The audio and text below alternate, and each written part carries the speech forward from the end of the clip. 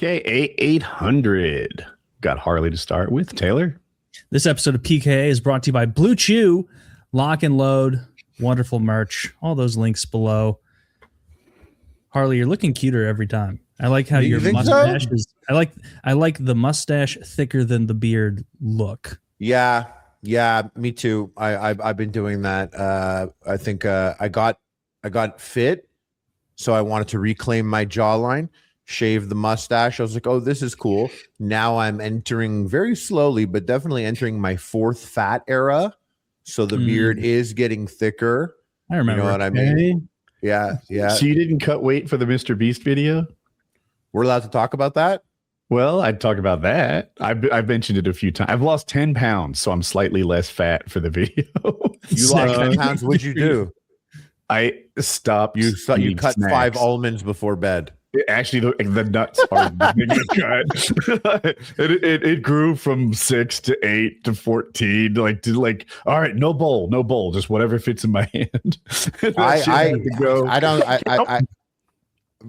can't not snack. I can't not love food. I've been dialed in before, not to the level that you are, that Kyle has been, but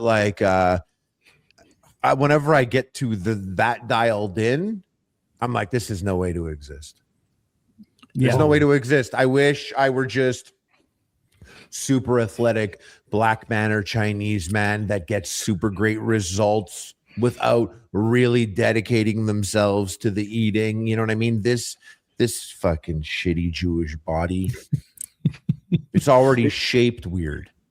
You know what I'm working with here? It's tall, it's big and tall. That's cool, but that just makes my dick look smaller next to my thighs. There's always a cost. When you're at your fittest, there's no way to exist. My dumb ass goes the other way. I'm like, this is the permanent me. You know what? I'll never wear those pants again, I'm sure. I'll never need my fat clothes from here to eternity. I'm going to be fit Woody. And then it's like one cupcake wouldn't change that, right? That's where I know I'm that same too. It's a dangerous road. I am that. I am like, oh, it's so easy if I'm already here. Let's just not fuck up again. Let's not sit down and play video games for 3 months while eating delivery. Let's not do that again. That's a consistent amount of fucking up. And then I start to think about counting calories stuff. Do you know how much work I put in to get fucking fat over COVID? You have to put in a lot of work though. You wake up, you eat breakfast. You eat a breakfast, and shortly after, 2 hours later, you're eating probably lunch, probably something. And the amount of meals between lunch and dinner that I have, you got a lupper in there. That's how you get. There's a lupper, 100%. Yeah, I'm good between lunch and dinner. It's between dinner and bed that I go off the rails. I didn't even get there. That's where it goes crazy. Because that's where you do some weird shit, like stand up, go to the cupboard, take peanut butter and have 5 spoons of peanut butter and put it away and then forget about it. Your body will erase that from your mind. And then you wake up and you're like, why do I have a tit? Yeah, exactly. When you burp or something, you're like, oh, why do I taste peanut butter? I did that. Why are my jeans doing that thing where when you sit down, the waist folds? That's that. My underwear does that. And I remembered I'm saying entering my fat era because the snap of me sitting down and my underwear flipping, the waistband flipping down, I was like, oh, it begins. And then when it doesn't, it begins. The late night snacking is the one that I struggle with the most, right? The between lunch and dinner, it's like, all right, I'll have 4 almonds. Dinner's still 2 hours away. This will help me get there. I ain't eating no 4 almonds at 1 a.m. At 1 a.m. it's like, there's cookies in this pantry. Every one of these motherfuckers living with me is eating cookies and I'm having almonds. That's not fair. I bought these cookies. Dude, when I've had a snack, I don't think I've ever had 4 of anything. No, no matter what it is. I've not even slices of pizza. I agree. Yeah, that's the demon voice in my head late at night. Sometimes it'll be like, you've earned this pizza and I've done nothing to earn it. But it just says that I've earned it, and then enjoy I picture yourself. It's hard to do. I get what I'm about to say is almost like it's already just eating healthy. But what I would do is I get those pure protein bars from Amazon. You got those. I get like a cookies and cream or a birthday cake. They're like Not birthday 150 cake. calories. Me and Taylor and it's don't all like birthday protein. cake. Well, I like peanut butter chocolate too. Didn't And I just push you? Didn't I push you on these, Taylor? Wasn't I big that you get it? But I liked the cookie dough, not the birthday cake. No, yeah, you tried a birthday cake, and I was like, I can't vouch for that one. Wasn't my jam. The trick is to freeze them. The trick is to have them cold because they're little. And They're slow tiny. you down. It slows you stop down. Yeah. Yeah. Have you ever eaten 4 or more of those pure protein bars in a single I've never eaten night? more than one in a sitting. Oh wow, Ladi! Look at the Pope over here. Look at him! Look at him on his ivory throne. Because you know what happens Holy when you do shit. eat like 4 of those binging? I would feel incredibly guilty. Well, that Your shit but also changes. your shit is like you're like a soft serve machine the next day. Yeah, Where it's just a lot of fiber. except it's a lot more. It's a lot thicker than a soft serve. There's no gravity. You can have to tell push when it. that shit's coming out. Yeah, you have to push it out. You're like the squeeze bottle. There's no gravity letting it fall out. Every shit is squeezed out of you. Oh. Yeah, because I've had whole days where, like, my big snack at the end of the day is a ton of popcorn, but I also eat like nonsense before that, and I can almost tell like you're going through The layers. like, sedimentary layers where I'm like, that nice healthy one was dinner and popcorn, and now here comes the Storm Brothers. The Cambrian age. Yeah, that's Now you tough stuff. need poppers for dessert. Now it's just hard. It's hard to snack reasonably. I liked it. It is. After I did the taxes, I was just in a like big relief mood. And my wife is like, "Hey, you want a soft pretzel?" And I've got Lord of the Rings in my head. I'm like, Why shouldn't I? "You offer this to me freely? I do not deny that my heart has greatly desired this."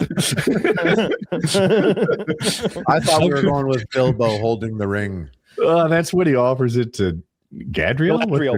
I need help. Gladriel, yeah. Gladriel. Yeah. Okay. What's that? Dude, new Lord I've of the done Rings that thing? same thing with The Hunt for Gollum. frozen pretzels. Dude, the guy they've got playing Aragorn is tremendous. He looks like Aragorn. That's a good He cat. looks like Aragorn. It's the guy from Shades of Grey, like 50 Shades of Grey, I think. I've never seen that, but I'm told it is. Oh, And, lesbian book club alert! You were Woo! more of a reader. Yeah. Yeah, more of a reader. And I saw a picture of him with the long, curly-ish hair like Aragorn has, sort of like giving you the steamy eyes. And I'm Yeah. like, that's it. He's got the same nose. He's got the same eyes, the brow, like perfect casting. Viggo Mortensen is either in his 60s or 70s. You know, he's an old man. Old as He hell. can't do that role. Gandalf, it makes perfect sense to bring Ian McKellen back. Gandalf's an old, broken down wizard. That's what He supposed lives to look like. 140. He could still do it. Yeah, but like a Is this a spry prequel? 140. This is a prequel, right? Yes, a needless prequel. I'll watch it, I guess, but I have very low expectations. Are you Is Harry Peter Potter Jackson guys? doing it? I'm a huge Harry Potter guy, probably a bigger fan of the Harry Potter universe than I am the Lord of the Rings Boo. universe, even though I know that the Lord of the Rings universe is superior in Yeah. every single way. But I'm a bigger fan of the Harry Potter stuff. I am super like down on the show. I will not watch the show. Like, first of all, we don't need it. They nailed it the first time. And second of all, they got a black Snape. Which I was is gonna just say, I silly. don't even know. I know you did. You don't need to make up all these other excuses. Yeah, I know the one. It's the Black Snape. It's 100% the Black Snape. Yeah, it is an interesting choice. I don't know why they keep doing that. I've been cool with Black Dumbledore. I legit would have been just Yeah. perfectly fine. Yeah, Why is that better? Technically, Black Harry. I works don't also. understand the difference. Yeah, because like Snape's character in particular is his whole themes of his backstory. How he character. was bullied relentlessly by Harry's father and his like very gang weird. of friends, and we get these glimpses. Harry gets these glimpses as the books go on of like, dang, my dad really did treat this guy like shit. He's got a reason to hate me. And like some of the ways they pick on him, they talk about his greasy hair and how poor he is, and how they hang him in a tree at one point with magic. Yes. Yeah. Like there's this they don't like him because he likes Harry's mom. So your His- point is that it's unrealistic for a black person to get hung from a tree or to be poor? in Well, that's in the UK, yeah. They're going to lean Yeah, into that if a little bit. if this was Harry Potter Southern Tales, I'd be like perfect justice this time.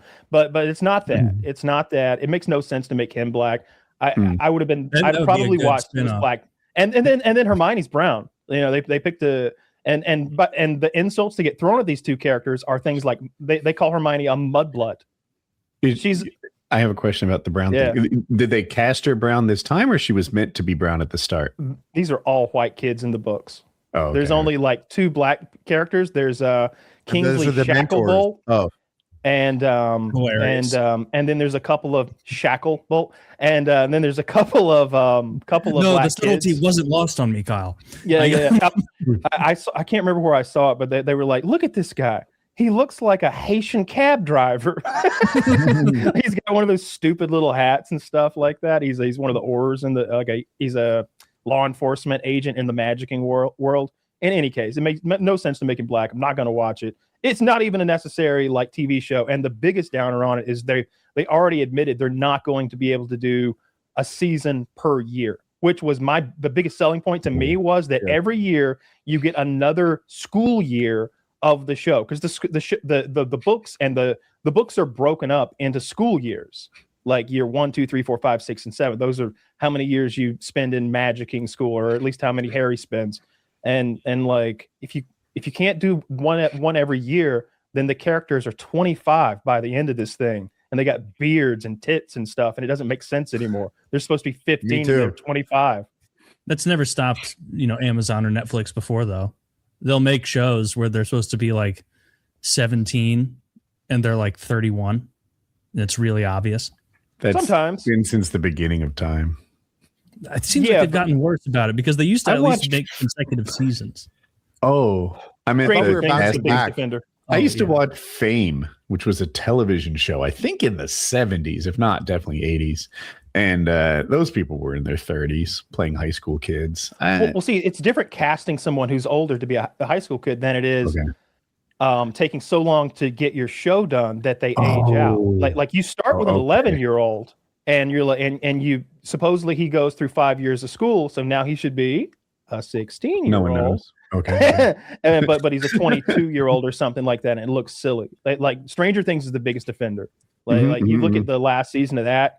Everybody's grown. Like Millie Bobby Brown is posting thirst pictures all over fucking the internet. Like I've seen more of her body than I'd care to admit. I misunderstood Taylor's point. I think that I get it. It's just got to be like there's got to be some congruency throughout it. Back in the day, TV shows were less ambitious, and they got them out every year. Now TV shows are like a movie per episode. Sometimes. Yeah, look at Next Gen. Next Gen has like 28 episodes a season. Hell yeah. The Star Trek one? Is that Starfleet Academy thing? You're going back in the day. I see. Any of them. Deep Space Nine was the same thing. All that old network, those old network TV shows would do 22 to 26 episodes a year or something. Every week they're making a new episode. I don't recognize your background, and I feel like it's a joke that I should know. This is the room that you took ketamine and journaled inside of. It is. You don't remember? This is your ketamine journaling room. Is that? I do not know the bit. No, it's just a random background. No, just a random background I have. The loose background. Filthy robot rented an office space to do his job, trying to put together what this generic background is. Yeah, I remember that. Yeah, there's like a fucking photocopier going. There's some guy walking around talking about TPS reports. He couldn't get good internet at his house, so he literally rented an office space to be a content creator. It's just, I mean, I'm here for it. I just haven't never seen it before. Yeah, no, just a room so that I'm not in front of a green screen. That's so frustrating, because the beauty of like an influencer streamer, YouTuber type job is your office and your bedroom are meters away from each other. It's just a hop, skip, and a jump. That's when all those like grind till you die losers came and started, making algorithms and stuff. And I see it. People talk about AI all the time, and they're like, "Oh, it's soulless." And then I'll like scan a top YouTuber's thumbnails, and I'm like, "No, I think we've already been playing to the algorithm just ourselves, anyways." Like we already do that. People like they game the system.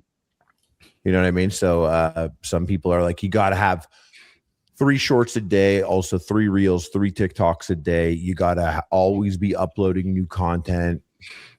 Yeah. So renting an office space is a thing that a person would do. I always made my home my office. Like I always rented a place when I was doing Epic Mealtime that had a good kitchen, but then had enough room for, you know, multiple computers to be editing and like a room to store camera shit. But I was always like, I'm not going. So I'm going downstairs. Yeah. Going downstairs. Tax-wise too, I would imagine. Like not writing getting off in a my percentage of your car. home. Yeah, exactly. I'm not getting in my car. Unless it's to go like really overexert the noon shift at Burger King. Like out We're of gonna nowhere. fuck their shit up. I actually did get. They did. I got in trouble once. I like went to Tim Hortons and I was like, all your donuts, everything. And they were like, oh, okay. And so they gave me all the donuts. And I was like, huh. And I left thinking I was all sick. And I got to the car and then this like woman came out. She's like, would you never do that again? I was like, never buy everything in the store. She's like, no, you screwed us. I was like, I refuse to understand how buying all of your stuff screws you. She's like, we have guys come in that make the stuff and they get paid X amount of dollars and they're here for a full shift and then they're off. But now for the people that come and we want to buy coffee and hang out, we also want to sell them donuts. We have nothing. They're going to come in here and the place is empty. It looks terrible. So we have to hire 2 bakers at 1.5 times the price for like 3 hours now, and the whole store is going to be empty. And ooh, sounds like a you problem. that's exactly. I had 2 voices in my head. One that was like I give a shit about this. I like, are those guys happy to come in? Then huge shout out to them for the pay and a half. Are you telling me you're not turning a profit on donuts? The whole thing, but another part of me was like I would hate, like you're doing a thing, and everything I hate about for me from her perspective that I agree with is I'm like, I'm some fucking dude that came in here with a camera that's like, now this is my job. It's gonna fuck your shit up. Even though I thought it was chill, buying all the donuts was still like it's not like it was that sick. I gave her like $190. Yeah, that's all the donuts come? Yeah, all the donuts. Like wasn't like, it's not like I was like Mr. Beast in there. Sounds like they were low on donuts and that they were giving you guff for no reason. Normal amount of donuts, but once you decide you're buying 60 donuts, you're now taking like a third of their donuts because they have like, let's say like 200 donuts. That's what I thought, but she was explaining to me they're wage workers. The owner was probably happy. The owner was like, yeah, great. We'll make this today instead of that today. But the workers are just clocking in and clocking out. They don't want to do extra manager's the one work. that has to move a whole scheduler because she has to bring 2 guys in now that were supposed to be in tomorrow. And now they can't come in tomorrow because they're still in the 1.5 range, some shit like that. It is her problem. But who am I? I'm a fucking TikToker. Not Why really. do you tweet Tim Hortons, get him in trouble? Like, hey, I bought every donut at Tim Hortons to do this cool thing. The manager told me to never do that again at Tim Hortons. Sorry, I messed you guys up today. My bad. I heard that Duncan loves this sort of thing, though. And then at them, I know a YouTuber once that was like, at Delta Airlines, you lost my luggage, and I have a small army that isn't going to take too nicely to someone doing me wrong at Delta Airlines. Figure it out. And I remember reading that and being like, they don't give a shit that you're a YouTuber. They lost your luggage. Like that happens to anyone in the world that gets on a plane. You're not gonna, who are you tweeting at right now? Yeah, an army is not gonna arrive. Like 6 lunatics. No, there were a lot of there was a lot of autistic people though that did get in the tweets there and muddy up their socials. No bombs though. It probably worked. It worked for me one time. One time, some dude hacked my Xbox account, and the lead of Microsoft security, like their head security architect, his name was B. And I asked him for help. And I asked him nicely and politely, but then everyone who follows me on Twitter didn't ask very nicely and politely. He told me off in text. And he's like, never do this again. I would have helped you, but now I won't. And then he helped me and fixed it. Worked out. If he didn't help you, I'd be like, that's so crazy, guys. Get a load of this. Yeah, texted me that he's not gonna help me. That motorcycle dealership that gave me a hard time. Like I went to go buy a motorcycle. It was, I was trying to spend like 9 or 10 grand, and the guy was hitting me with, like, I used to sell cars, so I understand like selling vehicles and like all the admin fees, and he was hitting me with all these bullshit fees, and it was like a 9,000 bike ended up being like $13,000 or something like that, and I'm just like, this doesn't look right, dude. This is unacceptable. And he's like, we don't. I was like, I used to sell cars, you know. I was like, I know the deal. This is wrong. I was like, I don't have this many add-ons on an expedition when I would sell it, a $70,000 vehicle. And he's like, we don't sell motorcycles here. We sell fun. Type 3 fun. I was like, oh, okay. And then it came on the show and gave him a hard time. And I guess their Google reviews got destroyed. And then the owner, I go and buy a motorcycle somewhere else for like a good bit more money. And then the owner is calling me and he's like, hey, I own Mega Motorsports. I'm getting off a plane right now. Our social media manager's blowing me up. Explain what was done wrong. How were you wronged, sir?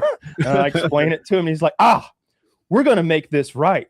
He's like, would you like to come in and help with the training of that employee? And I was like, first of all, that would be incredibly humiliating for him. But no, thank you. That sounds like a crazy hassle to you.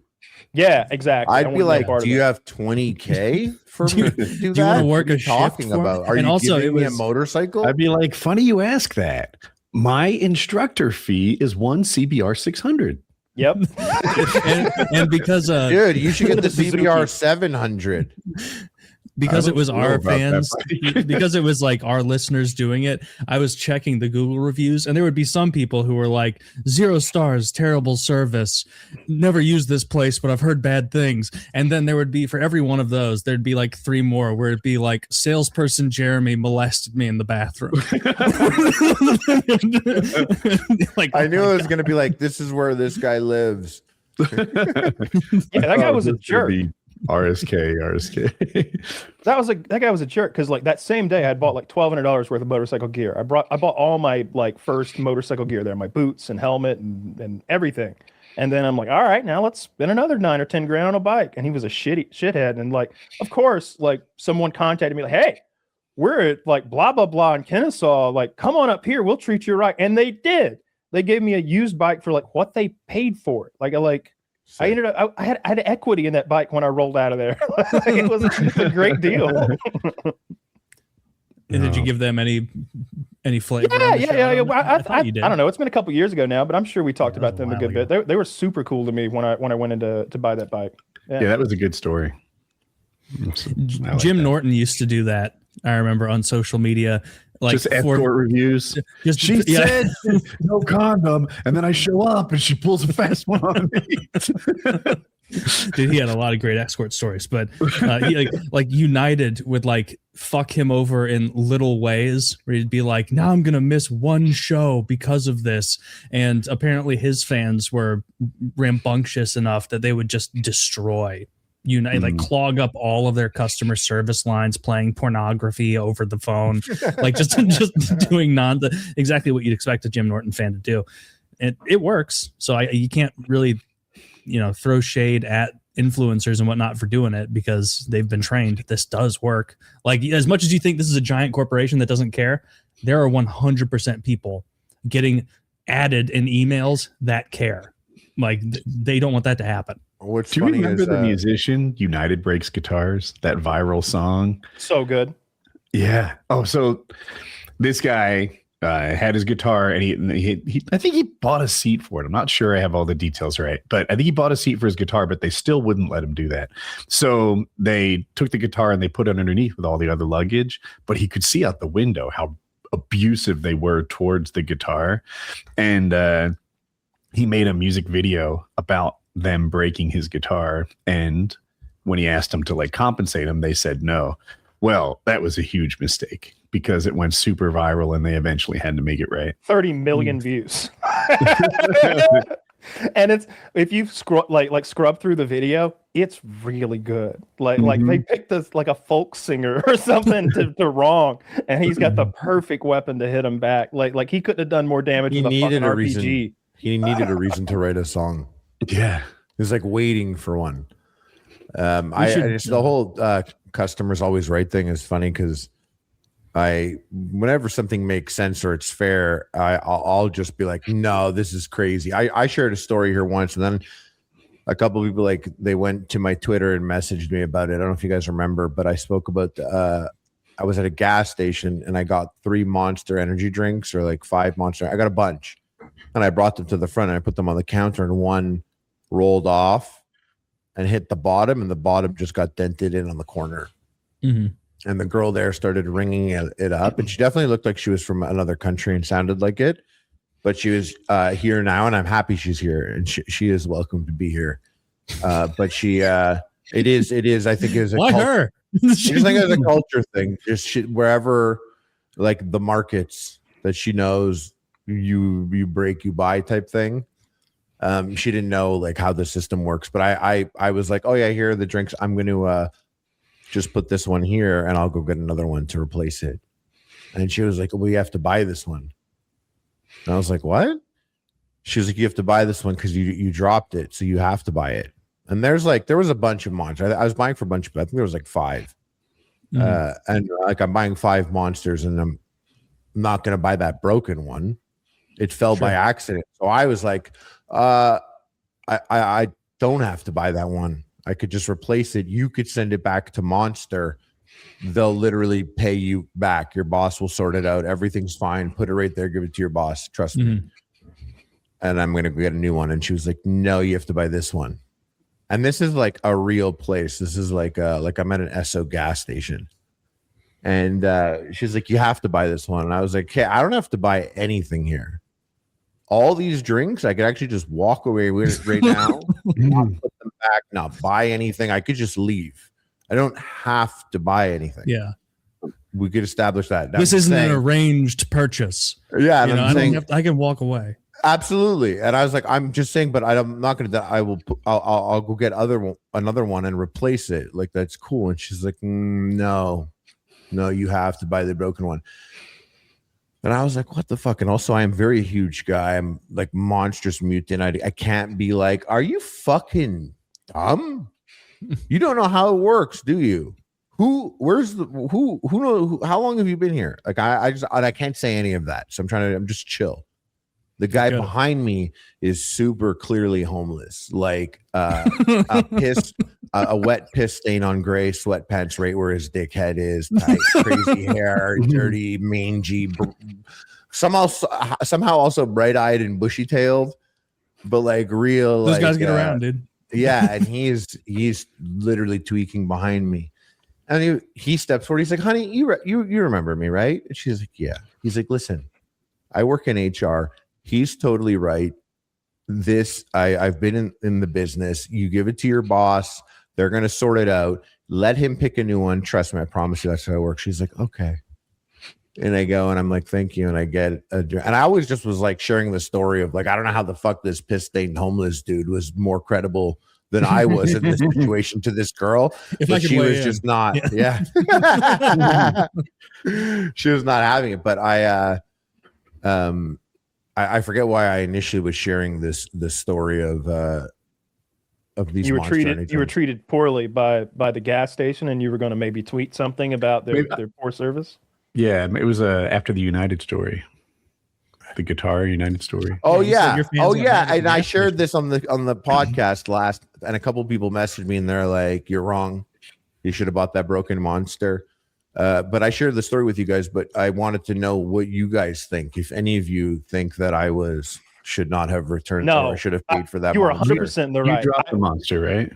I dropped it by putting it on there. I mean, technically, like if someone's going to be like, well, you dropped it, I'd be like, well, can I look at the angle of this table, the cash register? Regulation on it? Like if it's not flat and it leans to one side, then you guys dropped it. Oh yeah, you go get a level and check the. No, exactly. I learned this lesson when I was 18 years old, and I paid homeless Chuck to go into the liquor store with me and get beer for me and my cousin. And he picked up a soggy 6-pack and tried to walk it out of there. The handle tore off. All 6 beers hit the concrete floor and explode right in front of the guy who owns the store. And I'm terrified because I'm 18 years old paying a homeless guy to buy me beer, and now we've caused a scene. And he doesn't skip a beat. He goes, "God damn it, man, you got to do something about them coolers. That was soggy as hell. give me another. And he goes and gets another one and just puts it on the counter like business as usual. Mm-hmm. And the guy's like, yeah, a lot of condensation in there. I'll get that cleaned up. I'm like, holy shit, Chuck knows this game. You know why? You know why? Like when this happens, I'd get my sister to call when my phone bill was like, if I went to the US and I didn't turn on roaming, I'd get charged crazy amounts per day. It was ridiculous. They overcharge. Canada charges a lot for internet shit, and there's like a monopoly in the phone companies. And I'd get my sister to call.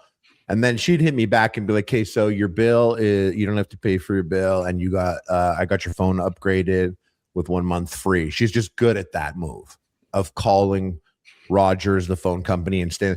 At a certain point, the phone company, and every company does this. The 1-800 for my Xbox used to do this, and I would call them, and I'd sit on the phone for like 2 hours if I had to, and in the end, it would end up being worth it because they'd be like, "This is a power user."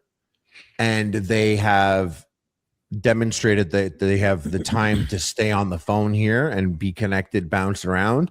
We are now in the realm of losing money for the amount that they're tying up. They have a $50 problem, and we've already paid $30 of employee time to have this person dealt with. The homeless person with beer has nothing but time and is the ultimate power user. He is like, you better replace that beer, because if you don't, call the cops. He lives outside. He lives right outside, and he wants more beer already. He's selling Lucy's. Right? Like, he's just get the other beer, and he's gone until the next time he buys a beer. Or you have like a wild homeless dude around outside. You got to have the cops come. That's the customer, you're right, that you have to placate the most, is the crazy person who lives right outside of your establishment. Yeah, like because it's if I were getting gas and I was thinking I'm gonna grab a soda while I'm here, and I see some guy gibbering with his own burned CD collection he's trying to sell, I'm gonna go, I think I'll forego the Coke. Dude, do they do that in St. Louis? Do the black guys hand out demo tapes still on CDs? Maybe they do, like deep in the city, but not at the gas station. Oh my god, all the time out here. There's always a guy hustling at the gas station. Yo man, I'm Lil Pac, and then what I got right here, this is the and he's like snapping it on his hand, like this is it right here. Wait, he's got this. The Little Pac, him. You know him? Pac. Everyone knows. Where does it go? That's it. Pump 7, right? Yeah, it's got the diesel and the 87. Yeah. Why else would you go there? Those sweatpants with the really crispy cuffs, as if they've been covered in mud many times and never fully washed. I used Just to get that a lot. washed. I used to get that a lot in Los Angeles. Like when I was living in Hollywood, you got guys that were there with the CD pushing it on you. And there was one thing that I found out. I had I think I had like one of the first times I had taken a Vyvanse, like an Adderall, basically. Yeah. And that thing, like you can get distracted doing something intensely, like cleaning or some shit. Yeah. And there was a Walgreens beneath my place, and I remember going down there, and this guy ambushed me with that. What's up, dude? What's going on, guys? How are you? How you doing, Josh? Okay, just listening to Lil Pac before I popped on. Oh yes, you're bumping Lil Pac on the way here. I gotta tell you, I buy every time somebody approaches me with one of those. I buy it. I make them play it first because I've heard of people like selling blank shit. Yeah, man. If you're selling out, blank, wait, they scam a potential fan that like do they make a fake rap persona? I don't think so. I think they just, maybe they sell it and do not intend to go back to that same gas station. But I'm all about the hustle, man. If you want to sell me a $5 Reese's and pretend like it's so your football team can go to DC this summer, I am all about the hustle, man. I'm not going to give you $1,000. But if you're out here hustling in the parking lot, yeah, dude, I'm in on it. Whether it's real or not, I'm in on it. I do see those guys on occasion. Like when I go to Blues games, it'll be a guy standing in like a charity shirt, holding a bucket, being like, "Help me send my Boy Scout squad to Washington, to Mount Vernon for the summer. And it's like, he's just visibly methed up.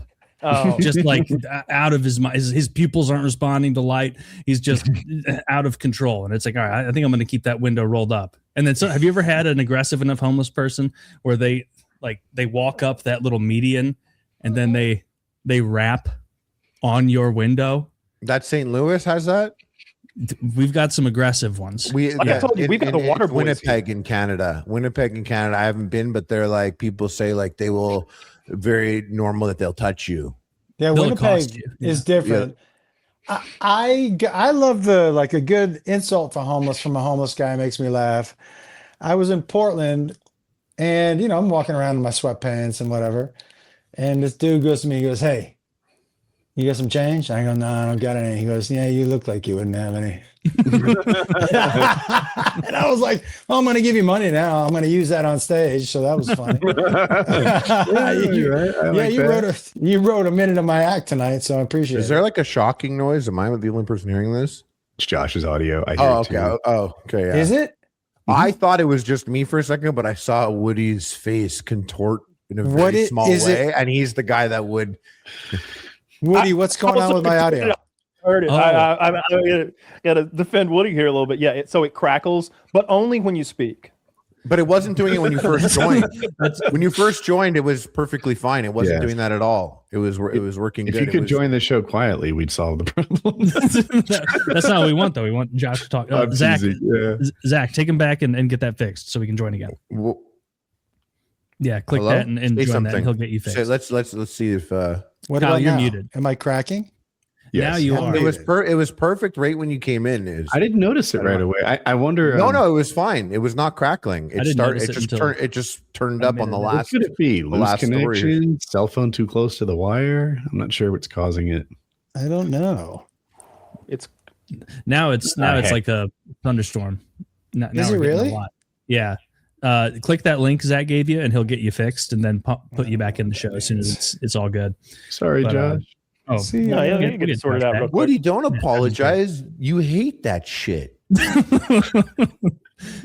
not on a personal level to anyone, but you just hate when the audio is not coming through. It does seem to be my flavor of autism to just get violently angry at people. That's actually a good flavor of angry to have when you're doing kind of an audio medium.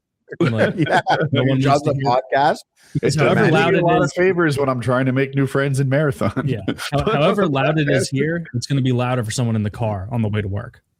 Josh, just click that link over there. It's in the text chat, the little side chat of this. If you can still hear me, that'll take you to the other room.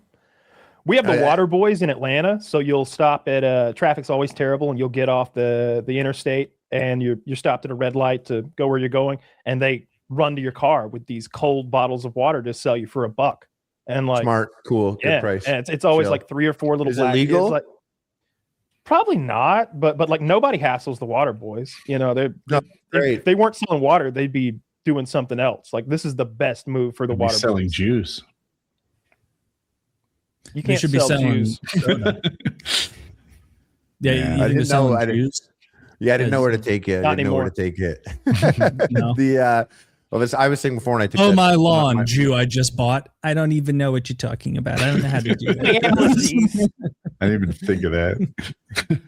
You know what? I'm going to do it myself. This guy's just the worst. All my olive trees down for no reason. You sell him. He negotiates it.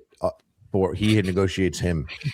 Oh, that's what you use your purchase Jew for. Like you're trying to get a new quote on auto insurance, and you're like, hold on, let me put my. That's why you get the female Jew for that. Oh, they're even better. Yeah. Well, for that specifically, I don't know. My mom and sister just always killed that shit. They were good at it. But I did want to say when I took that Adderall one of the first times, it's like it was a drug. It was like really gets you fucked up. Focused on something, and I unintentionally found a little hack that does work. A guy was pushing his album on me at the Walgreens beneath my place, And it's interesting. They do usually play it like they'll like play you a sample bit. They do like the Chinese spot at the food court where they bring you a little taste. They entice you like at Sarku, Japan. So yeah, he'll show you something, and he showed me something, and I gave him a lot of genuine feedback, and I had the time. I had nowhere to be. I was a bit scared and didn't want to offend him because I was freshly stoned mixed with the Vyvanse. I'm like overcompensating, trying to engage with him on it. And he was just sick of it. At a certain point, I was too much for the $5 to $10 donation for his album. You're like rocking back and forth, standing on the balls of your feet like a lunatic. He was avoiding me when I would go to Walgreens and walk out. He would harass everyone that came out and he would turn around. I was like, actually, probably that day, genuine, like a big fucking loser. Probably said the ugliest shit. I was probably like, oh, this part's swag. Because it's 2014, you know? So I'm like, this part's swag, dude. This part's swag. You're saying that over and over. Very swaggy. The whole vibe you're on Adderall, you're licking your lips a lot. The whole vibe is swaggy. No, seriously, swaggy vibes. Yo, sick name for the album. Anyways, he's probably. Oh no, like, me! I just have these 2 bags of 50 McDoubles for me and my friends. Yeah. So you could do that. Just like really, if you need to scare them away. Because another thing, I've been to restaurants or I've gone to places, and this is a really funny, weird, bizarre, almost Larry David-esque problem to have. Is I would go to like restaurants that I liked, and it was peak epic mealtime. It's food, so they want to do right by me, and so they would be too nice. So I would go there, and they would be like, "Don't worry, we're gonna whip something up special for you."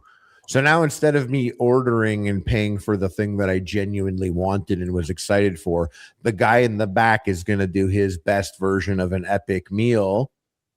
I don't have to pay for it, but like the owner's gonna like film me eating dinner too now on his bad phone. The whole thing's like, you don't want any of that. I'm on Vyvanse and freshly stoned. I'm gonna go eat somewhere else where they're mean to me, and I can just be a person. You know what I'm saying? You know where they've got that formula down is Popeyes. Every time you go to Popeyes and you order, they act like you've personally wronged them. Like the worst. The worst employees. Just the like if we could somehow get that Chick-fil-A training in Popeyes, they'd explode. They'd explode, and nobody likes the rudeness is part of the charm. Practices might just be the issue there, Taylor. Yeah, I don't think there's a lot of felons. I was at a steak and shake at the airport. I was at the steak and shake at the airport. Oh, that's another one. I never in my life saw like 5 employees, all who each individually were the top 5 people that I've ever seen in my life hate their job. And I was seeing them all at the same time. And I don't know how the place was running because the powerful negative energy emanating from this place was insane. But all the other options were like expensive, nauseating, like healthy options or super huge lineups. So Steak and Shake people were going there and I never had it. And my boy RFK is all about it. So I was like, let's see what this is all about. So I head over and I do the order and they are all so slow to their stations to what they're doing. It is harder and more physically exerting to move this slowly than to just exist and do it. And there's this this woman there and she's on her phone. And I'm there and I like walked up like, you know, and angled in a way and put my forearm down in a way that like I'm ready to be I need some attention. Everything else was automated, but there's a person here. I need ketchup. I need ketchup. And so she's standing there and I'm waiting for her and she's on the phone. And then she like puts the phone down. She's done the text and doesn't turn to me. She's just looking straight. And I'm like, And she kind of turns at me, like turns her head at me. And I'm like, can I get a ketchup packet, please? How dare you? And How she takes dare out her you? phone again and she starts texting. And I'm standing there and I'm like, it's mad loud here. She for sure did not hear me. Maybe I should say it again. No. I'm not going to say it again. She's texting. I'm going to wait for her to be done texting. She put her phone away, stood there to the perfect millisecond. I was literally about to be like, excuse me, can I get ketchup? Like I held out so long. It could have been like 7 seconds after her text ended that I was like, should I ask again? No. Shouldn't I? And I held it. And you could feel the energy from a person that I'm like about to be like, and that's when she turned and grabbed me a ketchup. The whole thing was like 4.5 minutes. She wasn't doing anything. There was people there. No one's working. The slow movement's crazy. Dude, I had the opposite problem. I'm at Cold Stone Creamery. I've got my wife and kids. This is a long time ago. The kids are little. And this is an ice cream place. Probably everyone knows it.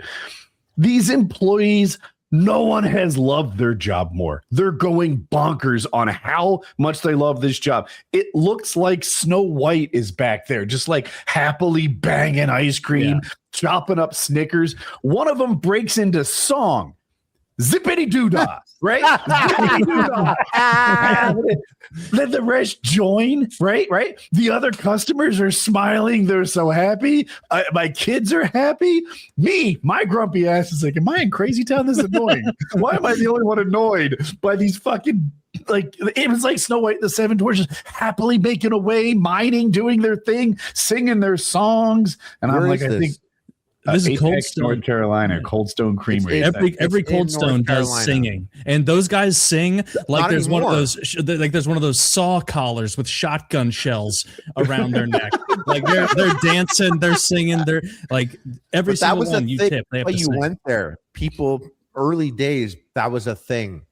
Like it was a high spirit place that they would be doing shit like that. But they don't. I haven't been to I a thought I Cold just Stone did that ice does cream, that in not a forever. musical. I agree. Like every once in a while at Cold Stone, because they had good ice cream and they were always so generous with the toppings. When they first came on the scene, it was like in Canada, it was a big deal. It'd be like, wow, yeah, we're going to Florida over the winter. I can't wait. Cold Stone. It's gonna be sick. We're gonna be singing and dancing with the staff while they make our Lucky Charms ice cream. Dude, one of my most gregarious friends worked at Cold Stone in high school, and I would like occasionally go and get ice cream while he was there. And he was the guy Woody's describing, where he just loved that job so much. Like he'd be like making somebody's Snickers thing, smashing everything in, and he'd be unironically being like, "So what do you do?" Like just like talking to people, and in my head, I was always, even at 16, I was like, "Man, you got to get this fucking line moving, brother!" Like these people They work so hard to make the ice cream. Like I'm in my head thinking, if this was Panera Bread, they would have a Snickers bar chopping machine to make this more efficiently. But these guys have nothing but a pair of drywall spackle spreaders. They're chopping shit up and doing everything manually on what I assume is a very cold stone. And every once in a while, they're like doing like hibachi moves, and it's like, get it moving. Like, for the love of God, stop bouncing.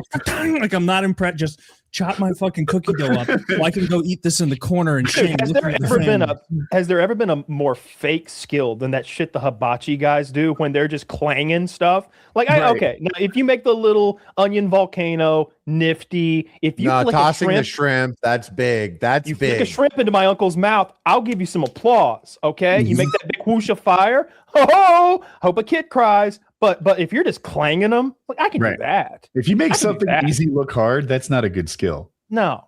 I like when they flick the egg up and they catch it multiple times with the spatula, and then on the last one they catch it on the edge and break the egg, and then they draw the heart with it and everything. Like that I'm cool with. But sometimes it is clangity clang. And I'm like, you're not even Asian. I was like 16. We were at a hibachi place, and it's obviously alcohol they're spraying in there to get the volcano. And we're all clearly like 16 years old. And one of my friends is like, "What is that?" And he's like, "Oh, alcohol, vodka." And we're like, no, it isn't. And he goes, open mouth. And then he just sprayed like 2 shots worth of vodka into the 16-year-old's mouth. Cool guy. From like That's a cool 8 guy. feet away too. Yeah. Crazy. We had a Mexican at our hibachi place, and there was like one Asian guy and one Mexican guy working that day, and I was like, please God, let us get the Asian. I almost said like, can we get, that guy? Because like this other, I just, it's gonna ruin the whole vibe. Get the guy in the wooden sandals. Yeah. This other guy's making burrito over here. Like that's not what I came for. Yeah, I remember once the exact thing where like how they have their hibachi tables set up, where they're like there's 6 or 8 in that kind of hibachi side of the restaurant. Yeah, and it was all Asian guys, and then me and my friends were there, and a white guy came out.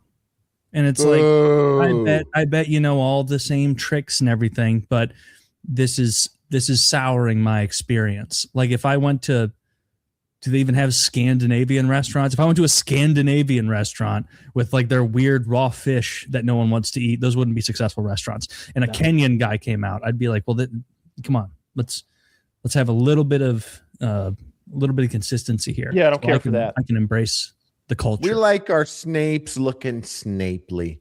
We like them looking everywhere. Snapely. But when you said the Steak and Shake thing, there has never been a restaurant where I've seen employees almost get in a fist fight than Steak and Shake. Like we would go there late at night. I remember one specifically. They're fighting each other? Yeah, they started like screaming at each other. They're like, don't you get in my face anymore.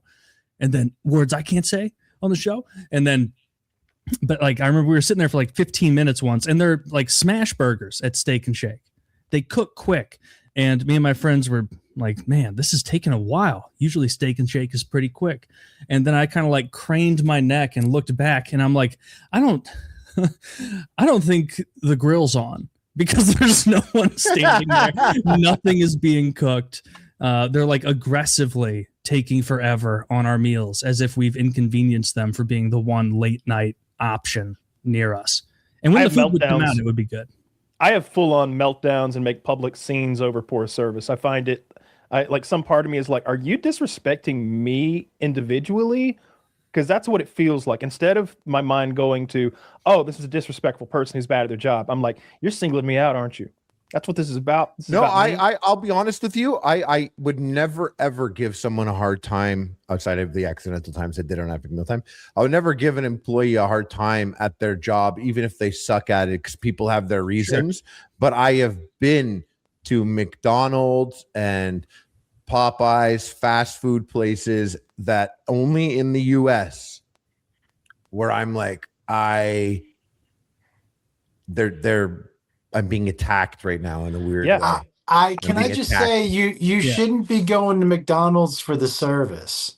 You're right. And you know what?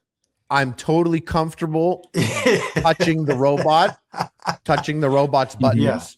Yeah. But like I swear this is actually the last time that I was at a McDonald's in the US, I used the robot and then I stood waiting for the bag. And I swear to God, because the last time I shared a story, the person was texting. The person was just standing there and she was just texting. And I saw my bag. I could see the huge number labeled on it. It matches my thing. And I do not want to inconvenience. So I literally stood there for 3 minutes and didn't make a sound. Too Canadian. Because I know what is going on. But I am saying I did genuinely feel like I was attacked because I wanted to just come to McDonald's and get McDonald's right now. I made a scene at a Zaxby's one time, and a big scene, and then I made a slightly smaller scene at an Outback Steakhouse one time. Like both times. Describe a Zaxby's to me. I drove by it a lot, but I've never been inside. Zaxby's is delicious. So they have they do chicken fingers, chicken wings, crinkle fries, toast. It's fast food, and it's fast food. Yeah. But it's pretty good fast food. Well, the establishment looked kind of nice. It looked like Culver's level. They put a bunch of like shit on the walls in the lobby and stuff, like a bunch of silly stuff, and they've got those old timey light bulbs and stuff. It's pretty chill. I like it. They've got a lot of good sauces. Their hot wings are the best fast food hot wings there are. And what would you say if I told you I hadn't had fast food in over a decade? I'd say I know your type. You've been making your own. Well, see, you look healthy, so that checks. So What do you like? What do you What you're in situations where people are having a good time chilling on the couch, and you stand up and you're like, let's do something. Let's go for a walk. It's beautiful out. No, You never do that. no, I don't do that either. I'm just thinking of every person that has not had fast food in 10 years. They're all that person. And they're actually No. close friends of mine. So it's not an insult or anything, but like, I'm genuinely stereotyping here. Here's my problem. I am an all or nothing person. I can tell you, like right now, I had to go to the cardiologist, right? Because I was getting tightness in my chest and shortness of breath. And he was like, what's going on? Tell me, do you work out? I go, do it. I'm like 6 days a week. And he goes, what's your diet? And I told him. He goes, I'm missing something. What else is it? And I told him, I go, well, I have like 15 Zins a day and probably 24 Ultras. And he goes, what? Wait, what ultras? Ultra, because I was trying to cut back on my Zins. No, what's ultra? Monster is Zero Ultra, right? Ultra is zero nicotine, but it's caffeine, vitamin B, and something else. And he was like, he said, I thought it was zero ultra also. I thought it was literally, I thought you were talking about this. No, it's like a pouch, but I put 3 in my mouth at the same I thought he time. was drinking 24 beers a day. I'm just not, We all thought different things. I'm not good. So if I'm going to do fast food, I know I'm just going to eat 9 bags of it. I'm an incredible all extreme person, all or nothing. So I have to go nothing on some of that. So shit. what's the diet then? What are you eating? I'm pretty healthy. Like you I eat meat. always cook at home, or you No. do eat out sometimes. Just I eat never out, fast but food. Well, I like- you say no fast food, but do you eat Chili's? No. Well, you're fucking up then, dude. The Well, Chili's is huge. But don't say like- it with that derision. like today, I did splurge a little bit. I had one of the best. I went to this F1 arcade here in Vegas and had one of the best smash burgers I've ever had. It was fucking amazing. One was splurging. Dude. Okay. Again, if I can grow it or kill it or pull it out of the ground, I'll eat it. But I don't eat that other shit. I'm sorry because I'm hearing a crackle again. Are you guys You hearing are? that? No Okay, way. yeah, and Oh, I just started hearing it. Yeah, I heard it. I'm like, is it What me about somehow? now? What about now? it's not as bad as it was before when you were crackling the last time you called in, but it is there. But it was perfect. It was perfect. Again, you came in and it was totally fine, and then it started to do that. Am I crackling right now without Yes. the headphones? Yeah. Motherfucker. But you came in and it sounded totally perfect. Is your microphone on those headphones?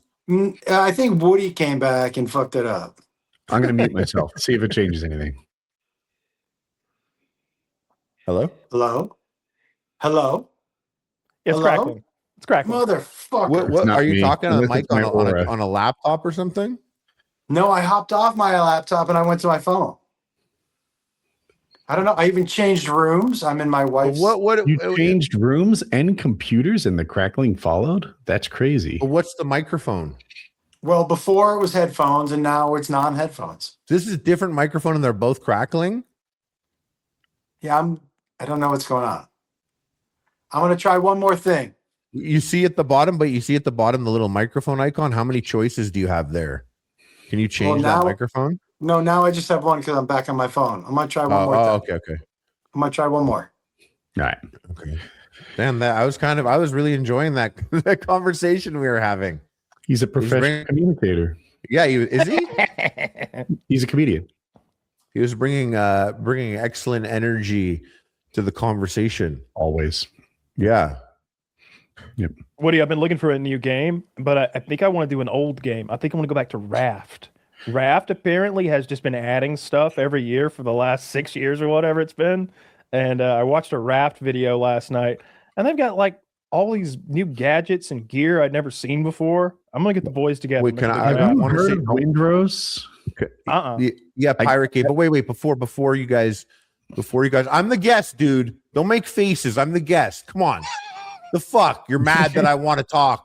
And you're gonna like it anyways, dude. You're gonna like it. He Trust me. literally started the Hold on. conversation with my name. I know, but and now I'm the guest, so let me say something, okay? And fuck all your fans that are mad that I interrupted you. Oh no, you're safe. Mad. They all are. Some of them do get mad. There are when they do get mad, they're really a type.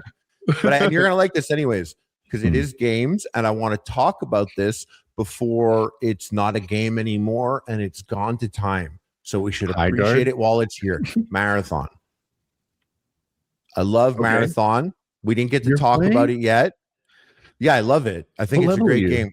50 something. Okay. I did miss the last 2 weeks because I went back to Arc Raiders to pack for Expedition again because I'm an idiot.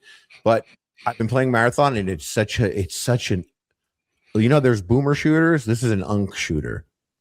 It feels like a new, we're not quite boomers, but this game feels like it's for older sweats. Are you older than 34 years old, but still fancy yourself a beast at games? Do you think you can go in and, win big, lose big, go toe to toe in a game that feels like it's like Halo? You are a type of gamer. And there's not many of us, and I do think it appeals to me a lot. And maybe there was times in my life where this game would have appealed even more to me, but I very much like it. I very much have fun playing it, and I just have a feeling it's not always going to be there. So we have to cherish it, and it will be.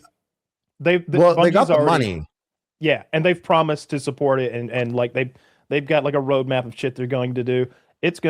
We've talked about. Do you play it also?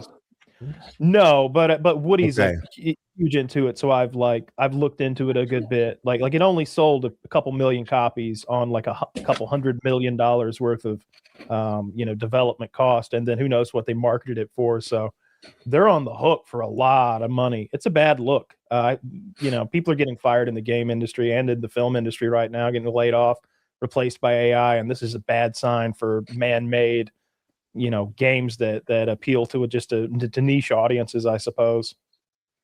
I wish it would do better. I wish it would do better too. It is an amazing game. I'm playing it lately and just appreciating how good the maps are. Every corner of the map is just so well done. Places to go and things to do, like hide. And considering it's such an old style of game in a way, it feels like Halo to me a lot. Like, I don't know, air conditioning units on the roof that seem to be there on purpose for cover so that you can fight this approach down the hill. And it's like, oh my God, this is no accident. There are characters who have double jumps and they can like jump to roof or grapple or whatever. And then I play a character that heals, so I don't have the mobility that other people do. Triage, yeah. Yeah. And I'm like, man, it's almost like every time my teammate grapples to the roof smoothly and coolly, there's some boxes stacked near this building that I can use to almost keep up with him. They keep thinking of what I need again and again and again. I get into a fight indoors, outdoors, everywhere. And I'm like, these guys, did they play test the dickens out of this thing to get every detail so perfect? It's blowing away. Very thoughtful levels. And then you go to like places like even Dire Marsh. Mm-hmm. You're like, oh yeah, this is a simple level, and then you realize it's not. You like get in the basement of it, the insides and outsides you can go to, the angles that exist. One tip for me that I remembered from back in the day for Halo, and it did so much for how firefights end up for me in that. Always be up. And I know that's so obvious to every game, but this one, even more than ever, even if you have a weaker gun, being a level above someone was such a big deal in the Halo. height advantage, you're saying. And it's in this game, it's so just because the time to kill of it and everything, if you could do it. Yeah. Did you play since they updated it? Yes. Yeah. I play every day. There's the new carry system is pretty cool. That will mean nothing to most people. What is that? I didn't even know that existed. They just added a few little mechanics to add a better social element to the game. So you could revive an enemy team. You could revive an enemy. There were always these revive health packs that I could drop for a downed opponent, but I am giving him one of my most precious resources. Now there are easier, more common items that you can't use to revive yourself, but you can use Mercy Kit to revive the other team. And they're around the level quite a bit. Yeah, you'll find I found a few in one run, like 3. Now, if I give you a Mercy Kit, I'm not really sacrificing anything. I can't use it on myself. So it incentivizes me to hand these things out and make friends. If your team wins, that team stays together. Now you kind of have like a little crew that can win a map, and you stay together automatically. And wait, when you pick that guy up, he's on your team? No, those are different things. This is another social mechanic. When your team exfils successfully, your team stays together, and now you roll to the next map together. You don't lose all your friends every time. And you're saying that like how crews stay together, losing crews get reassembled, and there are a bunch of little things they've done to make that. Oh, if I help you with your quests, this ranks up your factions, which is like different things that rank up your character, and your vendors.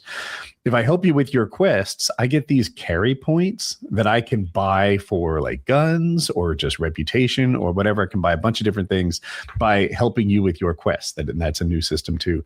And I think, man, and they did the free loadout sponsored kit room. Thank God. What's interesting about that, I hate free loadout fuckers so much, right? I'm in there rolling deep, purple guns, purple shields, right? I have hundreds of hours in this game, and these fucking free kitters, I have a slang for them, a slur. I call them freakers. These fucking freakers want to ride my coattails and get their shit done, get wins. They're not risking anything. They roll in there with their free kits. They're worthless pieces of shit, oftentimes with no mics, riding on my coattails to victory.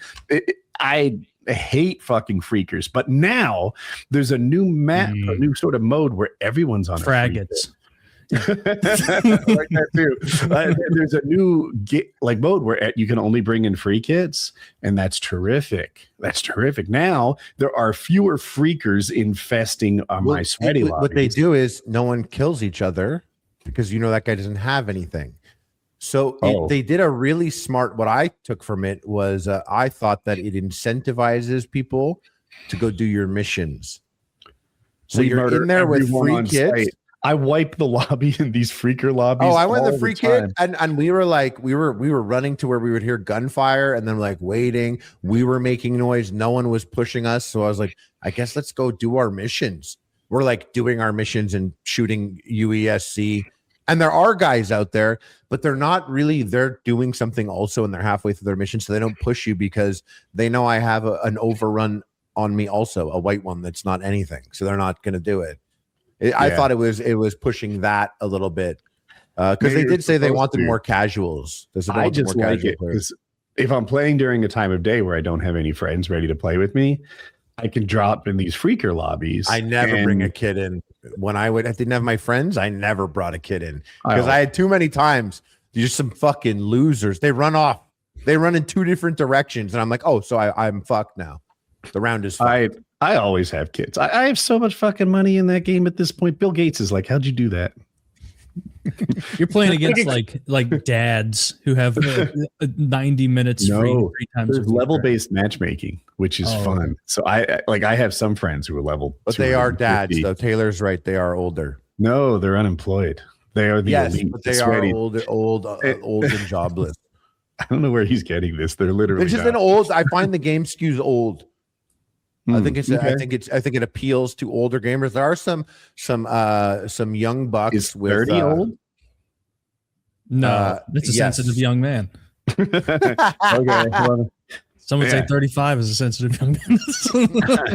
30 that's I said 34 and up, but 30 you're still a touch older now, Okay. Well, but I think like if you're if you're a young dude and you have taste, you might be into the game. But I've seen, even I go to the community page on Reddit, and there's some girls being like, oh, I had great experiences in this game.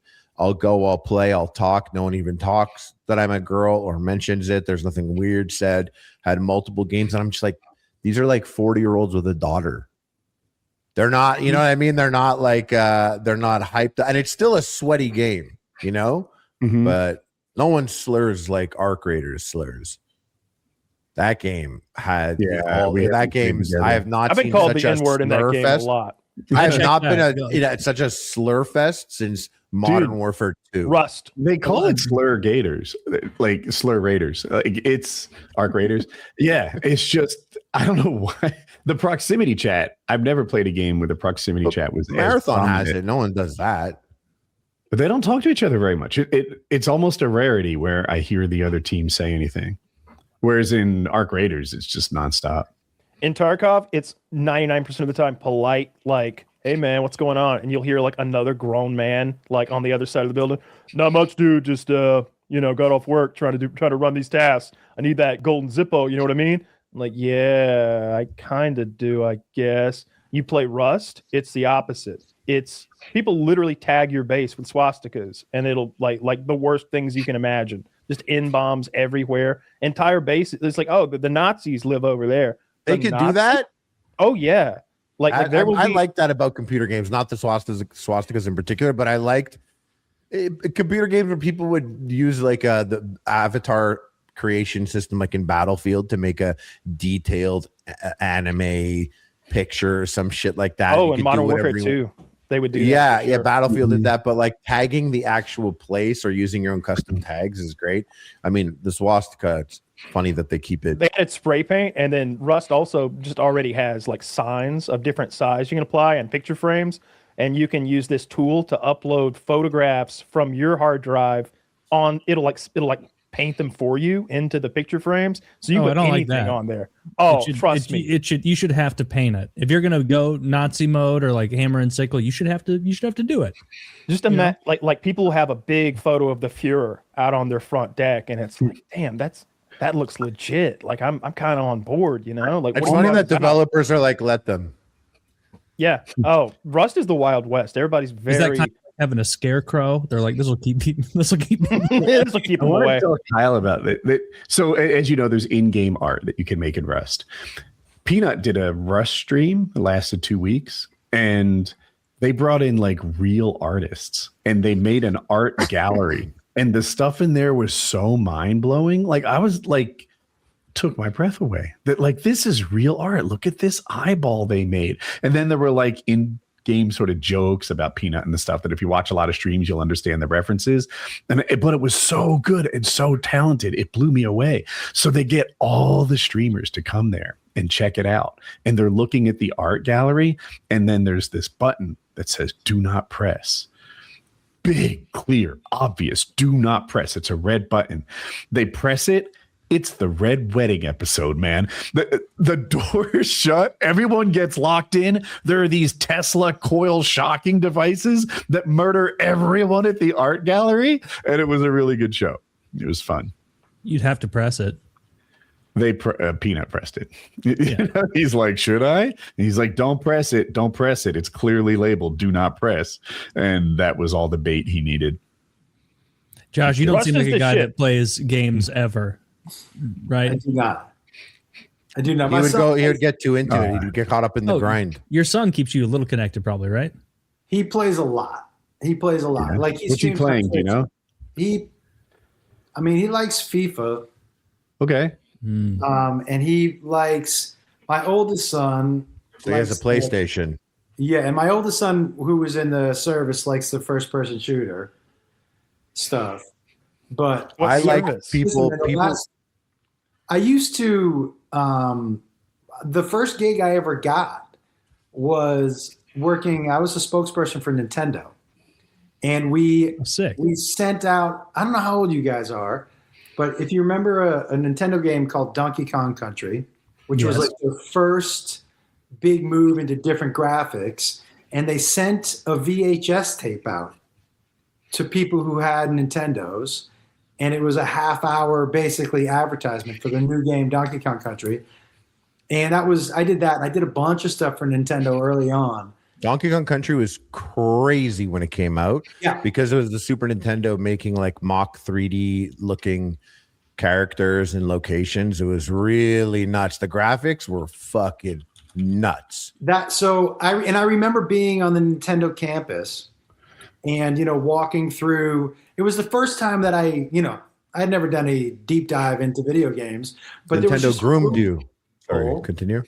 There was just a room full of people hitting every button in every possible, order in every room to find glitches. And their whole job was to find glitches in the game. And I was like, how long do you stay in a room? And I did that. I did that you job. Yeah, I worked for this company called Babel in Montreal. And you would go and you could do whatever you wanted. You were there for 6 hours and they're like, here, this level. And you tried to break it. You just did stuff. You just did shit. Do you remember, dude? You and I have met. You were on my TV show. Yeah. Shark Week? Yeah, that's right. That's right. Yeah. Did you succeed in That's what breaking they call my girlfriend's period. Zing? Because he goes sniffing for that blood when he's hungry, is what he meant. Well, And the blood comes from her vagina. Let's not be gross, Harley. Let's just say he wants that's not a little what we're snack. about here. Let's say he wants a That's snack. Strawberry cream pie. High class podcast. Yeah. We're a Come high-class on. You guys know Kyle's subreddits, dude. Anyway, I almost shit my pants the other day, but no, made it to the bathroom. We were fine. By the way, Harley, I was going to tell you, man, I was just in Toronto, and just being there for 3 days, the service industry in Canada is so different than the service industry here. When they're The bar is low. they're so nice. It's like they actually want to be at their job. And That's funny because yeah, when I was in Toronto, Chick-fil-A.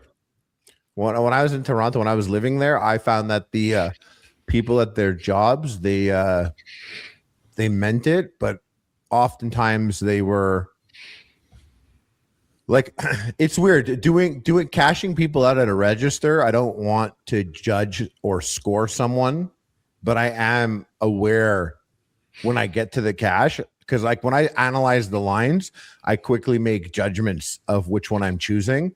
And then when I commit to a line, I really do like to look at the cash people working the registers now. And then I'm like, oh, I picked bad. This guy's slow.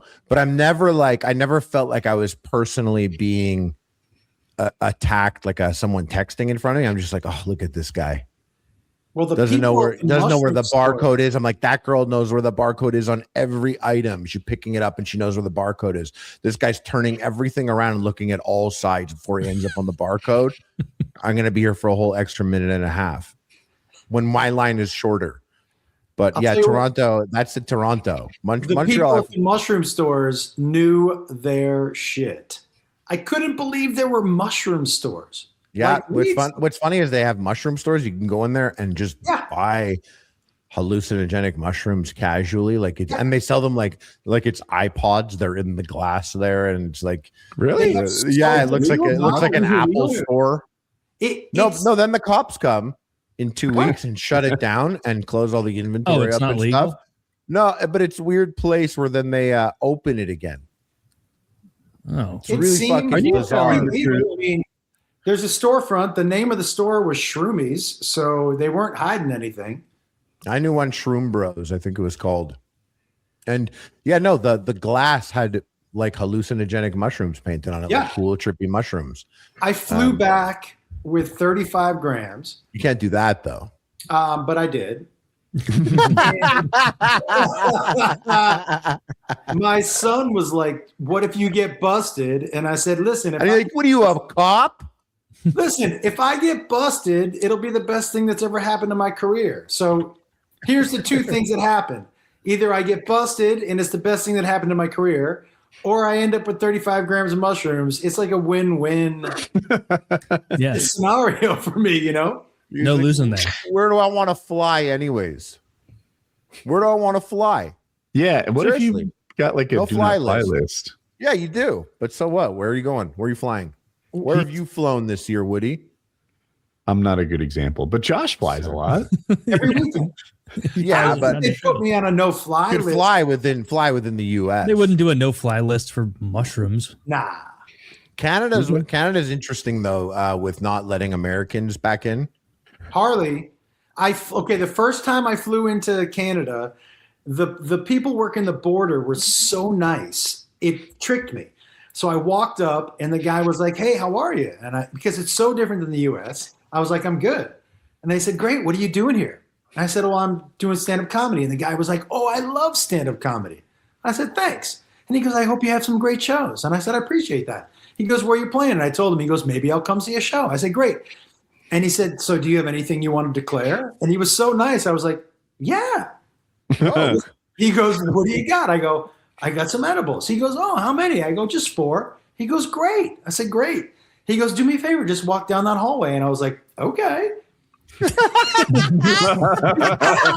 I thought like I don't know. He's like, I gotta check that guy's show out. Yo, I got another one. Yeah. He was like, "Go down that hallway," and I said, "Cool." And I walked down the hallway and I walked into a room and the guy goes, "Hey," and I go, "Hey," and he goes, "Are you the guy with Take the your edibles?" pants I off. go, "I am." And he goes, "You want to sit down?" I was like, "Sure." and he said to me, he goes, "Let's see what you got." And I showed him and he goes, "Great." He goes, "Is that it?" I go, "Yeah." And he took them and he just shoot them off the table into a drawer and shut it. And I go, "Oh no." I go, "Those are mine." They used to be.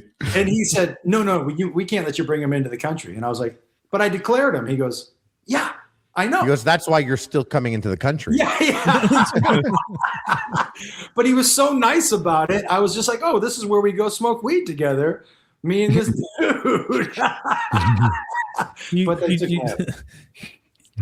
you declared an illegal thing, and then They they were just so friendly. nice, dude. I was, No, you're gonna you talk find out about it. that job is extremely discretion based. This Yeah. jobs, a lot of job. I mean, every job is. I mean, like when I taught, I found out that job is very discretion based. I'm doing it. I'm marking. Like I have a rubric of how the marking goes, but I do know I can judge in my brain the effort that one student put in versus another student, whatever. These border agents, they have discretion to decide how honest you were, what you brought in, why you're here, and they judge it all out and they're like, "You're good to go." Someone else might bring in edibles, but they lied about it and they got randomly pulled over and they have edibles and they're sent back. You're not coming in this time. You're Wait, going back. Is it not legal in Canada? It is, but there's some things you just can't fly with. I don't know. I'm with edibles. I don't know exactly the rules. I'm thinking, let's say if we use shrooms as an example, they just still have the discretion to make the call themselves based on what you did, who you are, where Does you're it matter coming where from, you're landing, why you're or here. is weed legal in every province in Canada? I'm pretty sure it's legal in every province. I'm is. almost certain it is. Yeah. Okay. I noticed he didn't sweep the edibles into a trash can. He No, put he them did in his not. drawer, like put them in his pocket. Yeah, these are going in the trash as soon as I find one. You know, Well, just pumping it right in this fucking they pocket. were Oh, 200 milligram edibles, and they don't sell those Oh. where I was going. So I was the guy was like, "These look good," you know. 200 a pop. That Yeah. is a whopping. He's like, "This is enough and edible for a month take, of getting high." You take a for full a normal 200. Yeah. What dose do you do? Okay, guys, I take 3 grams of mushrooms before my Friday night late show. Wow. And any weed with that, or just the shrooms? Yeah, the weed is to kind of mellow me out. So I'll take like probably 50 milligrams just to mellow me out while I'm on stage. That's so much. But God damn, there's no way I could perform on 3 grams of mushrooms. It Woody. would Yeah, I'd be hurt like, my hey, erection. hey, anybody else need to go to the hospital? Woody, I just put a clip on my Instagram where I was high on mushrooms and I was trying to put the water cap, the bottle, back on the microphone. I don't think it came from there.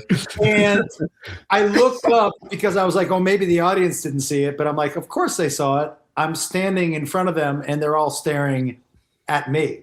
You know, I Uh-huh. was like, "Did you guys see that?" And they were like, "Yeah."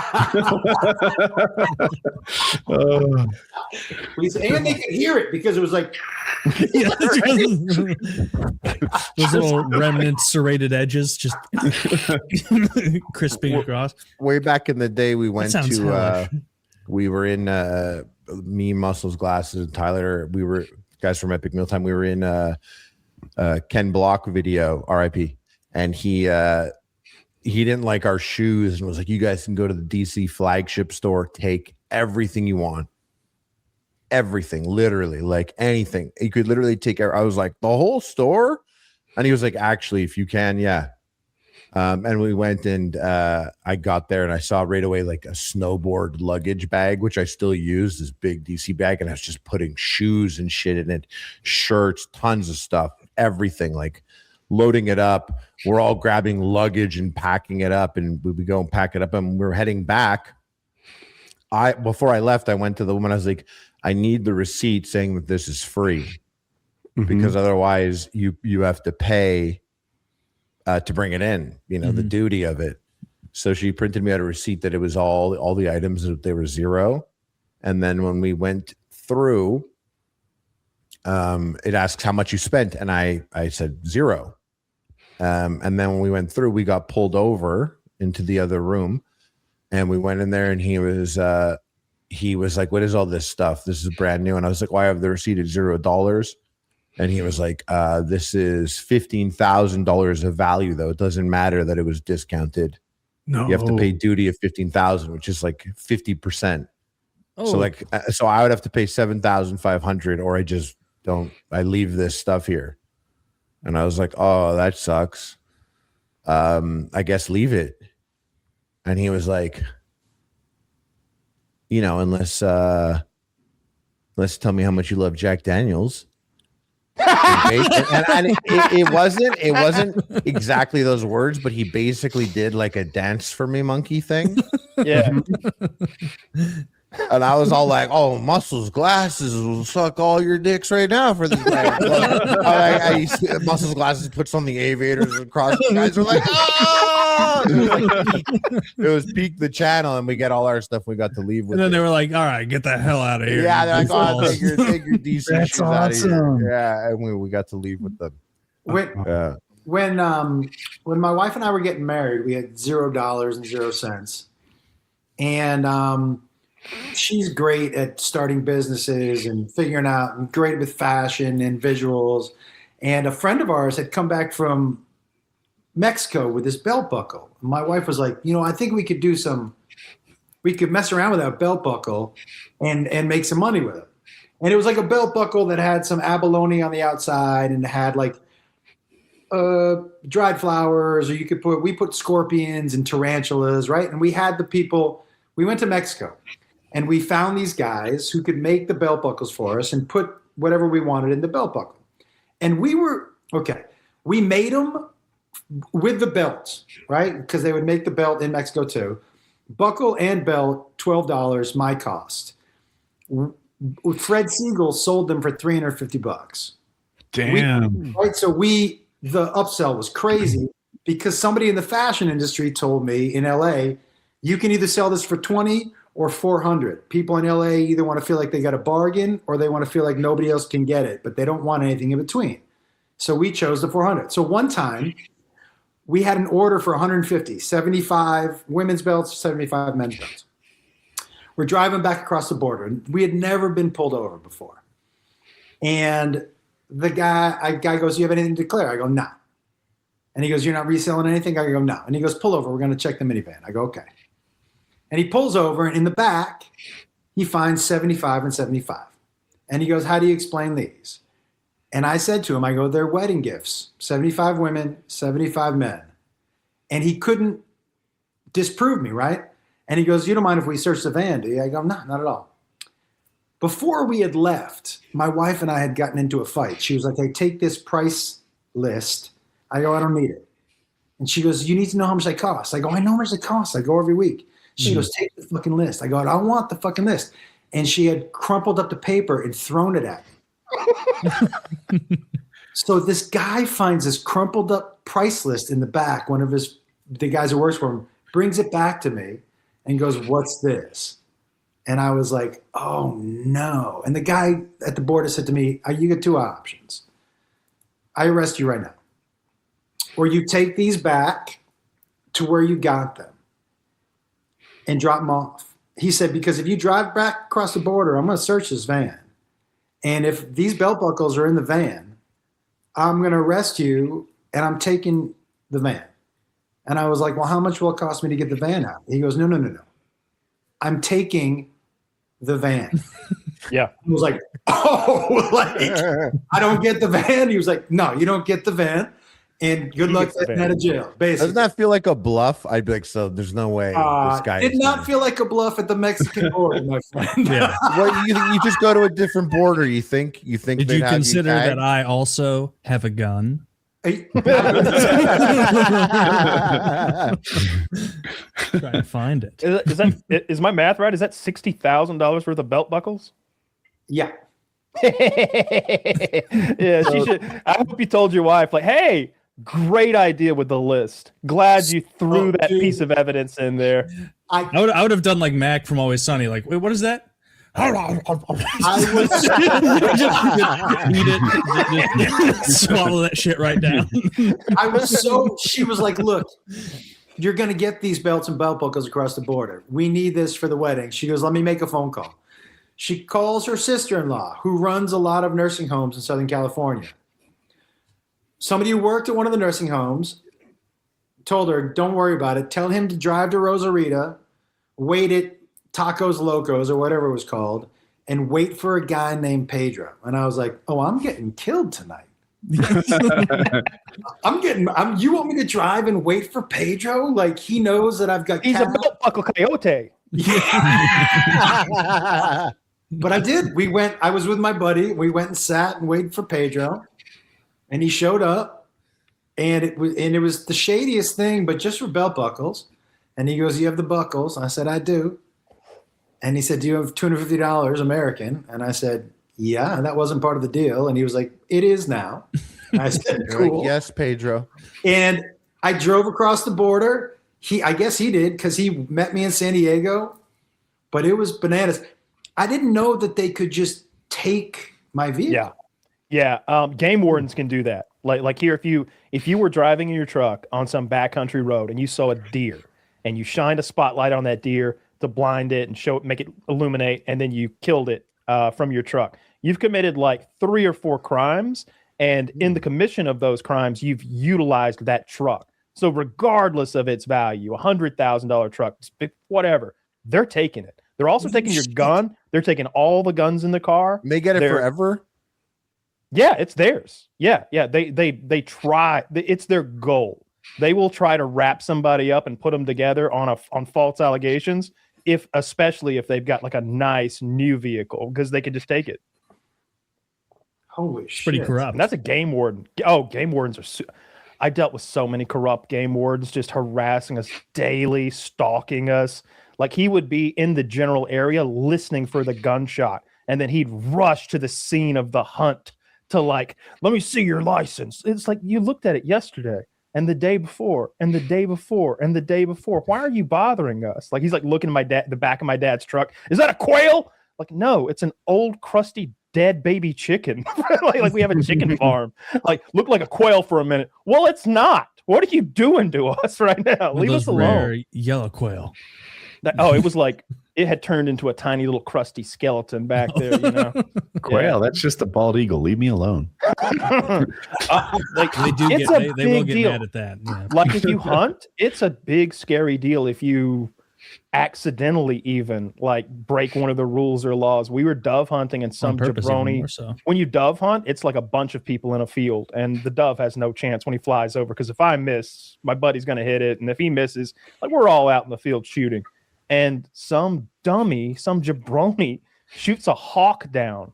They're a federally protected species. It becomes a whole rigmarole. And the guy who actually shot it is like, wasn't me. And we're like, we all saw you shoot it. Get the evidence and go. Like finally one guy like rides over on an ATV and like grabs the dead body of the hawk and like throws it in the bushes somewhere.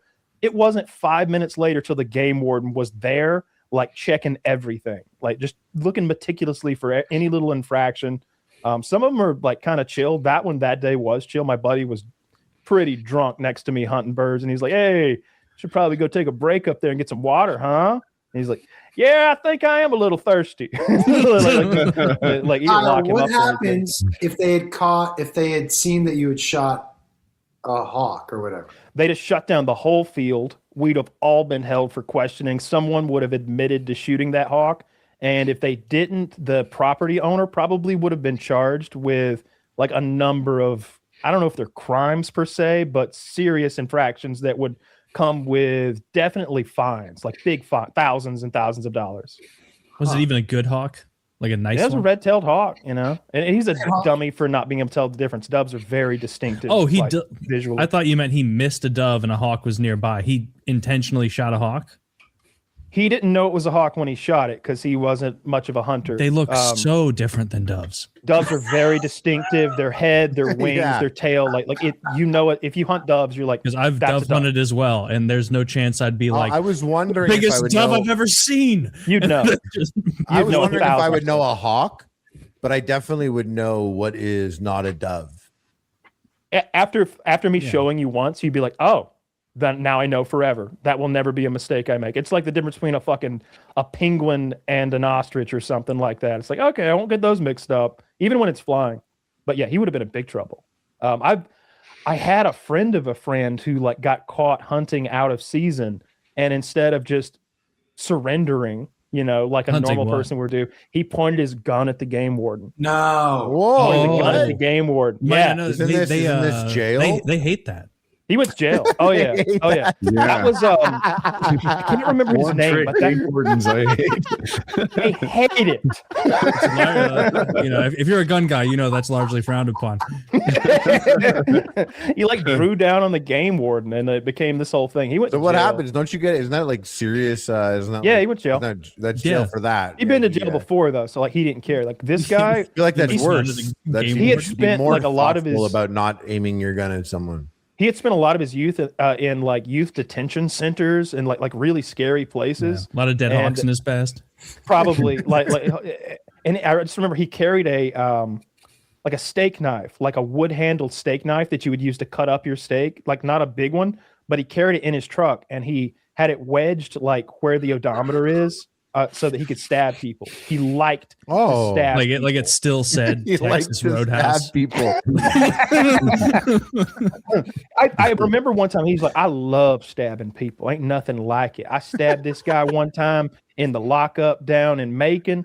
Oh, it felt good when that knife goes in and he screamed. And I knew it's like, Jesus fucking Christ, Scott, who are your friends? It's as sweet as blowing the head off a hawk. Yeah. You think you'd like stabbing someone if you're mad at him? No. I mean, I guess if you were mad at him, you'd like to do anything awful. I think it would be really upsetting To I'm get feeling a stabbed? lift in my head. to stab. Oh, I'd rather hit them with a hammer. I want to feel like the stabbed. impact. I feel like a knife might just slip in and out. But like I if I really want to hurt somebody, I think I'd like to use a cudgel, like something where I can feel the thunk. And I want some noises. I want to hit them with a hammer would be great. I'm more of a strongly worded email type of guy. That'll get them too. Nothing bites that hard. That's my move. Tear the I think I might down. even be a phone call. I might be a phone call. I might throw some all caps in my email though, Harley. That's crazy. Ooh, I might settle block down. someone if they did that. I might use words as extreme as unacceptable, unprofessional, excessive. Yeah. Have you seen those people who go to Home Depot and they get the $1,000 items that are accidentally marked wrong for a penny? And Home Depot policy is they have to sell the item. So this guy goes in. Wait, and what are these items? What Home Depots $1,300 air conditioning? are they accidentally doing this? $1,300 air conditioners. The guy got two of them, and he self checks out 2 cents, and he's like wheeling them out, and they're like, no, you can't do this.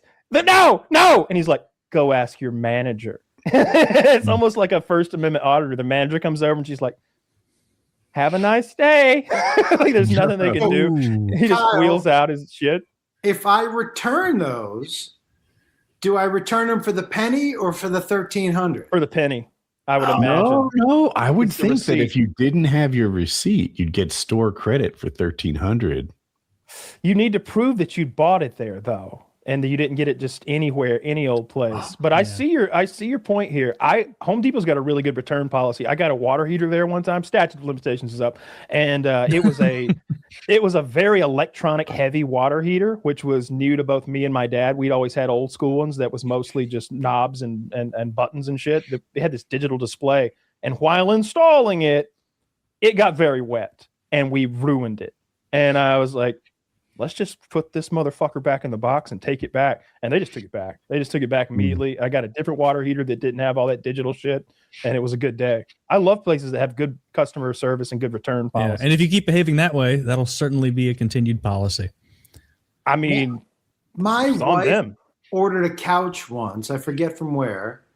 And she was like, this isn't the right couch. And she called the people. And she was like, they were like, we'll send you another couch. And she said, what do you want me to do with this couch? And I guess maybe it's too much of a hassle for them to come get it. They were like, whatever. Just, we're not going to come get it, so do whatever you want with it. And I was like, what a fucking scam that is. Yeah. Well, Sometimes they'll ask you to destroy the first item and send you a photo. So get this. I bought a kitchen table, and it was like you had to assemble it at home. You put the legs on and stuff. And it was missing like 2 washers and 1 nut.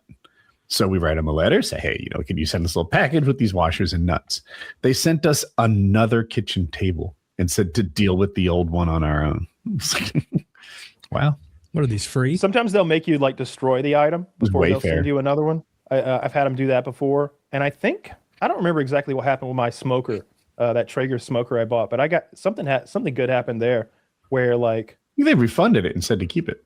Yeah, they refunded it and said to keep it. That's what happened. Yeah, that was all. That shows you how much money the companies are making. It's Amazon shipping on large items in particular. Yeah, like the pickup doesn't make financial sense for them. Yeah. It's crazy to think that you could really game the system and get a couple couches for your house 2 for 1 easy. Yeah, I've never abused the Amazon return policy or even like the Instacart DoorDash policies, but every time there's been a fuck up, they've taken care of it. Like if a bunch of one time I ordered some expensive steaks and they showed up and they literally smelled like shit, like smelled rotten, like doo doo, and I'm like, hey, I've got a small problem. These steaks have gone bad, and they're like, could you describe the issue? I was like, they smell like feces. Oh no! And like that is what you get for eating a holy animal, you piece of shit. I think Amazon thinks I scam them because they stopped taking my returns. I have this particular creamer that I like for my coffee. It's this almond creamer that tastes good, but is still low calorie. Cool. And they keep shipping me one with a similar name. Like it's the same people make it, but it's not the same creamer. And it's the box is a different color and the name is close, but that's not it. So, we're like, we'll send you a picture. This is what came in. It's not the one we want. It's not the one and I always check it. Maybe it's me who made the mistake. It's not. So at first they were like refunding it and because they don't take food back. And after a while, like they're on to my scam where like they keep sending me the wrong one and I keep going for the refund and they're like, not this time. And I was like, but it's you making the mistake. You're sending the wrong one. And I think this is Amazon. They have like famous customer service. Doesn't even seem like a scam. Seems like they sent you the wrong thing. Repeatedly, they keep sending me a similar cream that I don't even like. We throw it away. I don't like it. And it sucks. They were the most expensive thing I think Amazon has done was that like Android watch I got that was like $400. I was so psyched to get it. It was part of my like fitness routine. It was gonna like track so many things for me, and it had been stolen out of the box. Like the package came and the box within the box was empty. Like the Android box itself had been pilfered, and they were just like, "Oh, that's terrible. Would you like a new one overnighted, or would you like your $400 back?" I'm like, "Fuck, that's awesome." Yeah, tomorrow works great. I was so happy. Like moments like that make me like a Jeff Bezos stooge in a way. Like forever, I'm like, man, I like this company. Walmart never did me that good. Like dude, Walmart wouldn't treat me like that. Shout out Amazon. We ordered something from Amazon, and when I woke up in the morning, the box was open on my front step, and the boxes in the box were open. But they didn't steal anything. Apparently, they didn't want what we ordered. And I was just like, I was like, wait a second. What's wrong with my stuff? That you went through it and you're like, nah, this is not. No, I don't want any. man, another rice cooker. I don't need this. I did the same thing with Amazon a while back where they said it was delivered. They showed a picture of it on the porch as they often do. And I'm like, that is not my porch.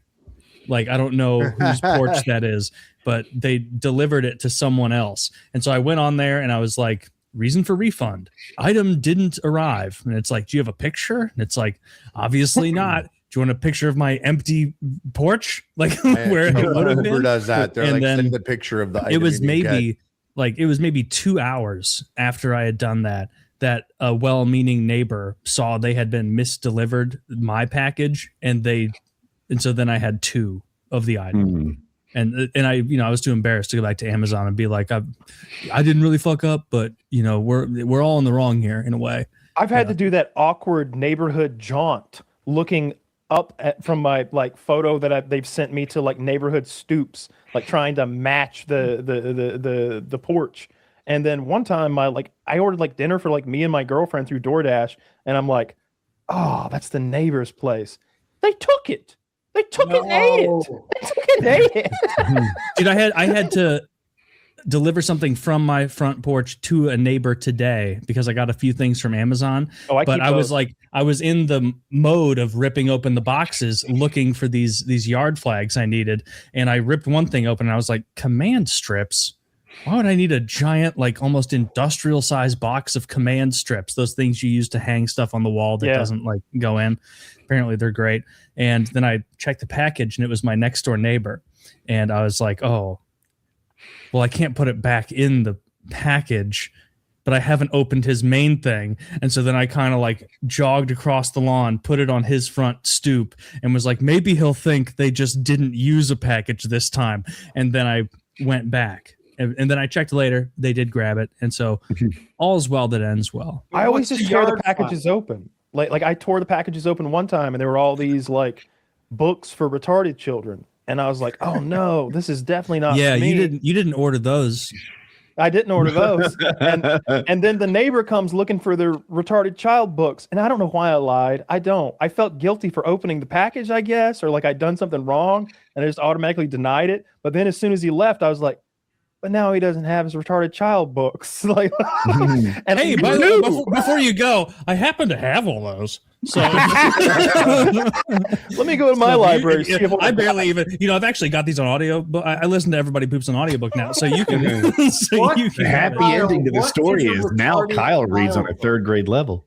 They were literally books for developmentally disabled children, like how to deal with that. Yeah, the classics don't touch that socket. It was literally like educational books for retarded children, which they probably severely needed because of their child. But I just automatically denied. I felt really bad about it. I thought about slipping them into the mailbox, but they got fucking Ring cameras and shit. I don't like the Ring cameras. Did you at least read the books?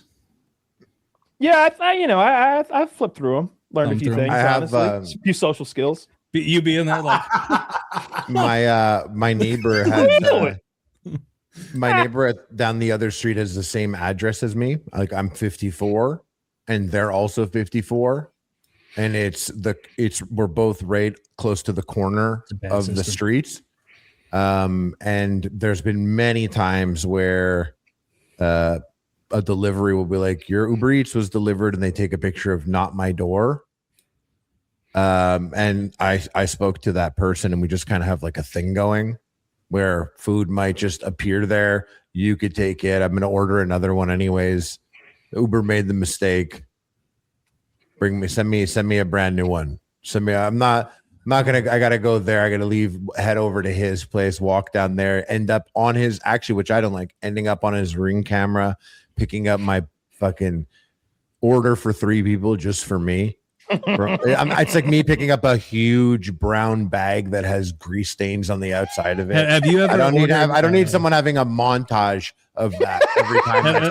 Also time coded, the time that I'm going to get it. Dude, have you ever ordered a sad solo Yes. meal off DoorDash and they bring like 3 forks. Yes. I have never ever delivered something that didn't come with at least. It's like this Chinese restaurant couldn't fathom the Never. amount that I plan to eat. So many fortune cookies. What do they think? Man, there's 4 fortune cookies in here. There's a lot. You know of what I like napkins. about Chinese places, like real Chinese place. If you like something like a particular sauce and you want more of it, they don't always just give it to you because you want it. Even if you want to buy it, they're like, never that's, do. They're like, too much. That's too much for you. I've mentioned it on the It's show not multiple good. times, so I It's won't. not good. Not good. Too much for you. I won't harp on it too much. I've but I literally swear, been like, can I buy more sauce? Not good. This much for you. fantastic Chinese place I get through DoorDash on occasion because that's the only way to get them delivered. On occasion, Kyle, don't you roll your Occasions eyes? like Mondays and Tuesdays. Weekdays, and I order it, and then they have no option. They do have an option for all the sauces and seasonings if you want the extra chili thing. And I swear to God, every time they're the only place I order that does this. They call my phone afterward, and this guy's like, "You Taylor, what sauce you want?" And I'm like, I want 4 chili powders, and I want 3 sweet and sours, and I want 2 hot sauces. And he goes, 4 chili powder, 3 sweet and sour, 2 hot sauce. And I'm like, yes. They've never once delivered any of the things. Why even call me? I bought Because it's not good for you. You know, we get judged. And when I was in Amsterdam, I was in the back of a cab, and this guy looks in the rear view, and he says to me, "Where are you from?" And I go, I'm American. He goes, "Nah." I go, "Yeah, I'm American." He goes, "I would have never guessed." And I said, "Why do you say that?" And he said, "Because usually Americans' faces are so fucking fat." And I was like, "Whoa." I said, "What?" He goes, "Yeah, I can tell Americans because your faces are so fat." He goes, "You have a real thin face for an American." I was like, "I'd never thought of that before." He goes, "Yeah, You're not wrong. Yeah. Yeah. I have that. See, they go, "You're American, right?" No, I'm just an overeating Canadian. Throw that in there. Make them feel a little That's bad. my bit. No. Kyle? Oh. Oh, no, go ahead. I've been chomping at the bit for this game suggestion. You said you were going to play Raft. I haven't played this, but I've been watching it, and it's the new hotness. It's called Windrose. The year is 1750. It's a pre-release game, so it's not finished yet. It takes about 60 hours. You start off as kind of a bum on the beach with a dream. And like one of the first things you do is you break into a prison and free all the prisoners, and these will become your pirate crew. Then you and your prisoners go into the forest, you chop down some trees and stuff, and then you find a shipwreck and repair it. And then the game is like Sea of Thieves with combat, PvP, co-op play, etc. And you take your pirate ship to the oceans and start fucking shit up. I think you might like it. Yeah, I'm looking at it right now. This looks fun. It looks a bit like Sea of Thieves, better than Sea of Thieves, honestly, because Sea of Thieves is quite cartoonish. But yeah, this looks pretty fun. Do your research. I haven't played it. It's actually like remember that game that came out by Ubisoft, Skull and Bones, and they were like quadruple A. We're charging so much, and it was some game you spent in the boat the whole time, or on Ubisoft menu systems, cluttered and ugly. It was this inferior game, to Sea of Thieves. Yeah, and this game is a double A game, and it kind of is doing what like Helldivers did and Arc Raiders did, where it's a double A game. It's not full price. I don't know what the price of Windrose is, but these double A games for 27. Yeah, and it's like Expedition 33. These double A games have come and fucked up the industry, and it's so important because everyone was really focused on chasing Fortnite, or then they tried to jump on the extraction shooter thing, and they're really trying to find that. And I feel like a game like this, where it's just people doing what the gamers want, and I've had this with Crimson Desert. It came out. It's not, a publisher that I was really familiar with. I never played Black Desert Online, and it's just like a huge single player, super full single player experience. And I feel like we needed this. I feel like the game industry was it was getting really ugly. It probably, I feel like, peaked out. Maybe Anthem was the beginning of the reckoning, but it's been years in the making. And it seems the tools for AA companies are getting better, because I'm not a pirate guy. And I'm not like, oh, the pirate genre is underrepresented and I would love to. But Black Flag's like my favorite Assassin's Creed. Mhm. And this game just actually looked really compelling. It looked good. I was like, oh, I'd fuck with that pirate game. What's a looks fun. AA game? What's that mean? Not like in the, I guess, 100 million figure. Maybe the development team is like 60 people, not like 300. Don't quote me on any of these numbers, but that's how it's been operating in my head canon of what it is. Like Expedition 33 is a prime example. Like as soon as I played that, I played maybe 3 hours and I was like, I came back on here and I was like, that's the game of the year. That's the game of the year. That's the coolest game I've played in so long. That's so different. And it won game of the year. Expedition 33 is tremendous. I love Helldivers too.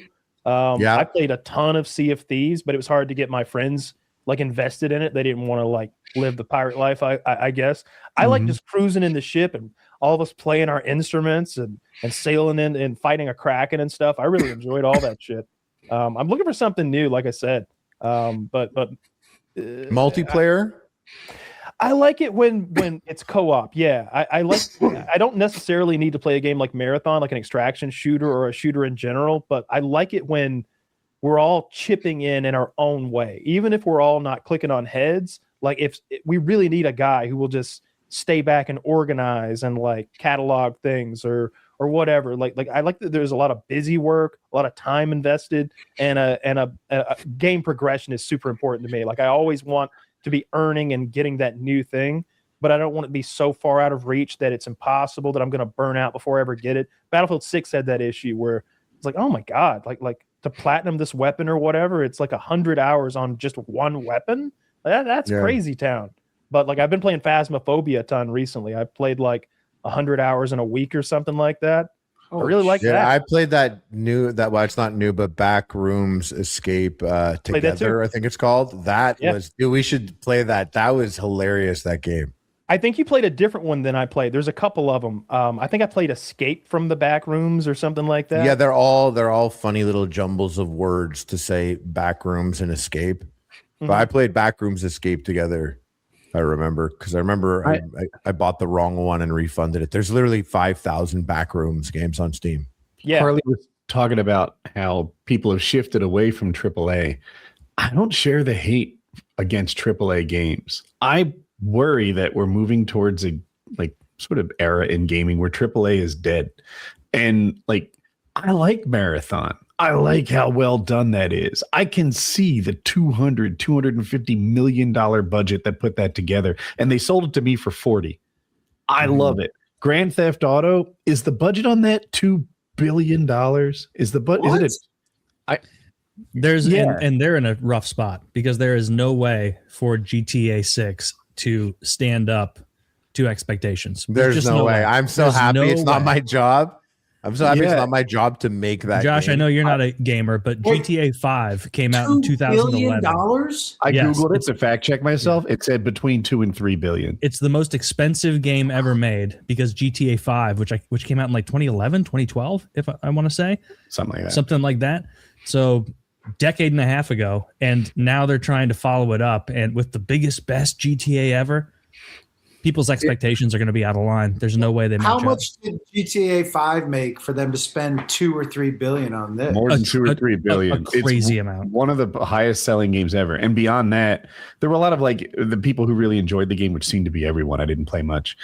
Would spend more in-game money, for in-game items and stuff. They paid $60 for the game and then another $60 for stuff in the game. Sure. But Woody, where does that if you're spending $2 billion on a game, where does that money go? That's all development?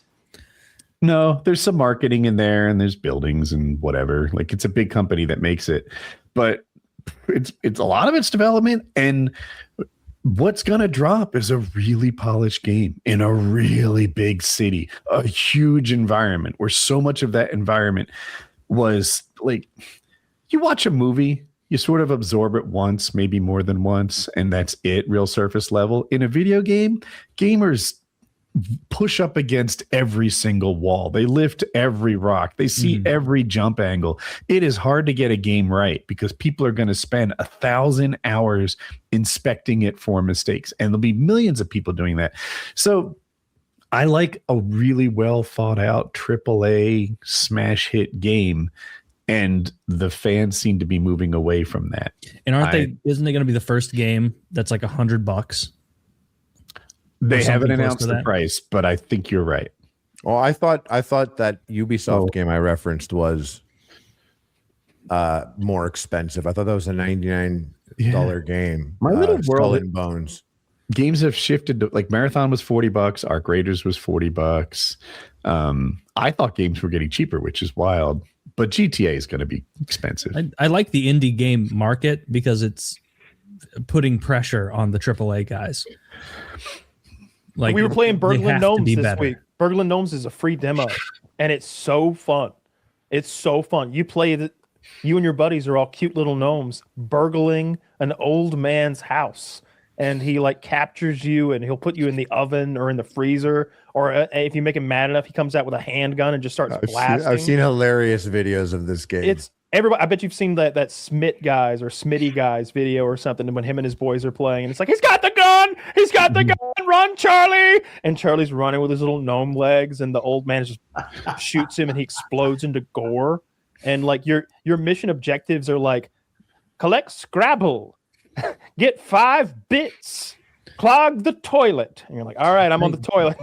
I also think that the average gamer's attention span has collapsed over the past 15 years since the most previous GTA 5. And so a lot of people are attracted to the ability to just grab indie game after indie game for $5.99 or $9.99 or something and just bounce, like get a different playing experience. And I don't know if it's going to blow up.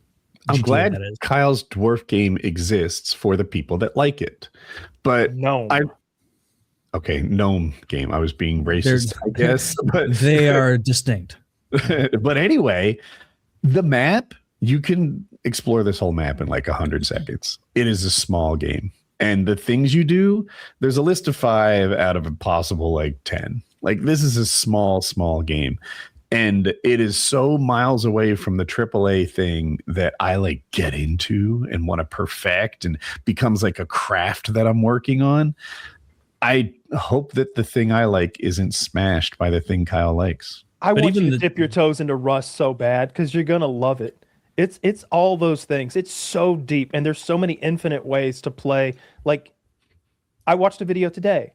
The guy just doesn't bother with any of the PvP or any of the landmarks that you can go to like do various things, like the excavator where you can get mine ore, or the offshore drilling rig where you can do all these puzzles and fight NPCs. He's made a poop farm. He's got a giant building full of horses shitting, and he's collecting the shit, and he's trading the shit in for scrap, and he's got this shit business that he's created. It's a whole manure farm. Or you could make trap bases and just be a thorn in people's side, just like capturing them with like bases that look like they've been abandoned or partially raided. And as soon as they walk in, traps capture them, and you gobble up all their loot. But when you've got like 3 or 4 of your friends playing, and everybody's grinding together, hitting barrels and chopping trees, and like, all right, you go get stone and I'll go get wood and he'll go get scrap, and in 3 hours we'll have enough of that stuff to make guns, and then we'll have those guns, and then we'll go here and do this mission, and we'll get better guns. It's like this, you're always churning toward this new thing, and at the end of the week it wipes, and you start all over again and do a different thing on a different procedurally generated map against different neighbors and opponents. You make these relationships while you're playing in a weekly wipe, where you'll have neighbors that you love, that you end up being like, hey man, send me a friend request. We should play against. We should play together sometime. And then you'll have like that you hate. It's like, oh yeah, the guys up north of us, those fuckers. God damn it! All right, we're getting on at 4 a.m. and we're gonna farm sulfur all morning and all afternoon. And tonight, when they're asleep, we're gonna get them. We're gonna blow their walls down. We're gonna chainsaw their bodies, and we're gonna salt the earth that is their base. and it's so satisfying. I did. It's like that Flanders meme where he's like, "Oh, Homer, I don't mind you taking my flowers, but did you have to salt the earth after?" I did a kick tournament for Rust, and I played Rust 5 years ago briefly for a little bit, but I did one a couple months back, and it was 3 days. Who was the pro that led you? Sir Winter. Okay. He's a real one. And he brought me in, even knowing that I'm just not on the level that people are. I'm just not on that level. But it was still fun. I remember seeing the other teams and stuff, seeing that some people play Rust for 25,000 hours. And I'm like, that's nuts. And then I remember the tournament started and we were running around and there was money that you can collect and everyone's killing each other. And it's like grabbing like $250. And I'm on the mic. I'm like, what's the currency used for? And they're like, it's money. And I'm like, oh, what do you spend it on? They're like, whatever you want. And I'm like, okay, I get killed. I lose the money, whatever. And then like, I find out later it's real money because it's just like a kick tournament. So there's like actual dollars. So I'm like, what do you spend the money on? Are you exaggerating with 25,000 hours? No, there was like $100,000 prize, but like 100,000. There was like $100,000. 25,000 is a lot different than 1,600. No, in the world, there was in the world. This is the game you leave on all the time. You'd be interested in the audio that happens, even if you're not playing. So people get 24 hours a day, 100 hours in 4 days. Like you get it. 25,000 hours. You could be a concert violinist. I did. When I was done. And the equivalent of that exists in Rust. That exists. The concert violinist, it's just for Rust, but not. So I like was trying to put up big hours, but I'm a fucking idiot. I'm literally banging a rock on a rock, you know, and then someone comes over and they're like, hey, do it with this. And they're giving me better tools to the point that I'm there with like a jackhammer and they're coming and bringing me fuel every now and then. And I could just be a drone. Which is fine. But when I go back to the base every few hours or when I boot up the next day, like you build a team. So Winter built a team. So people that specialize in the equivalent of being a concert violinist, but specifically for building bases in Rust. Yeah. Like the base that is built is this base built in a way because our neighbors might come and start burning shit and whatever. So this is like a tactically built base to build the base that will be the real base. So it kept completely changing in form until it was in its final form. I remember like right away, like I didn't close a door properly. And they're like, how the fuck did he get in here? There's like a naked dude in there with a stick fucking stabbing our team and shit, trying to light shit on fire. Everyone's trying to kill me. They're like, who left the door open? And I'm like, who? We're trying to find out who did this. And I'm in a hot dog suit. It's a big deal. You got to close the doors, bro. You've got like a Yo-Yo Ma level basement. A Yo-Yo Mom's going to make me move out. Yeah. Everyone was just really sick at it. And there were Spanish YouTubers or Twitch kick streamers that they are really about it. Like when they play these tournaments, apparently they're super, like some people are in this mix. Like I kind of learned when I found out it was real money is because like I'm cracking jokes and stuff. And I'm like, whoops, see, I left the door on. I didn't really like gather that this was cash. I didn't really ask Surinder a lot of the details. So I didn't know there was money on the line. And even though the other teams, we were outnumbered and the other teams have a lot of big hours. And when I was trying to learn Rust, how to play Rust for this tournament 2 days before the tournament, when I found out I'm doing it, I'm looking up Rust YouTubers and I'm watching their videos and becoming fans of these YouTubers. But then I'm out there on the road because I got killed and I'm spawned on the road with like nothing. I just found a t-shirt. I'm looking through a bin and I look down the highway and it's a guy in full fucking Call of Duty. He's running at me slow-mo. And I'm like, that's him. That's the YouTuber I watch. And he fucking like shoots me in the head, one bullet. I'm garbage. I spawn 1,000 miles away and I'm going to go run and find shit. I spent a lot of time running naked, getting killed by like the best of the best Rust gamers. But I would find myself in weird situations where because I don't play they would be like, it's a tournament, so everyone knows how to play. So when you're a loose guy with like a stick and like a fucking pumpkin helmet on or whatever, and like people see you and they're like, they have guns and full body armor, so they're like, who are you? They don't know this strategy, but they can only assume it's an advanced strategy because they know everything at Rust. Why would someone be here? And I'm like at like I'm accidentally at a, and they're like, people would come over and the Spanish guys, the neighbors, like a couple of them, they'd come up to me speaking Spanish. So right away I'm like, oh, this is bad because I'm going to be responding in English. And they're trying to respond. They're like, can you just be camp? like, see? I was like, no hablo español, Sir Winter. And they're like, oh, Sir Winter, it's not good for you to be here. And I'm like, yeah, dude, I don't want to cause any trouble. I only have a rock on me. I'm like, I don't want to cause any trouble. Fuck you. Whack, whack, twice. Shot dead instantly. I did 0 damage to him. He might. Maybe his helmet is like 2 less durability out Not of even 100. Yeah. But it was like, but in that moment, a lot of people in the chat, they're like, hey, welcome to Rust. Now you're in Rust. I'm like, they're naked. I'm like, fuck you. I'm trying to bash his head. Instantly getting killed. It was cool. It was a cool experience to be part of, but what Kyle's describing is normally like everyone's on equal footing. You start every week over at the beginning for this life. And when I was done the tournament, I was like, oh, now I know why people have put 25,000 hours in this game. This game is like very whatever you make of it. Before we jump to the next thing, we're going to hear from a couple of wonderful sponsors. The first of which is Blue Chew. Everyone's familiar. This episode is sponsored by Blue Chew. Let's talk about sex. Guys, shouldn't you always be at your best? 2026 is the year to maximize your performance in the bedroom. Listen up, BlueChew.com. Blue Chew is a unique online service that delivers the same active ingredients as Viagra, Cialis, and Levitra, but in chewable tablets and at a fraction of the cost. You can take them anytime, day or night, so you can plan ahead or be ready whenever an opportunity arises.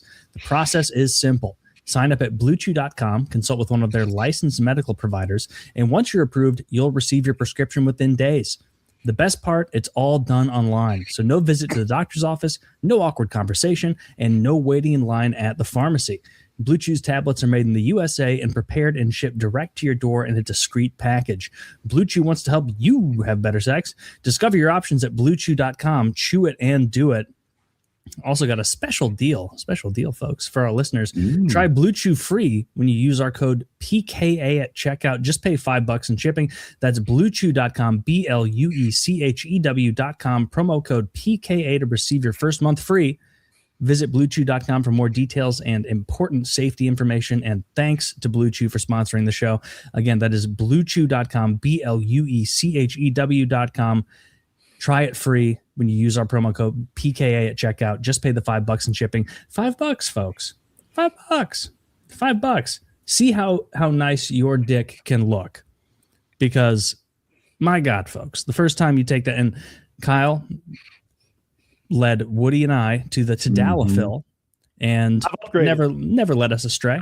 So now they changed. Now they do a mixture. So you do sildenafil and tadalafil in one Blue Chew sublingual tablet.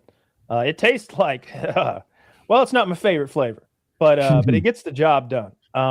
It's I think it's like 45 milligrams of sildenafil and then like maybe 18 milligrams of tadalafil. It's definitely better. The sildenafil kicks in like 30 minutes or something like that, and it's definitely stronger. It's more expensive. You'll do just fine if you just get the tadalafil, but I did upgrade. So check it out, BlueChew.com, code PKA. Just pay the $5 in shipping. Try it out. You will enjoy it. Your dick is going to look, I guess, angry is the right word. It's like it's like it's got something to prove. Yeah. And your forearms will be more vascular. That's what I was looking for. Veiny. Yeah. So check out Blue Chew. Also, check out Lock and Load while you have your nice hard-ass dick. What could be better than busting huge? Lock and Load, the premium ejaculation-increasing supplement, taking the world by storm. Everyone's talking about it. I think, non-legally speaking, I think Jimmy Kimmel talked about it. No, he didn't. But check out Lock and Load. Code PKA, code Jizz. Save 10% off of Lock and Load over at GorillaMind.com. Save 10% off of any of Derek's wonderful products. He's got protein powders, protein bars, protein drinks, weight loss supplements, dream supplements, anything and everything you could use efficaciously dosed by Derek and his team of scientists over at GorillaMind.com, the best supplement site on the internet. So use code PKA or code Jizz and save 10%. But come on, folks, the first thing you got to buy if you're jumping into the game, Lock and Load. And don't tell your boyfriend or girlfriend or wife or husband if you're taking it. Wait for them to notice, because you're going to get halfway through this bottle and they're going to be like, "Man, I'm killing it in bed. I'm absolutely mastering his penis." So let them enjoy that. And it's let her think it's her. Let her think it's her. And also, again, as always, if this was nonsense, we'd be selling you one little pill because that would be easier to fucking package. It was a fucking disaster getting this formula up. It's 3 enormous pills in the morning, 3 enormous pills at night. Take it with food, take it with fatty food, and stay hydrated. So Lock and Load. Also, our merchandise, code PKA10. Get yourself a hoodie, get yourself a t-shirt, hat, mug, stickers, shorts, anything you want over there. Save 10%. PKA10. Cool. Who came up with code word jizz? Kyle. He insisted on it. But guess who threw a fit in the marketing meeting to get the cum splatters? This guy. They said it didn't matter. I said it mattered immensely. It was all I cared about. And it was actually more than this.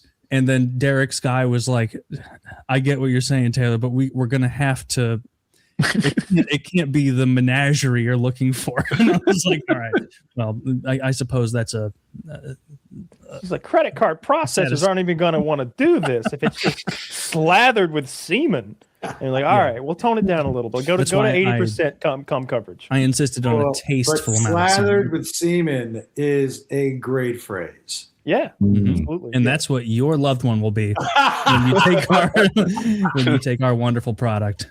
Save 10%. Code Jizz, code PKA. Code Jizz is amazing. Why I'm sure there has been a porn called Code Name Jizz or Code Jizz or not that I know of, but could be. Woody going through the catalog. All right. I don't think pornos have names anymore. Kicking through the Rolodex. Do you remember how the porns used to be wholesome, where it would be like, I actually get a semi-plot about the Pirates of the Caribbean, like before it turned. That was a big deal when they did that. When Pirates came out, that was like the biggest. It was the biggest porn budget movie, and it was they really got a whole bunch of stars together at the time to be in it. And they took it very serious with the costume department. It got kind of attention for being like, look at this porn taking itself seriously. What was it called? If we all made Pirates, I think now about what the highest, the most expensive porn to make of all time, what the cost would be.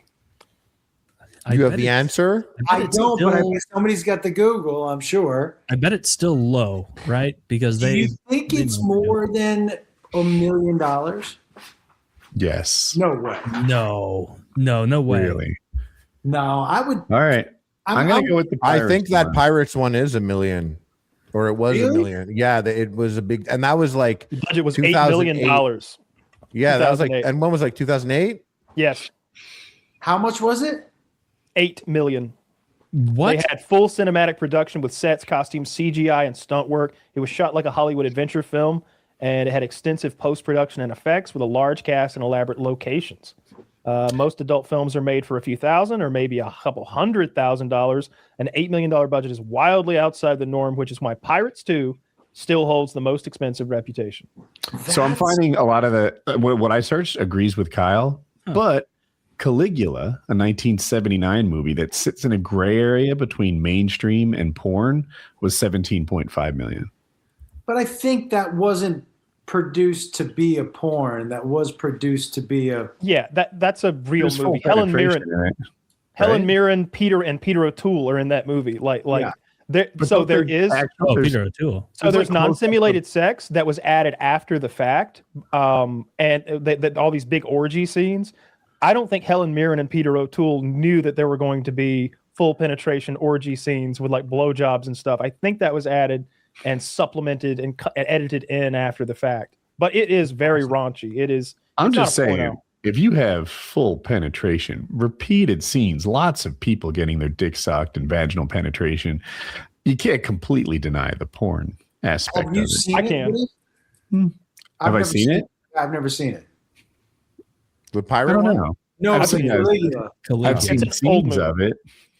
I've seen the good scenes. you like start the movie. You're like, what the fuck is this? Something about a Roman emperor? I don't care. Yeah. Talking about tax policy. Porn has shifted to be just sex scenes now. Yeah. Which honestly is for the best. Agreed. It is, because if you want to watch a movie, you'll watch a movie. It's actually Mhm. really changed to just real people fucking at home with their phones. Yeah. Even Like, there's a one lot of not set porno these days, you know? at this point, it's hard to define what an amateur is. Like everyone out there has a Everyone's monetized indie. Everything's got an porn or- indie vibe. Pornhub. That's what I'm looking for. Pornhub will pay you just like YouTube does. And Does it you pay a know, lot? Do you get paid No.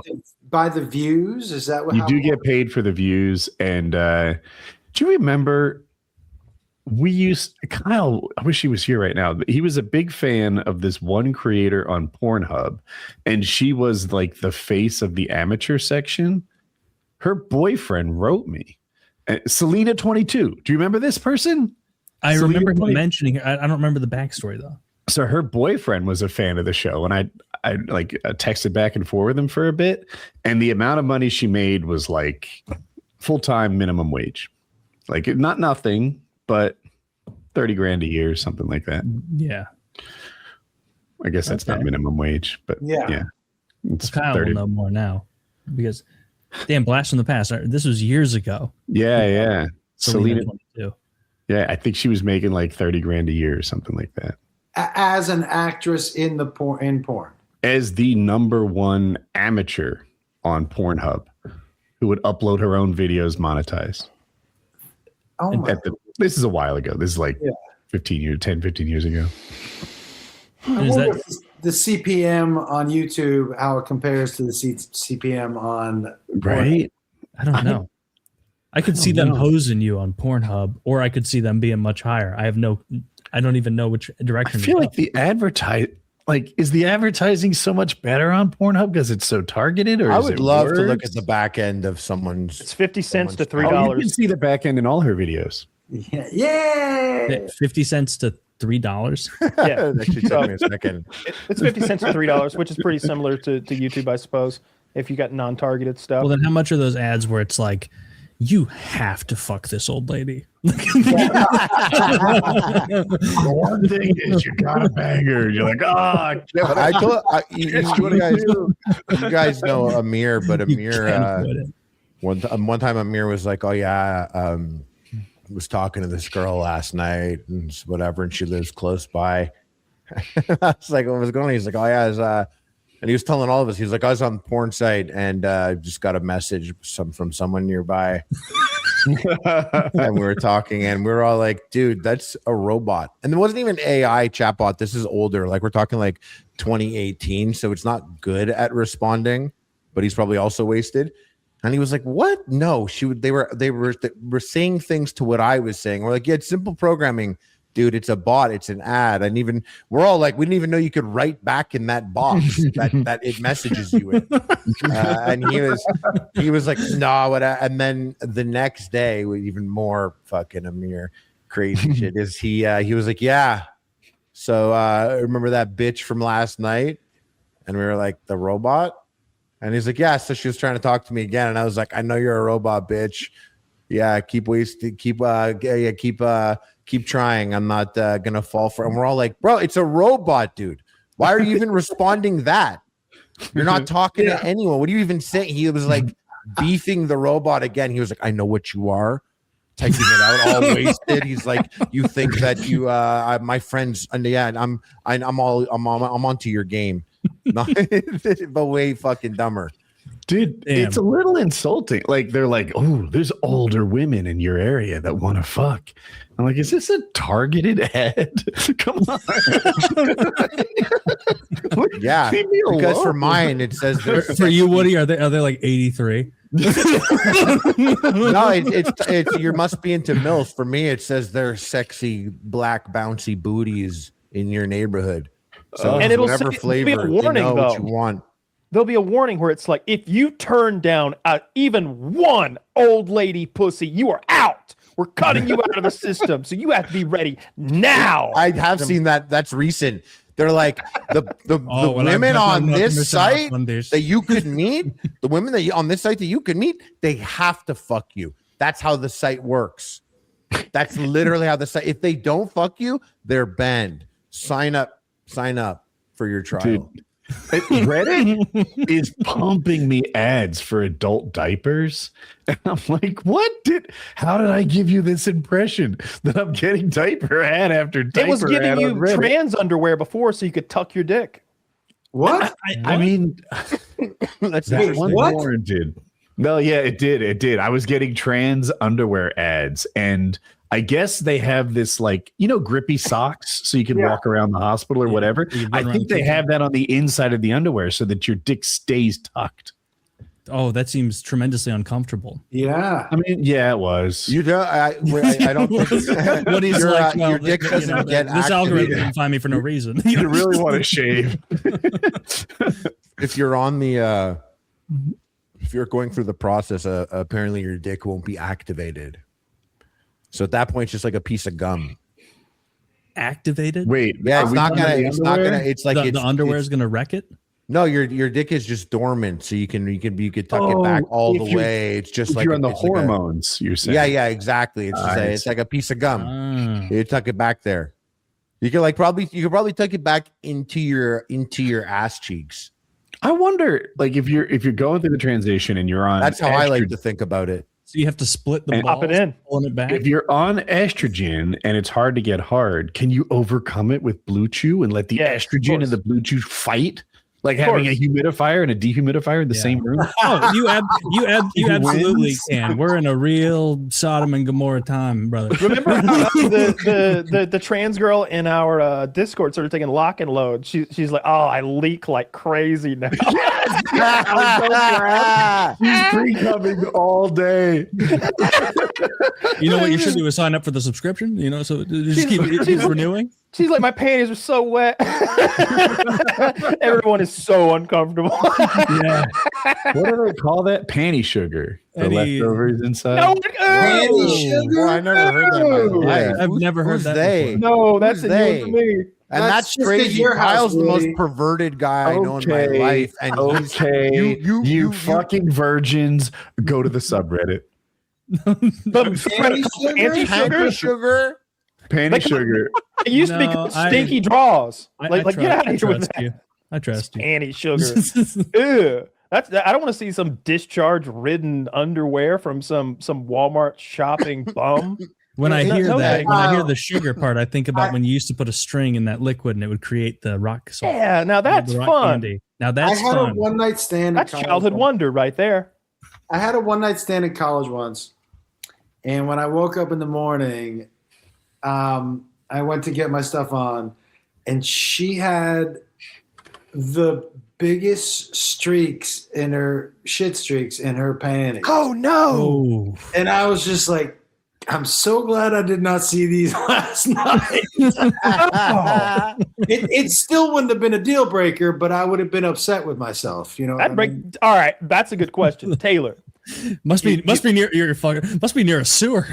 Terrible apartment.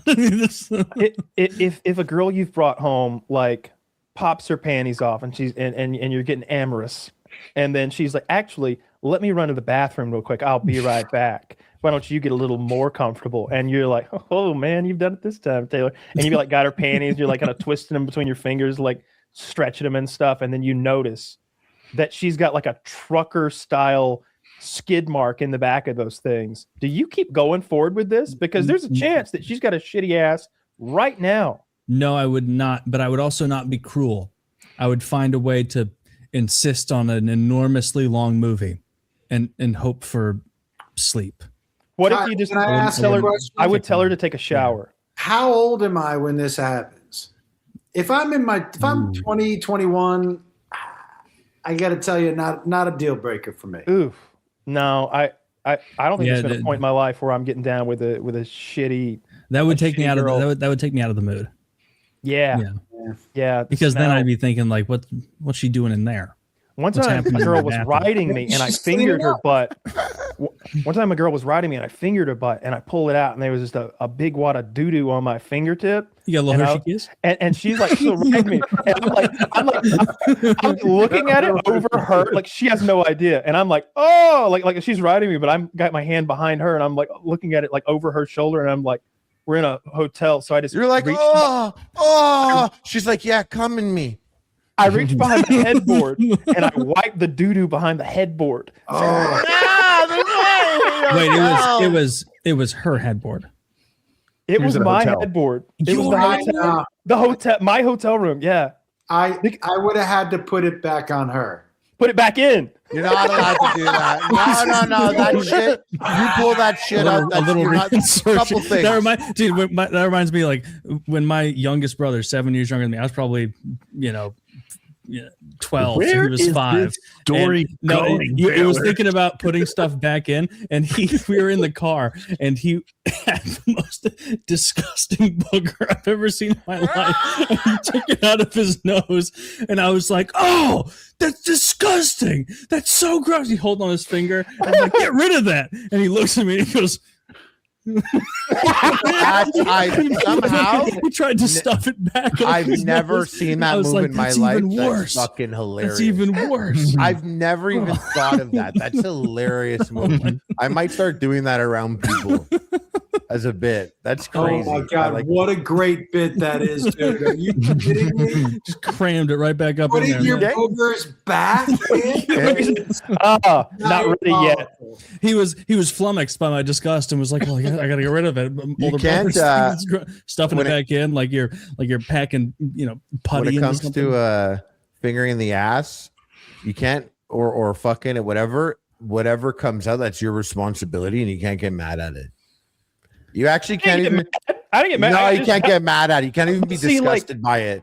Like if you're not ready for poop to be on the finger or the dick or something, you can't, don't disgust go is in there. involuntary. You shouldn't get mad, but you can get disgusted. You prepare yourself for Keep that to that. yourself, though. I Yeah, did keep it to I'm with myself. Harley, you gotta, don't play it cool, and Don't you, be Yeah, don't mean. breathe through your nose. Look away if you have to, or whatever. Sure. Handle it. But I feel like it's weird to finger someone's ass and then be like, "Oh, you're disgusting. What is this shit? No. This is I agree. literally shit." I don't know if I would call the person disgusting, but I would be disgusted having somebody else's shit on my finger. For I wasn't happy sure. about it. Mhm. But you have to commit to that I'd immediately decision. be worried. I'd be like, "Do I have any open cuts? Did I open a package aggressively?" You got to, but that's No, something you I gotta know got before. cholera. You Would got to you, know before, Harley, would it be okay to give her a little mustache? like the Simba from Lion King. Yeah. Maybe, yeah. In Kyle's circumstance, doesn't sound like it would be a Hitler. It sounds like it would be a Genghis Khan. Like Yeah. the full Yeah, thing. give her the full Manchu. Yeah, Dudes, yeah. I have to go crank my hog after this conversation. I literally have to go crank my hog right now. Oh, there's a subreddit link to Panty Sugar. I got you. I'll make sure to crack it open and take Yeah. a whiff. But congratulations on 800 episodes. Thank you. That's big. Thank you. Big. If I were you guys and I saw the Netflix deals going down and stuff, I'd be pissed because this podcast has been around way longer than those fucking dudes. Now everyone's got a podcast, but you guys were really doing it. You were really Yeah. doing it. So 800. Underestimate how lazy I am. Not to sound gay Jewish with a small penis, but you guys, I'm proud of you guys. So keep up the good work, and Thank you, yeah, Harley. looking forward to being on more. Josh, take care, dudes. Good to see you, dude. Yeah, Appreciate it, Harley. Bye, Take care, guys. man. Always Later. a fun time. 800 episodes is crazy, guys. Yo. One a week for. These people are the scourge of the planet. Don't you say that about, dude. Harley's top J. I think he is top J. He's certainly the tallest. Literally. I mean, Probably. let me ask you something about 800 episodes. Yeah. Is there an episode that out of all 800 that sticks out to any of you? A couple. I don't wanna go because first. they blend The so much. The 1v1 was a huge one that always sticks in my Oh. mind. There are so many videos documenting it, and we've gone over it ad nauseum, so no need to like rehash the whole thing. But one of our former co-hosts did a 1v1 against another guy in Call of Duty and talked In a video mad game. to him. Yeah. Yeah, in Call of Duty, and then lost spectacularly and had a huge rage moment in front of a live stream and the viewing audience, and it has lived on in infamy. And there are many videos breaking it down. That was a big, ridiculous moment. I wasn't even here for it, but it was. Yeah, That's a huge one. This one, maybe it only resonates for me, but we had my friend and coworker on the show as he was going through a divorce. And he just told what to me was a really gifted story of his emotions as he was catching her. I think she just had online affairs. And like he was an IT guy and he was going through like deleted images on a camera, you know, how they just remove the index to the images, not the index, the images themselves. And he's going like he'd walk into the bedroom and she'd like quick close the laptop, like she was sitting there with the TV off doing nothing. Like who does that? Yeah. And one time he was racing home to catch her and he got pulled over by the police. And I remember him like you don't know what I'm going through right now. Right now, I'm going home trying to see if my wife is stepping out on me and to what extent she is. And that's why I'm in a hurry. The cop is like, bro, good luck. And lets him off. Really? And yeah, and that episode, I think it was 141, is one of my personal favorites. I can't think of any specific numbers that I personally like. You guys agree, I'm sure. They blend together so much that it's hard to remember specific ones. I know the one people all the time talk about still is episode 140, right before that one, where I just ripped Lefty for the whole time and was just really needlessly mean to that guy. It was a drinking episode. It was a drinking episode. And I was, episode 140, I was, 21? At the time, like that was so many years ago. That's when people like. I don't think it was a drinking episode. I think Taylor was just drunk. I was just really. drinking. You might be right. Oh, Yeah. maybe. I also wasn't there for that one. I had bad internet at my girlfriend's house. Yeah. Did you get shit-faced on the show? That was like 2012.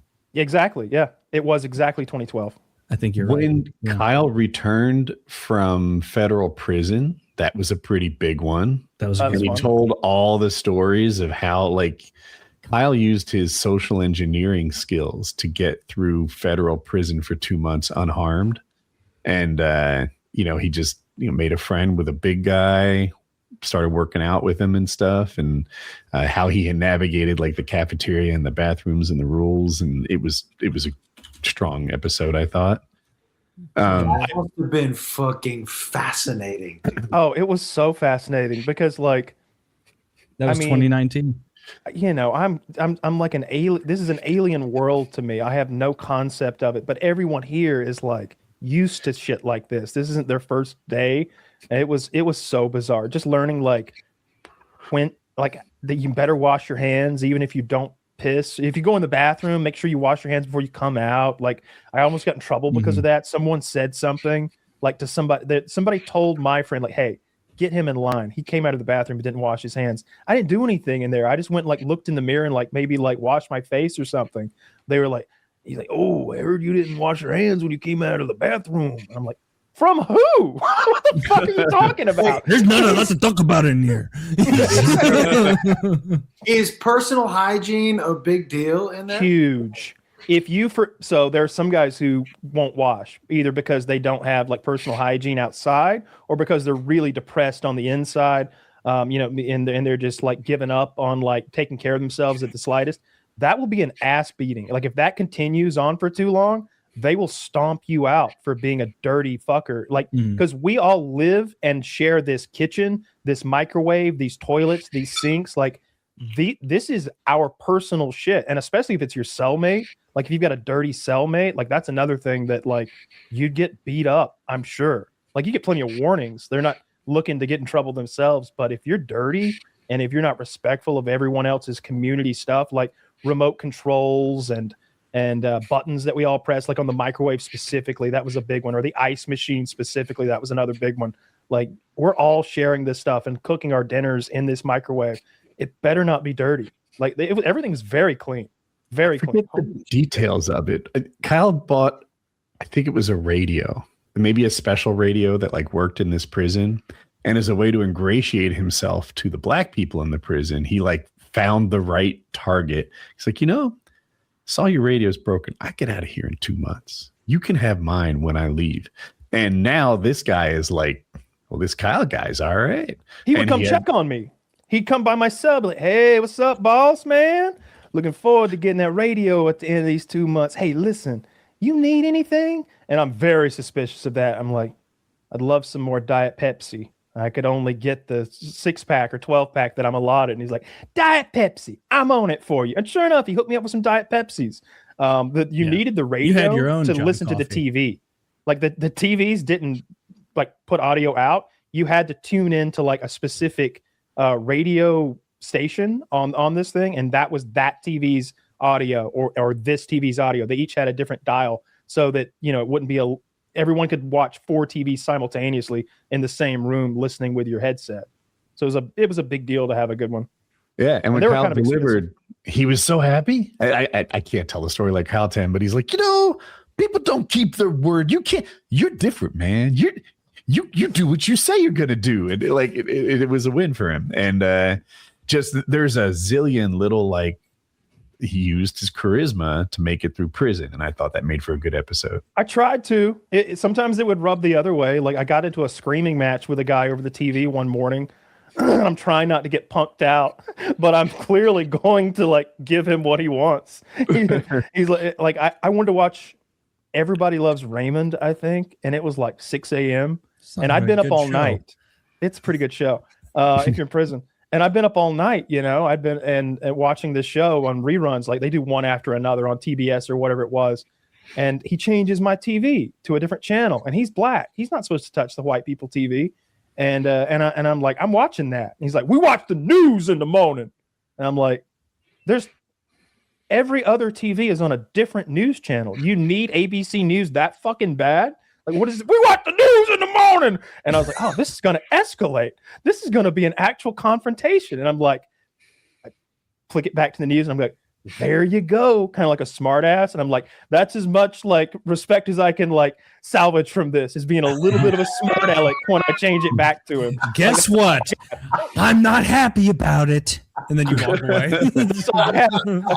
And then I just left the room because it's like, what am I going to do? Fight Parker over the fucking TV? A guy who's been down for 12 years. He runs the laundry. No, Parker gets the white people TV on the news this morning, I guess. They would watch all the morning newscasts because they had hot weather ladies, and everybody's like staring at the weather ladies. It's a big deal. That and VH1 had all those slutty thought shows at the time, like just a bunch of like big booty black chicks getting into arguments and stuff over who knows what. They would always be watching that shit. Anything that had like sexy women on it. Yeah, I think that might be. Look, Kyle, let me ask you something. Is there any lesson you took out of that 2 months in that you brought with you out? No, nothing. Absolutely nothing. Just the IBS. I've never been constipated in my life. The stress was from going in. I didn't shit for weeks, plural. Like I was at the point where I was like, you don't shit like this week, you got to go tell the nurse, because we need like an enema or something. We need some sort of intervention, because I'm eating. I was on a diet because I was trying to lose some weight while I was in there, but I was eating like I'd eat a meal a day most days, but I didn't shit for I wish I remembered how many weeks it was. It was at least 2 weeks, maybe 3. It was a long time. The last time I was supposed to be on this show, I was really sick. It was back in October. Yeah. I had I ended up on the infectious disease floor for like 6 days in the hospital. Oh, damn. But on my way out of that, I didn't shit for 2.5 weeks. And I was giving myself enemas there's a bathroom in my house that my wife still won't use. She still won't go in there. But I was giving myself enemas on the floor. I was drinking all of the Miralax and nothing. And I asked, and I actually started to go, I was putting my own fingers in my ass, just trying to dig it out. Yeah. Needed a grandma to do that. They're the best at it. I knew this was coming. The poop was sideways, right? Yeah. One time I had a turd come out sideways and it got log jammed back there. And my asshole was stretched out like a ukulele trying to make it through a door gap. And I hollered, "Granny!" And Granny had to come in and, well, she used to be a nurse, you see. Not a real one, but she nursed folks. And she got her old paw up in there and clawed out the log jam. Like that's a true story from our This is the boy. story our other co-host told. What? Yeah, true about story. gangster grandma fishing the poop out of his butt so that he could feel better. Yeah. That's a hell of a grandma right there. That I like to think that my grandma, God rest her soul, would do that sort of thing for me, but I'm not sure she would have. I think she'd have been like, "Kyle, that's awful. You go find somebody that won't be scarred for the rest of their life by clawing out turds from your bottom." I asked my wife, I'm like, "Can you help me with this enema?" She was like, "No. That's not in the vows." Good for her. Good for her. Then I'm going to do it in the living room. I think Woody and I both have this situation now that Taylor is a married man. I wonder if he has anything similar. Like, I have my bathroom. My girlfriend has her bathroom. I have never looked in her toilet. I don't know what the inside of it looks like. I'm sure it's clean, but if I saw like a stain or something, I'd be so grossed out. She's never been in my bathroom ever. She doesn't know what the inside of it looks like. When I hear couples are like, "We feel so comfortable we shit in front of each other," I'm like, why? Gross. I listen, I'm very comfortable around my brothers and my best friends. I'm not walking in the bathroom when they shit either. That is not for me to share with you. I don't want to be on the toilet and be like, "Hey, can you pick up some milk?" I'd be like, "What? We're never fucking again." We're all the same way. I mean, look at you. Jesus. No, I can't get you more milk.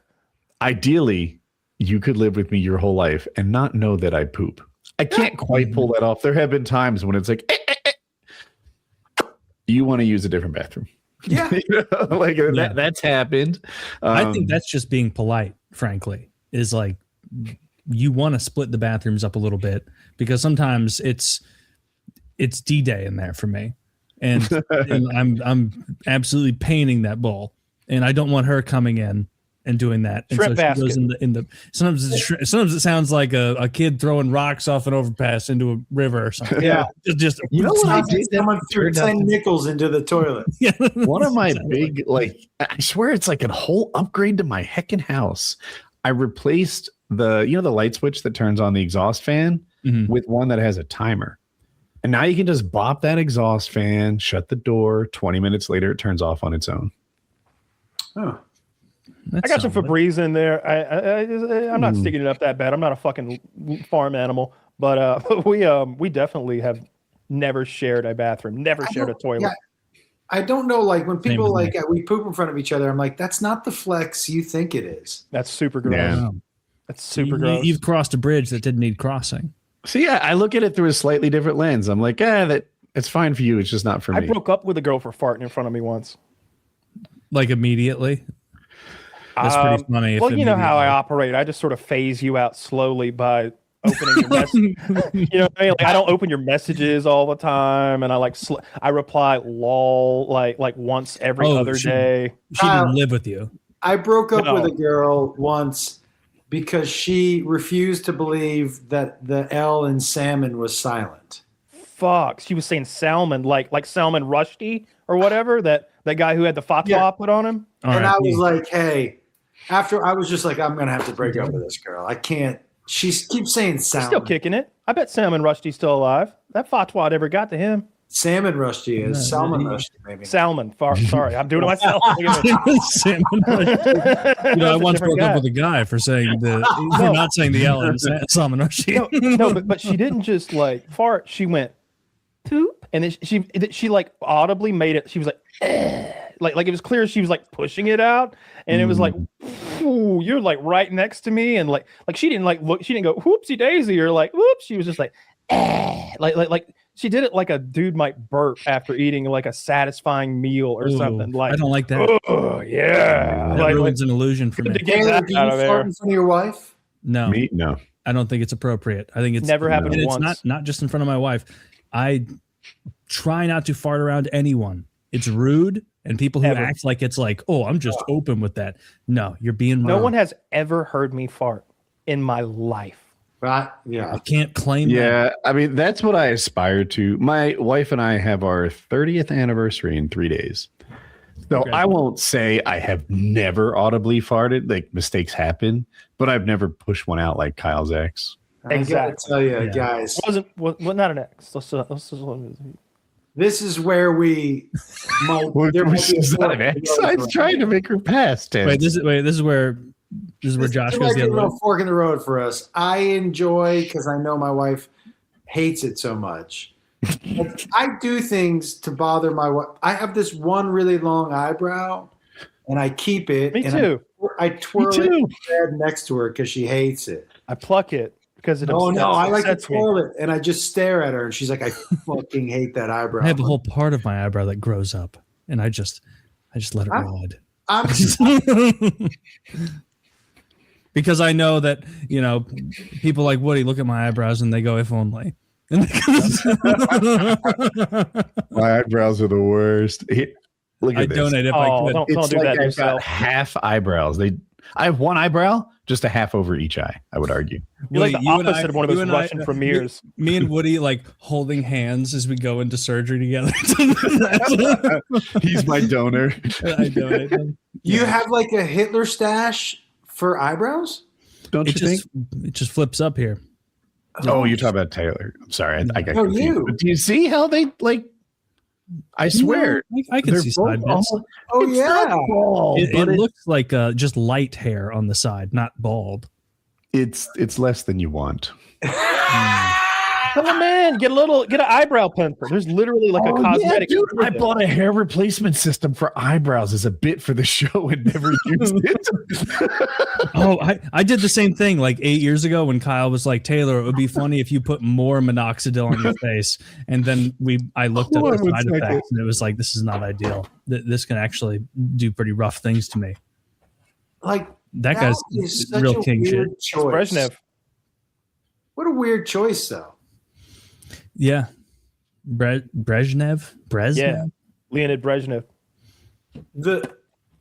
It's kind of alpha to be like, I'm ugly as hell and you have to listen to me. And I'm gonna grow these out. Yeah, and you can't stop me. Yeah, I'd have The to get same that way, taken care of. was it Mao?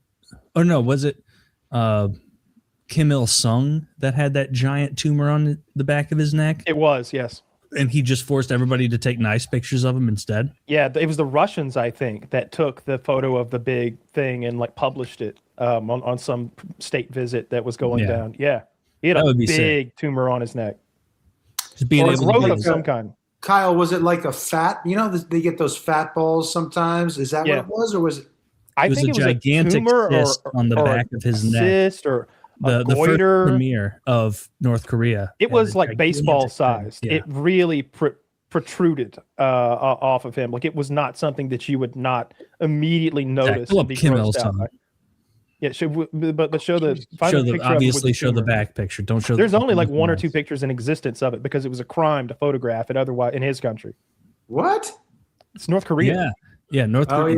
yeah. Yeah. They go hard in the Yeah, paint. like everything's a fucking crime there. Yeah, The haircut that Kim has is a crime for a regular person to get. Oh yeah, look at that Holy bitch. shit. Ooh, boy. it would be better if it grew hair. You could hide That's what I was a thinking. little bit. It Would looks you like they're grow your nuts. hair long in that spot to like put some like drapes over it? Yeah. That's You what I could would. put that other dude's eyebrows over it. Yes, he needed that would cover most Brezhnev's of it. eyebrows. Yeah. That kind of looks like Brezhnev across from, coincidentally. Dude, That's like Ben Shapiro's eyebrows. They keep growing. I found my hair replacement system for eyebrows. Styling powder. This font is so small. I am struggling. But I guess you put it in your palms, rub them together, and then I assume put it on your. I can't read the instructions. Should I give it a go? Oh yeah. Oh yeah. Wait, putting That's not powder, the product that I would use. putting But powder right over your eyes. Putting powder right over your eyes seems. he's got a bottle of fiberglass there that's all Let's chestnut brown that he's about to rub into his eyes, see folks. what we got. let's Dude, see how this gets- definitely see if it's flammable. Isn't this stuff for like? I thought this was to like put in your hair to like fill in like. It is, Thin. but he's making lemons with lemonade. No. I looked for an eyebrow specific formula. Oh, okay. One that won't get in your eyes and make you be blinking all Don't over. It's- know. if I don't it's know. The top is sealed. I've not used this Powder, before. how is it not going to fall in your eyes? I That's think what I'm there's some. thinking. I bet there's some sort of gluey stuff in there. We'll see. Hopefully it'll adhere. Or you could get glasses like Josh's. Like I can't even see Josh's eyebrows unless he raises them That's because right. they're big, thick glasses. Y'all all have Good. glasses. Dang it. Yeah, you're missing out. You're a tourist. You say sometimes you want glasses for the looks. You don't know our struggle. Hang on, I got some somewhere. He doesn't. He doesn't. Woody will know be our done with his struggle. eyebrows by the time I get back. Oh, I can't wait to see how this works. I'm gonna He's gonna look great. He's not at all gonna look like a geisha. Is this shit white? I hope not. This is going to be amazing. How So, does this even work? It's white. is it powder? Try a pinky amount or something. Well, don't sniff it. You know. The fuck is this shit? Yes. It just By the goes way, away when I rub it on my palms. I'm with you. Sniffing it would not have been my first instinct. Wait, This is a disappointment. I need to. clear. Is it a powder? It says styling powder dust. What the fuck is this shit? Hold It looked on. crystalline. That's weird. I need a second. I need to like Google this to read the instructions. I'm the trying to fuck? think. I wanted to grow Other than put it on your eyebrows. hair. Like my eyebrows, I think are pretty normal, but it's hard to. No, they Holy look normal shit. to me. They don't really come down much this way. I have to trim the middle sometimes. Oh, right here. Like yeah, because it'll get big, and then it also goes further down than I'd like too. Almost like I'm gonna like it goes Is to the your- side of my eye. Does your cheek hair? Are you one of those guys where it grows up to here? Yes, yeah, but not thick enough that it would be a beard up to there, which would also look ridiculous. And so I just trim it down to normal beard level. But yeah, I can feel stubble right here on my upper cheek, That is amazing. and so I don't would like love that. to see just like a month of full growth on the face. Oh, there Even- you go.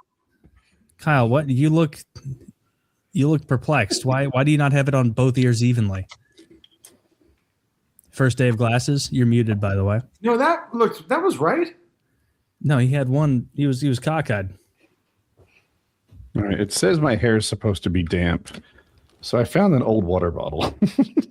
I'm doing my best. Yeah. Turn square to the camera. Or I can't see now because of that. All right. Mhm. You're a little bit high on your right eye, unless you're mirrored, and then it's left eye. Woody, this is. I mean, how long does it say it's supposed to take? I must be doing it wrong. It should be immediate, right? You're not using enough. You really gotta get it in there. Yeah.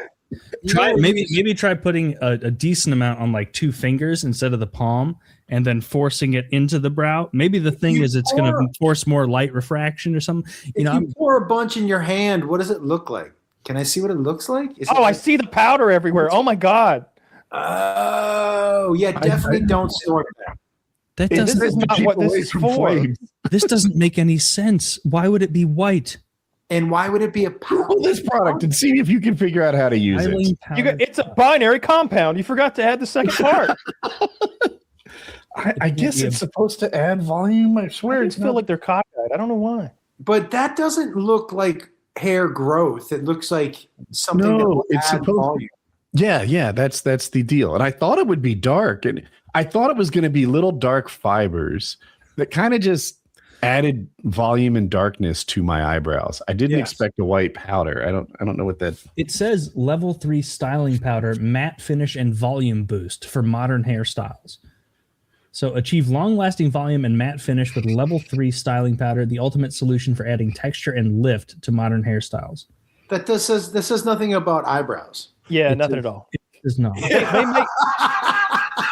What you want is like an eyebrow pencil or one of those just for men. Like it looks like mascara and like just to like color them in. You know, This is the worst $9.80 I ever spent. it goes up here. Yeah. Now I'm just blinking a lot for no reason.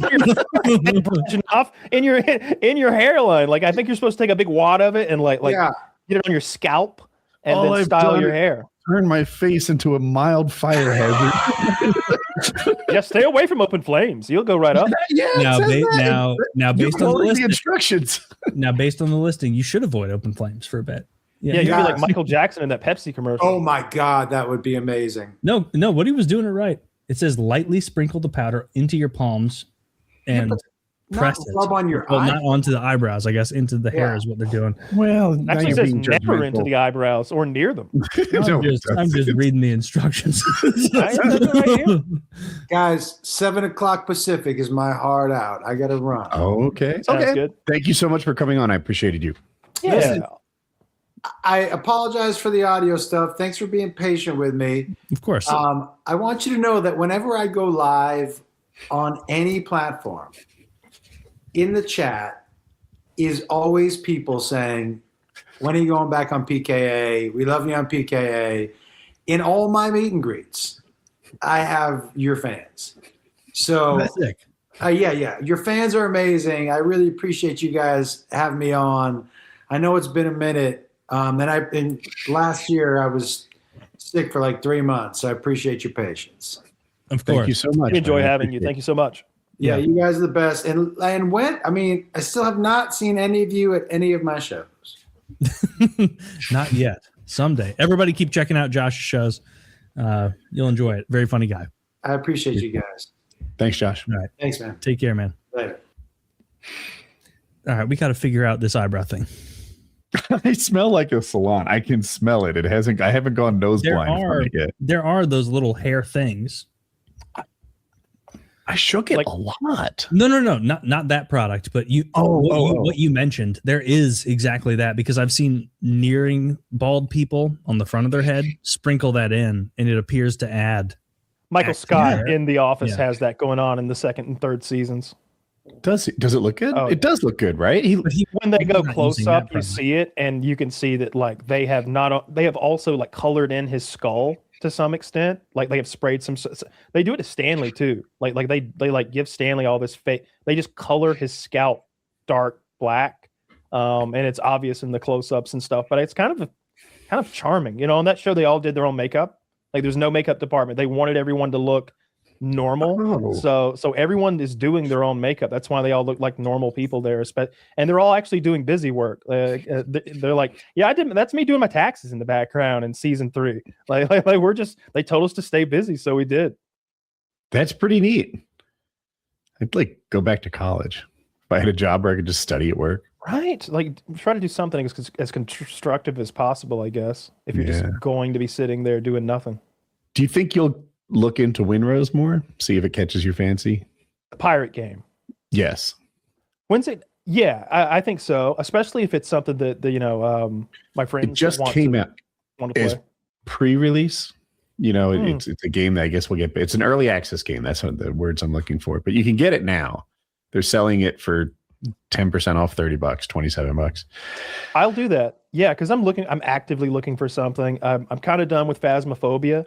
I've mastered it. I've done everything I think that I want to do there. I was looking at another game called Demonologist, which is kind of the exact same thing, except like scarier, and it looks a little better, and you can actually like kill the ghost at the end. You like you burn them up and like kill them like supernatural style. I played some Squad this morning. My sleep schedule's atrocious. Like I stayed up all night, and when it was time to go to bed, I was like, I had watched like a Squad YouTube video, and I was like, do I own Squad? I didn't. And I was like, well, I could. And so I bought Squad at like 7 a.m. after being up all night and played it till like 9 in the morning. Is it a shooter? Yeah, Squad is like the ultimate old man shooter because it is a real like simulator with command structures and squads and real world vehicles and scenarios. So you can do like US versus name a country. I saw most of the server. I played I think China versus the US last night, and it's just like so big, and you're just like one little piece in the war. If you think Battlefield makes you feel inconsequential, play Squad. Now you're just an ant on an ant hill, you know, like there's stuff to do, but it's a little bit slow if you're not like plugged into the chain of command and have people to tell you, go here, do that, do this, do that. So I was pretty lost trying to play Squad. I wish you liked Marathon. I'd like playing, but it looks too hard for me, honestly. Like I don't want to like get good at shooting right now. I don't know. I like Tarkov because I can get cheap kills on people when I'm like sharpening my skills like early, like so it doesn't beat me down so badly with loss after loss after loss. You can get a few ambushes in, maybe even like camp somebody out or something and get some lucky kills here and there, and it makes you feel good. But I feel like in Marathon, I'm so rusty for shooters that I would just be getting pooped on for weeks before I like dialed in. You probably would be. It could happen. So. One of the most important things in Marathon is to be really disciplined about engaging in gunfights. Like if you can't answer this question, why do I have the advantage? Don't take that fight. Don't take a fair fight. Don't take a fight where you're pushing some guy on the roof. Be the guy on the roof. And if you can't answer why you're most likely to win, you know, if it's a fair fight, do you have a huge gear advantage? You can tell what their shield is when you shoot them. I'll stop talking about Marathon. But yeah, it's so much of it is good decision making. Good decision makers beat people with better mechanics. Hell Let Loose Vietnam is doing, I think, beta signups right now. This is the trailer for it. It looks real good. Really? I've never played a Vietnam game that was any good, but this has given me like. Is Hell Let Loose an older series? And like Vietnam is just this version? Correct. Yeah, that's the case. I think that the last game that was Hell Let Loose I played was the World War II game, because I think I did you can do like tank stuff. I think I remember being part of like a tank crew in Hell Let Loose last time I played that. But this is Vietnam, obviously, which, again, I've never played a good Vietnam game.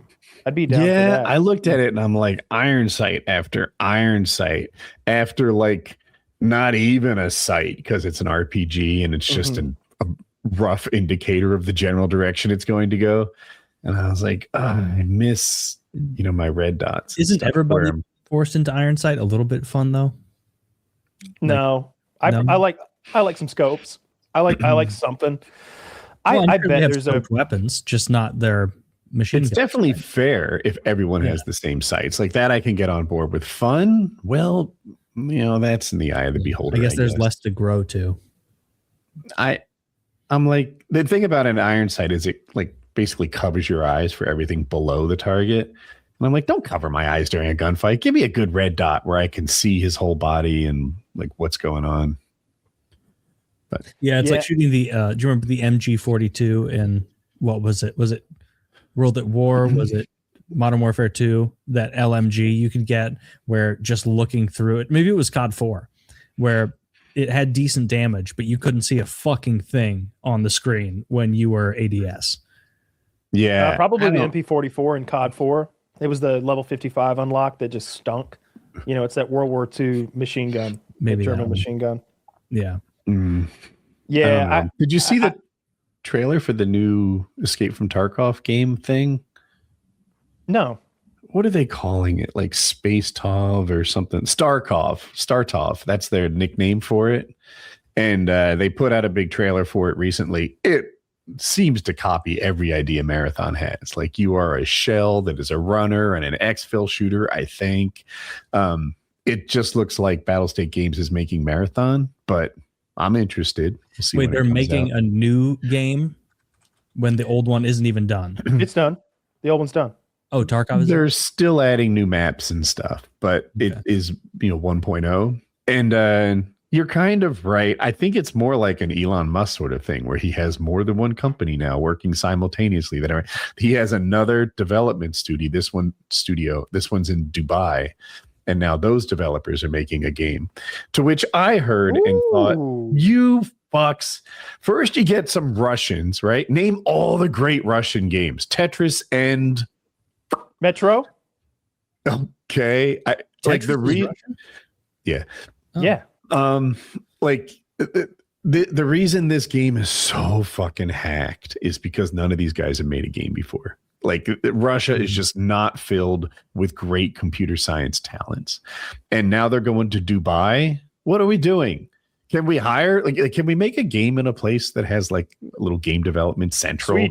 Sweden. Sure. Honestly, yeah. Steal away the Embark people or something. I don't know. But they're going to build another game in some place that I guess has cheap, unskilled labor. It's going to be a hack fest, and I'll buy it. They've clearly got some money from it seems like the Middle Easterners are investing heavily in gaming. I thought the Battlestate Studios were in London. Like, I know it's like a Russian crew, but I don't know what the devs or what their nationality was. But I know they had a place in London. Okay. What game did the Swedes make that was excellent? I bet there are. I just don't know. Maybe Expedition 33 is from some Scandinavian country. I think Fat Shark is there too. They make Vermintide and Dark Tide and stuff like that. No. I'm pretty sure those are both like Scandinavian. It might not be specifically Sweden or whatever I said, but it's That's somewhere cool. in there. They're real little countries.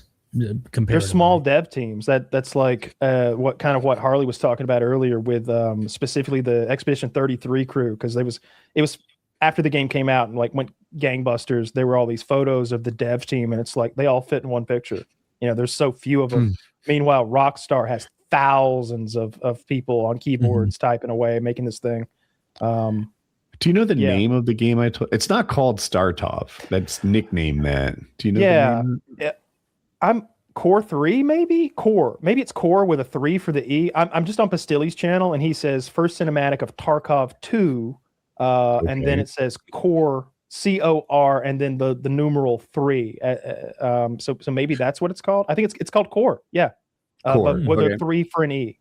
Yeah. Yeah, I don't know. It has my attention because Tarkov was such a deep game. So there's like a little teaser trailer of some kind, and Vasili's like scrubbing through it here. And what I noticed was the guy holding the gun looked great to me, but I noticed like a hideout or something, and I was like, this is Tarkov again. Like, the Tarkov formula is an incredibly addictive formula. There is always a new thing to strive for, which is what I want there to always be, that next big thing just out of reach. Where if I just played for another hour, what? Pardon? We've never finished Tarkov. At least I have. I don't think you got Kappa, right? I've got Kappa. Yeah. Well, all right. So in my not in my offline account, in my PvE account, I have everything. I'm level 65 or something. I've done all the Lightkeeper quests.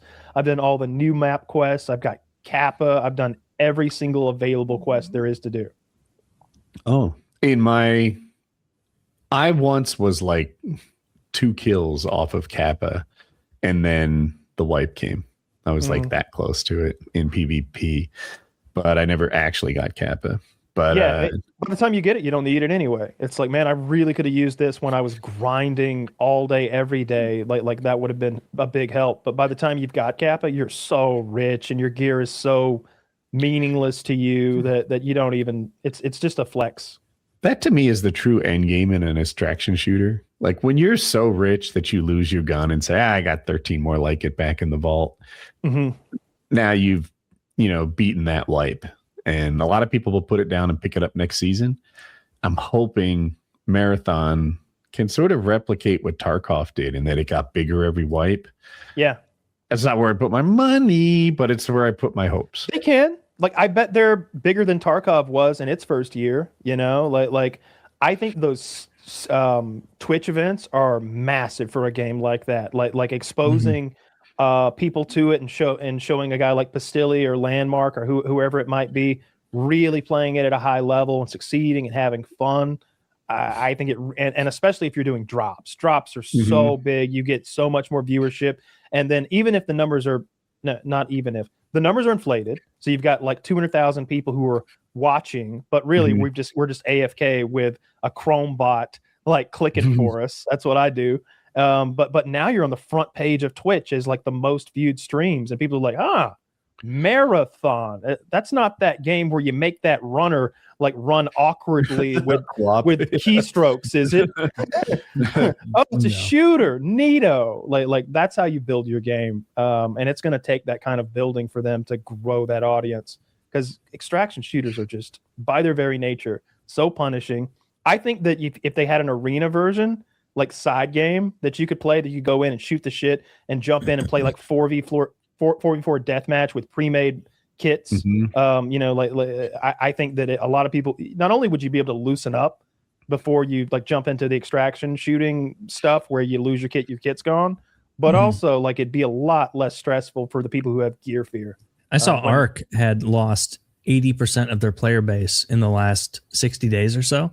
Yikes. And it's probably because of what Woody said earlier, where all the hardcore guys who are grinding it are sick of running into people who are casuals just with a free kettle and nothing else. Like there's no reason to even kill those guys. There's nothing to grab.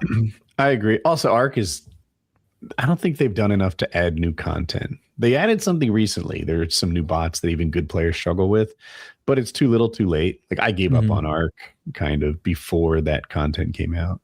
I hit that period of being so rich I didn't care anymore within like a few weeks. Like before you started playing the game, I'm sure I never made as much money as you made, but I had made so much I was like, nothing mattered anymore. Like nothing mattered anymore. If I don't, now it's just about the PvP and the PvE. If that is purely fun to me, because the gear doesn't matter anymore, the money doesn't matter anymore, the tasks are terrible in that game. I like an in-depth, difficult task that I need another video open on another monitor to be like, all right, now you're going into the wine store to pick up the wine bottle. It could be anywhere, and it's a fucking wine store. So get ready. And it's like, there's a quest like that in Tarkov where you have to go pick up the wine bottle. Yes. Let me tell you what, when you're in there fumbling around in the dark in a wine store, surrounded by enemies. Looking for a special wine bottle. My heart is pounding. It's just boom, boom, boom, boom. And I'm like, is this it? No. Is that it? No. Because there are like regular wine bottles everywhere, but there's one special one that glows gold if you look at it just right, close enough. And it can spawn in like 8 different places. And I'm in there looking for it. And like, finally, I got it. Killed immediately. It's 15 minutes before I can get back here. I've got to go make a new kit. And then probably another 10 minutes to run back to the wine store. Oh yeah, on the map. And yeah. You spawn on the other side of the map. Now you have to like fight your way through hell to get back to the wine store. You die on the way. Do it again. We made it to the wine store this time. We got the wine bottle. Dead. Do it again. It took me so many tries. I didn't cry, but I had that feeling where like if I make myself cry right now, I'll cry. You know what I mean? I do know the feeling, yeah. Like I'm not gonna like tears will not escape if I don't allow it to happen. But if I lean into this, I could sob right now. Raiders I just opposite. like you load them with a free kit, and they're like, "Hey, Raider, go to this building and press E. Excellent job. Here's some glow sticks." And you're like, everything about this was a waste of my time. One, I don't have any value for glow sticks. I'm just going to immediately sell them for next to nothing. 2, like I didn't learn anything. I didn't do anything. I've done every quest in Arc Raiders 3 times now, and I have never gotten anything out of any. I've played 1%, 0.5% as much as you in Arc Raiders, and I feel the same way. It'll be like, here are your quests, and it's like, really, that again? Like, how are Tarkov they repeating quests for are me? Tarkov quests are so infamous that you can tell somebody like, "Oh, I'm doing bullshit right now." They know exactly what you mean. There's a quest called bullshit where you have to go into the mask, get the thumb drive out of the back of the car that's on the bridge. Now you have to go to the dorms and you have to plant 3 gold chains in 3 different areas. It's like a 7.5 second plant time. By the way, gold chains ain't free. You got to buy those on the flea market from other gamers who are selling them in the in-game market with in-game currency. If you die, you lose your chains and you're in there planting them. The best part is you can't fire a shot at the enemies while you're in the dorms. You cannot shoot. That's part of the challenge. The AI. So you have to like. Normally, people get their buddies to come in and go ahead of them and just kill all the AI in front of them. That's what I do Solo. I do that shit solo. I'm creeping around in there, popping smoke grenades. The AI's running around. Yamaga Holof. Fucking like they're ratting me out or whatever. They're talking shit. They're babbling in Russian, looking for me. 100-meter headshots. Killerborn and Shooterborn in Heaven, but they have made that one much easier. But that's probably the most infamous. Yeah, they kept lowering how many maps you had to do it on and the range that the target had to be. I made it harder because at the time I had Shooterborn in Heaven open, I also had kill other people with the bolt action open or something. While wearing the PKA and the blue helmet. Yeah, maybe, right? So I'm like, if I do get a kill, I can make progress on 2 or 3 quests at the same time. But, sure, it'd be nice to have a follow-up shot in case I miss at 100 meters. But no, not me. Yeah, you have to kill enemy players, not AI. It used to be over 100 meters. You had to do 10 of these per map on each of the maps.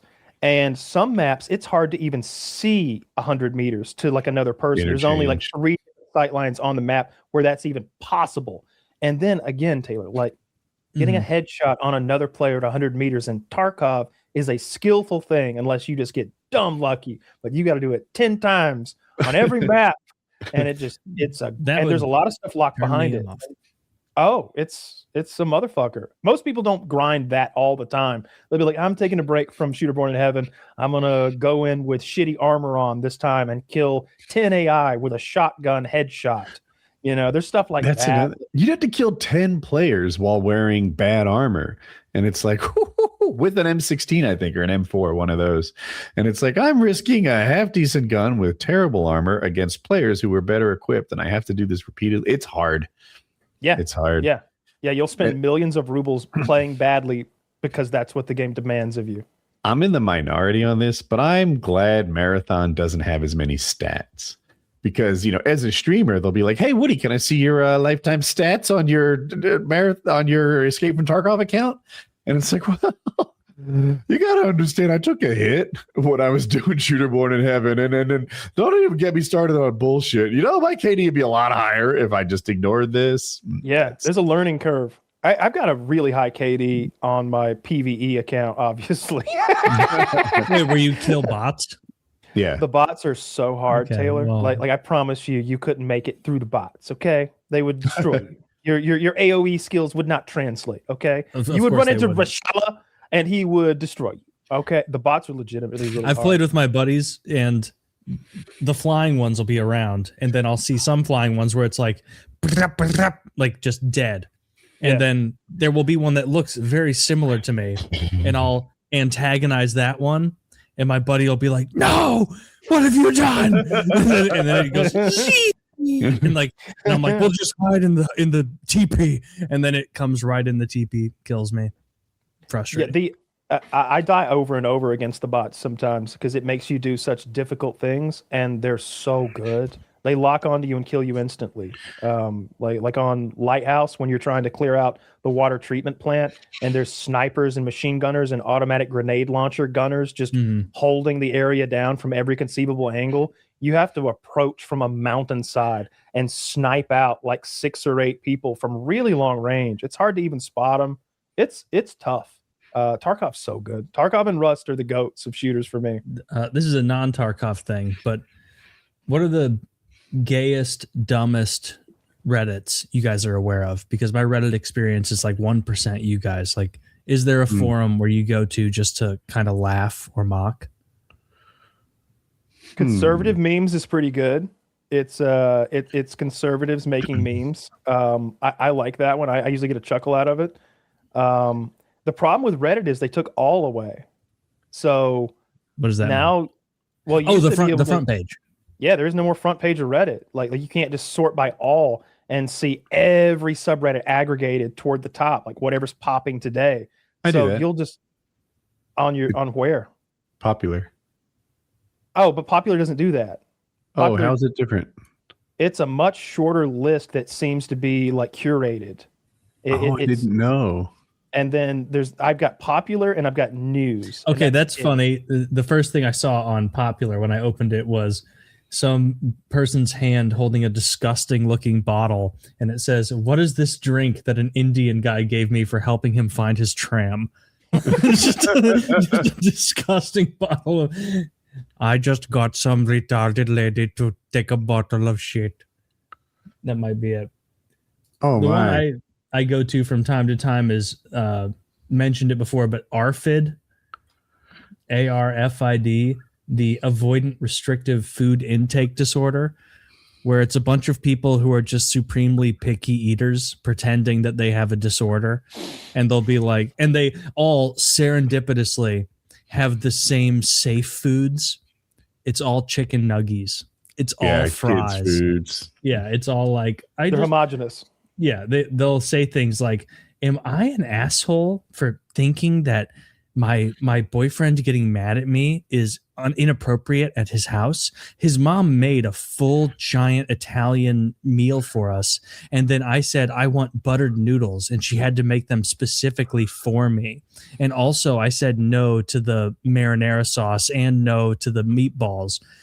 Why do people care what I eat?" And it's like, because you're being fucking rude, because you're a little baby and you're being a dickhead. And so this is one that I laugh at semi-regularly. Probably once every 3 months, I pop over to r/rfid, and it's them. One of them is, "I tried a new ice cream flavor today."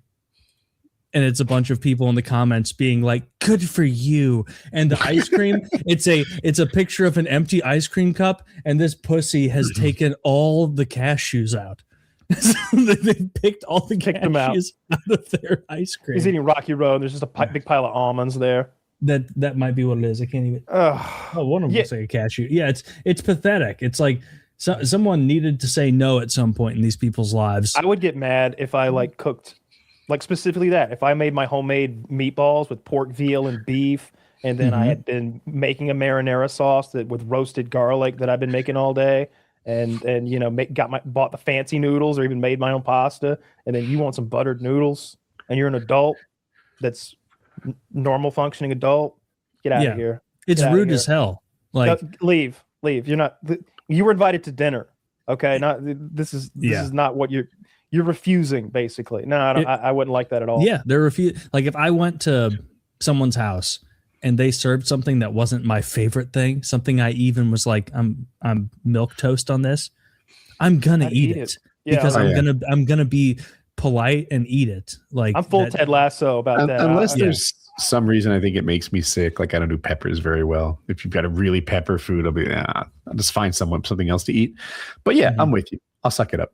There's a Yeah. Ted Lasso episode where he's like being interviewed by this guy who hates him. Everybody hates him, and he's eating at like some Pakistani guy's restaurant that he had just randomly met, and it was like when he says he's your friend, he means like it's a random meeting. He's like, "You should come by my restaurant someday." He's like, "Well, I think I will," and he does. He just shows up, and he's like, "My father, he used this special Kashmirian peppers for you. Oh, joy! Hope you like a spice." And it's like so spicy that the other guy is like, "Oh, I can't possibly." And he's like, "Well, don't do that. We got to eat it or his daddy's going to feel bad." And he's just like eating like huge amounts of this spicy curry. Then or I'm whatever. like Ted Lasso in that situation where you got to eat this or they're going to feel bad. They made you something special. Yeah. Don't insult them. Yeah. Wait, peppers Yeah, I fuck agree. you up, Woody? Like spicy peppers? Loose stool. Hmm. That's the impact. How Shrimp spicy basket. does it have to be? Like jalapeno spicy, habanero See, spicy? here's my confession. I like peppers. So sometimes, you know, I just jump in the lava because I like swimming. Well, that's not picky. feel It that. seems like you're doing it for almost a GI thing. That's exactly what it is. And sometimes I'll suffer the effects, you know, but that's tomorrow Woody's problem. I like I've done that. Yeah. I like pinto. I like pinto beans. Every now and then, growing up, my mom would just make a big pot of pinto beans with ham hocks in them, and then I would dice up raw onions, put them in there, and I would put that like Texas Pete salt. You know, the clear Texas Pete that's got the green peppers.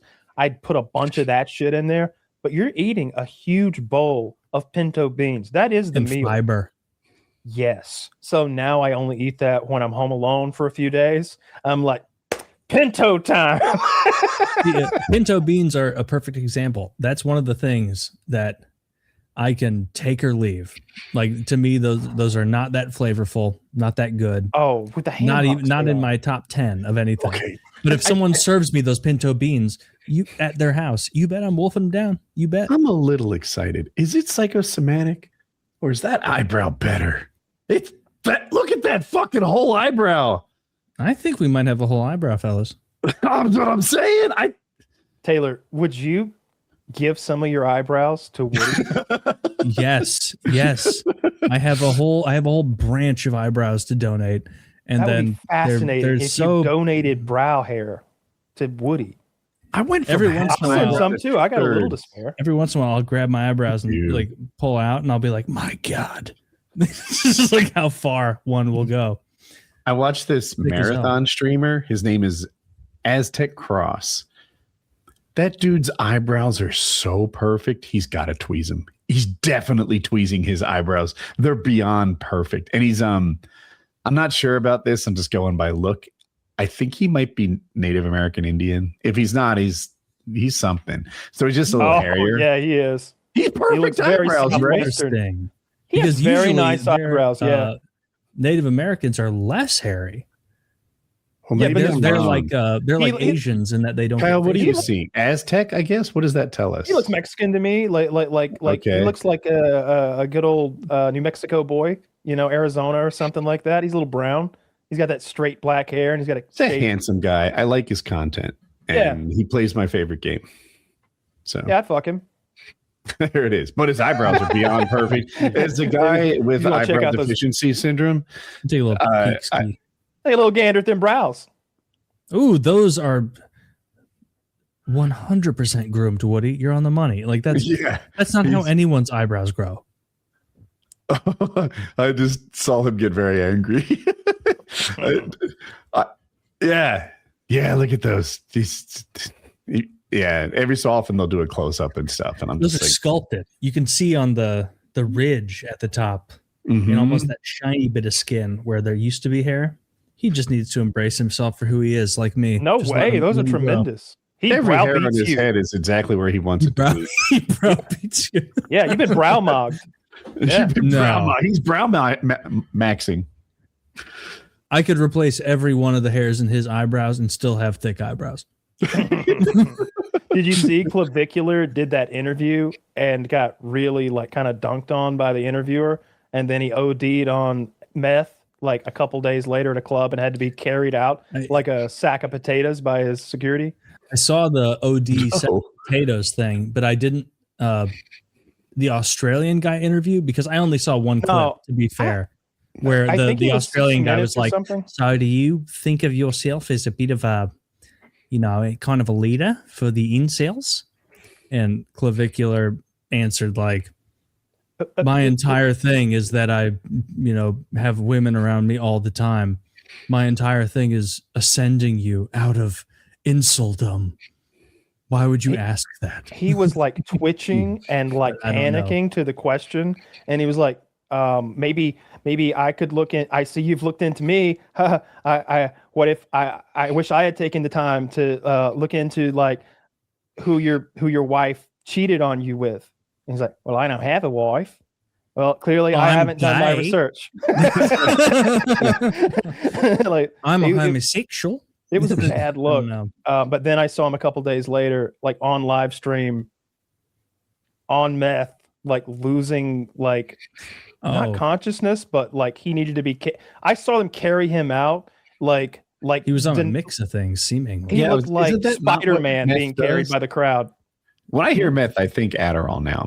How far off am I? Like, well, there's similar chemical compounds, but he's talking about methamphetamine, like Walter White style. Okay, that doesn't make you good at homework, I guess. No, it makes you really good at picking facial scabs and like and masturbating. But I did see Kyle. I saw another clip where it was clavicular, clearly like ODing and starting to like pass out from whatever mixture of drugs he had in his system at that club. And this Australian guy next to him, the same guy who gets like his wig stolen all the time, was like seeing him OD and was like, "You need an Eddie? Maybe an Eddie would help. Hips and Adderall." An Adderall. Yeah, and he was like trying to give an Adderall to a guy clearly ODing, and it's like, wow, these guys are maybe a little too much into the pharma game. Yeah, I don't think that's what they're into. I think they're into the drug abuse game. Well, that does seem to be part of it, doesn't it? Yeah, I've only ever OD'd on like marijuana. Obviously, I have done that plenty of times. ODing on marijuana is just where you make a fool of yourself. Is that just when you go to sleep? No, that's like where you are like, I have to go to the hospital, and then you go to the hospital and they're like, calm down, retard. Like intuitively, I've never done that. Like I never had to be rescued like my dad, but I have definitely like vomited. Like I've started vomiting from taking too much, from eating too many edibles, and had like a full on like. I remember the first time I took edibles. This lady that. So the guy that I was buying weed from at the time was a friend, like a male friend. And the girl he was buying the weed from was this hippie chick who grew it in South Carolina. And like they had a cornfield, but a part of the cornfield was weed or something like that. And she'd grow like half an acre of pot. So she had a ton. So she gave him a shoebox full of trimmings. Trimmings, Woody, are the parts around the bud, the flower part that's most potent that you normally smoke. This is everything but. Like all the little leaves around it, all the sticks and stems, but they're way less potent. Yeah. But it's still like active. So you can cook that down. Yeah, that's what I did. So we cooked it down into oil, and the oil turned black like motor oil. We had cooked so much down into the oil, like it looked like the darkest, so dark green that you couldn't see the green anymore. So that doesn't mean you burnt it. No, it means I've extracted so much trimmings into this pot of oil that the chlorophyll or whatever makes plants green has also leached in such great quantities that it has turned a dark green. Made fudge brownies with that shit. My girlfriend's coming over for the first time ever. This is the first time she's ever been to my house. And we're sitting on the couch. We eat these fudge brownies. A whole one? Trailer. I cut it like a pie. It was in like a pie plate, and then it was frosted. And I cut myself like a standard grown man slice of pie. And I ate that. And then no one told me that these things take like a long time to kick in. So like 45 minutes go by, I have myself another slice because they don't taste too bad. No, they don't taste too bad. And I'm talking about, God knows how potent this was. Never had an edible in my life. When they kicked in, I specifically remember we were watching the episode of Trailer Park Boys where Mr. Leahy and Randy get caught being gay. And Randy's dressed up like a bumblebee, and Mr. Leahy is dressed up like Indiana Bones or something like that. Yeah. And it's like, he's dressed up like a fucking bumblebee, like he's gonna pollinate Mr. Leahy or something. And I'm watching it, and I'm losing time. Like I will see a scene, and then an unknowable amount of time passes, and then I see the next scene, and it's like I just lost 3 minutes. And then I just lost at least 2 or 3 minutes, and I'm losing time. And the image of the TV seems to move wherever I look now. Like now it seems like I can watch TV even if I look up over there. Now I'm watching TV if I look over here. I'm still like seeing this rectangle of the Trailer Park Boys being beamed into my brain. And my mouth is numb, and I hear I'm vibrating. I'm vibrating. Every inch of my body tingles like it's fallen asleep. And it's just starting to wake up, like pins and needles everywhere. And there's a low hum in my ears. And I'm just like, are you okay? And she's like, yeah, I'm fine. Why? I'm like, oh no. Hers took hours to kick in. She woke up in the middle of the night and goes, I'm like, by now I've come down a little, and I'm like, what's wrong, baby? What's wrong? She's like, where am I? I'm like, oh, this is bad. I'm like, you're at my house. She's like, is almost crying. Where do you live? I'm like, I live in Gumlog. She's like, that's so far from where I live. And almost cries a little more. And I'm like, can I get you something? Do you want some water? And she's like, yes, I'm so thirsty. And I'm like, I'll get you some water. And I go to like lean out of bed to go get it. She snatches my arm. Don't leave me. Full on panic attack, meltdown mode. Wait, so she ate the piece, fell asleep, and it didn't hit until... Her metabolism was so much slower than mine as a 25-year-old girl versus like a 25-year-old man, that mine hit me in 2 hours and hers hit her after 4 hours or something. Both of those times are so much slower than I'd expect. Like a gummy hits in 40 minutes. Not for me. Like it's 2 hours before I'm like a gummy. Gummies hit quick for me. Like 45 minutes. I think that's solid. Yeah. That's how they hit me. Maybe it's usually something 30, 45. Because it's definitely a different situation, because gummies are sugar. So they're probably bonding the THC to like sugar molecules or something like that. Whereas like what I was doing, it's bonded to the fat, and you have to metabolize that fat, and it has to go through your liver. Like plus, maybe it is faster. Taylor said something that like the gummies are really soluble. Like if you drop it in water, you won't have a gummy in a minute. Yeah. So maybe your belly like gets it extra fast in a way that it doesn't from a cookie or a brownie or cookies and brownies and stuff like that always take like a full 2 hours to like actually kick all the way in. If you're feeling scary high after 1 hour, buckle up, because you're heading up the tracks on the roller coaster right now. You just started clicking. You're not high yet. That's the worst feeling, is when you start to get hit by an edible and you realize you've quite literally bitten off more than you can chew, and you're like, oh no, like I'm getting time dilation.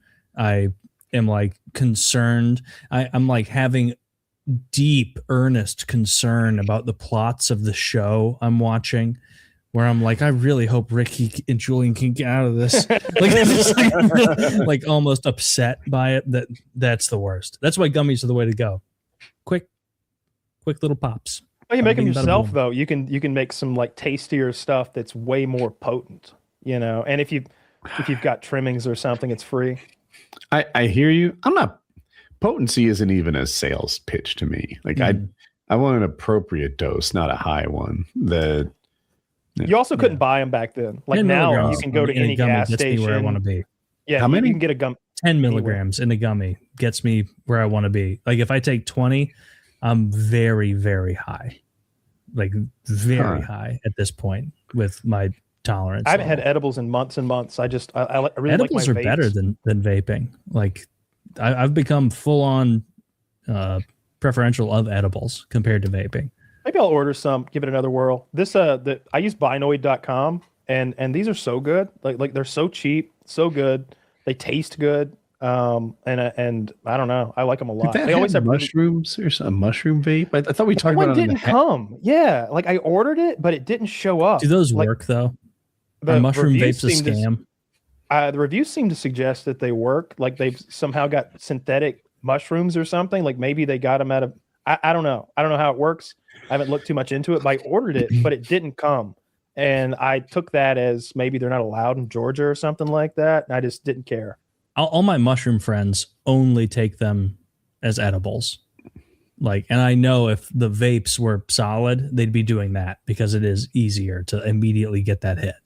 Let's see. Mushrooms are hard to eat.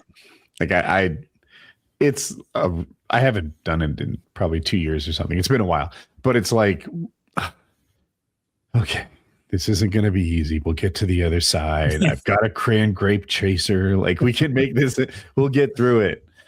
It's rough. My buddies who like to eat them like that will be like, yeah, you can make like a peanut butter sandwich. And I'm like, oh, so it just kind of tastes like a peanut butter sandwich. And they're like, oh no, No, it's like the worst peanut butter sandwich you can imagine in your entire life. It's. I always do the like, same you're just thing. extending it longer. Just suffer it down and then eat a regular peanut butter sandwich. What I do Probably. every time is I take a Tostitos scoop, like a tortilla chip, and I put the mushroom. I put like a chunk of mushroom in it, and then I put salsa on top of that. And then I chew the whole thing up, and I don't notice the texture or the flavor because the salsa is so overpowering, and the crunchiness of the chip kind of masks the chewy nastiness of the mushroom. And I've done that every time I've ever taken mushrooms. That's way better. I just chew it, drink it with water, and chase it with something sweet, like a ginger ale or cran grape. But I don't think that's good. There's a lot of room for improvement on my process. Maybe it's They taste awful. And it's rough because there are lots of good tasting. You can make mushrooms. tea, so you can boil, steep them in hot water and make a mushroom tea that then you could lace with honey or sugar or cinnamon or something like that. That sounds like extending your misery. I know. Get it down without the chewing and the macerating and the little bits Taylor, of mushroom. Can I interest you in like a cough syrup sandwich? Right? Oh yes. Why take a shot when I could make it a whole? Here's the most degenerate like edible I've ever had. When I would make homemade brownies or whatever, so the process basically, I would always use butter because it's better than oil. But I would basically slow cook the carbonized ground up weed in the butter. You activate it by heating it to a certain temperature in the oven covered in foil. Then you grind it up. And then you simmer it in your butter, and then you filter it all out with like a pantyhose or something, or cheesecloth, and you squeeze out all the juice. Probably the food grade thing.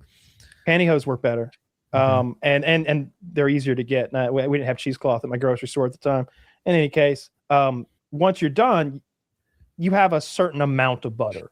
Like you've got like that much. You don't. There's no way because you lose some along the way. There's no way to know exactly how much you're going to have.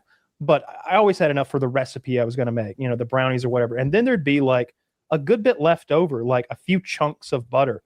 I would melt that down and make a butter shot. And it's green, like rancid tasting plant matter.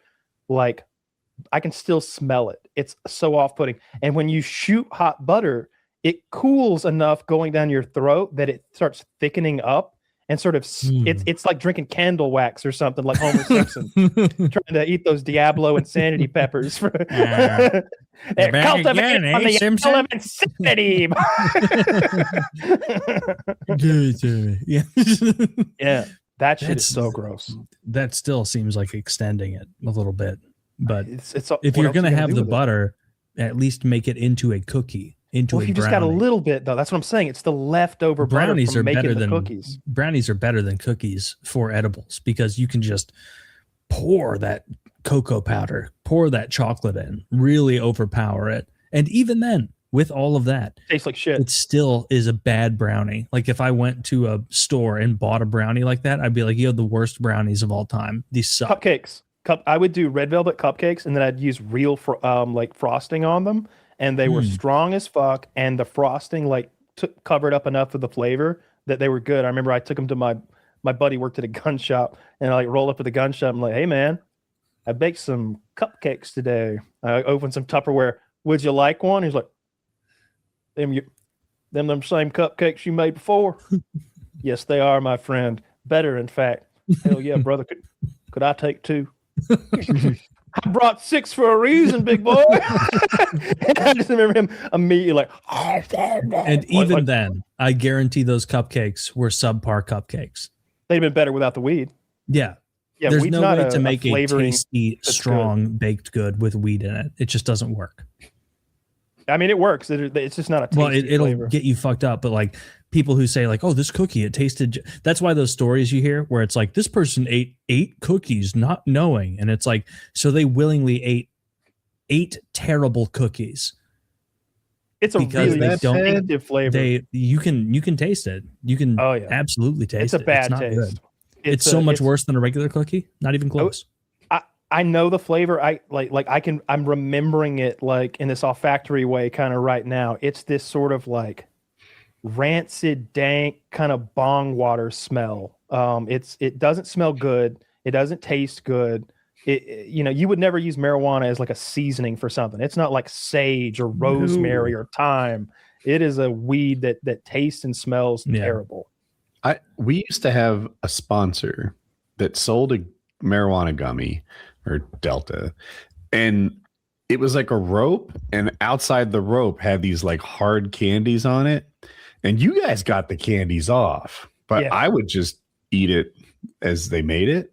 Ugh. And I didn't taste, the sugar was so overpowering. I didn't really taste the bad part. I hated those so much that when I would run out, I would just tell him to send me more of the regular gummies. I ended up throwing out a bunch of those nerd ropes that I had tried because they tasted terrible. And regular nerd ropes, not great. These were reprehensible. I would pick all the nerds off, and then I would use scissors to like cut off my dose off the rope, and I'd be like, I'd look at it for a second, like psych myself. I would take them. I would roll it between my fingers and get it like kind of hot and gooey, and take it like a pill. Like a pill. I swear to God, I would like.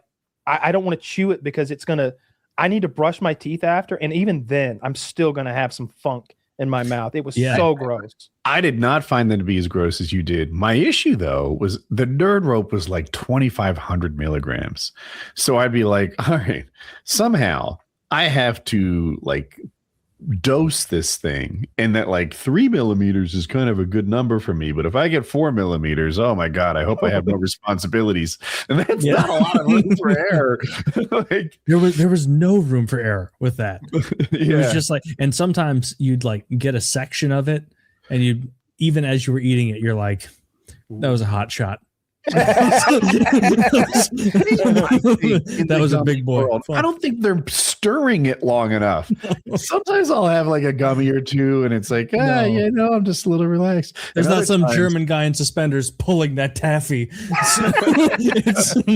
hooking it back on the wall. No, I think they just have some automated stir, run it for 15 seconds, and say that'll do. Yeah, that won't do. It was too much. I don't like the having to guess your dose thing with edibles. Yeah, because then you're almost in a worse mood and primed for a bad time, because you're like, did I take too much? Did I take too little? Did I catch up? Sorry, Kyle. Yeah, did you catch up on Invincible and The Boys? Invincible for sure. The Boys, I think I saw 3. I definitely saw 2.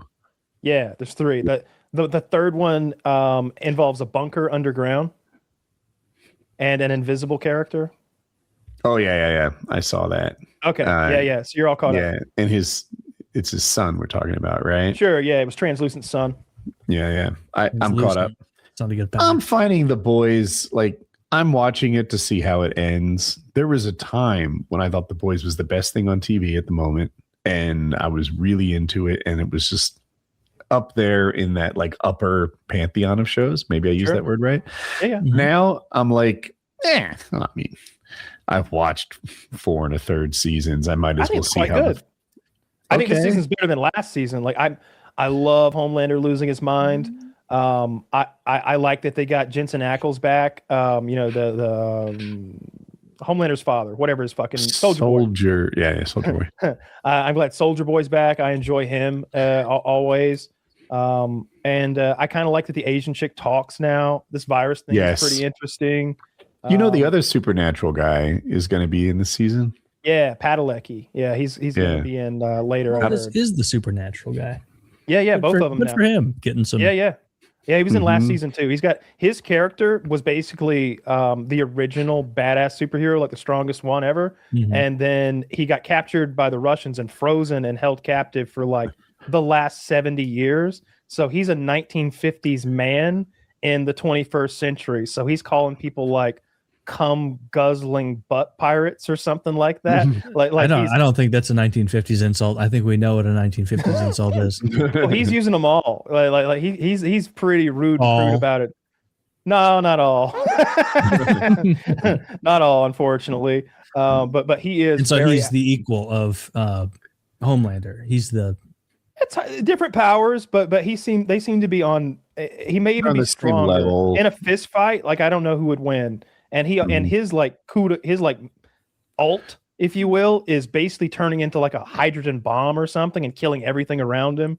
Like he can explode. It doesn't bother him, but like he can just kill everything around him when he really gets psyched up. That's The pretty cool. noteworthy part of that bomb is it takes powers off of Soups. Yeah. Oh, so he would destroy all the other superheroes. He doesn't Anybody kill around them, him when he turns pops. them into humans. Oh, well then fucking bada bing, bada boom seems pretty easy for him to take care of Homelander, right? So anyway, I'm liking We'll the season so far. There's only 3 episodes. It feels like there's been more. Like a lot has happened. I'm looking forward to when they blend the Gen V characters in. I can't think of the black chick's name, but she's coming. They've mentioned her by name a few times. And she might be Homelander's equal in some ways. She controls blood, like at a very fundamental level. It seems like she could just do almost anything when it comes to hurting another human being. She can just. Did you guys watch Avatar, the cartoon one, not the James Cameron one? Nah.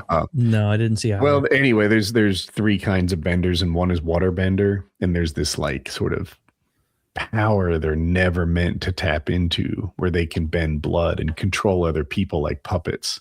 And that's what she's a blood bender, basically. Yeah. Okay. Yeah. So yeah, I'm digging it so far. Looking forward to more of it. Stop or start AIDS. More like controlling people like a puppet, She can making them she can bring you blow back to up. life. She can like make your heart start beating again and heal you, and like she controls blood at a very fundamental level. Like she makes blood cells do I things. forgot. He's right though. Yeah. She can, pretty good power. she can also control like missiles of blood, like pistols. Well, like she can, that's a weight. it's should be pretty in a hospital. terrifying She when should be she does in it. a hospital Going into somewhere. a fight, she cuts her own palms, and now she has like endless. Imagine Spider-Man's webs that shoot holes right through you and out the back of you. I feel like she could be doing a lot more in a hospice. Yeah, she absolutely could. Yeah. Yeah. And I really like Probably. Jack Quaid. I'm liking Jack Quaid That's more cool. by the day. I knew his dad was Dennis Quaid. I didn't know his mom is Meg Ryan. That guy goes on YouTube. I watch Red Letter Media, the movie guys. He's on their YouTube channel like every other month or something like that, doing a 3-hour like session with them, like watching the movies with them and judging them and stuff. He's on the most recent one, and he seems so normal and down to earth and just like a dude. Like he doesn't seem weird at all. Macaulay Culkin's been on there a bunch of times too, and you can tell that he's Really? a little different. That experience that you're having is why I like watching the NBA a little bit. Like, these guys, there must be 6-10 people in the NBA that have podcasts, and they get their teammates on and are just, friends from around the league, and they all chat.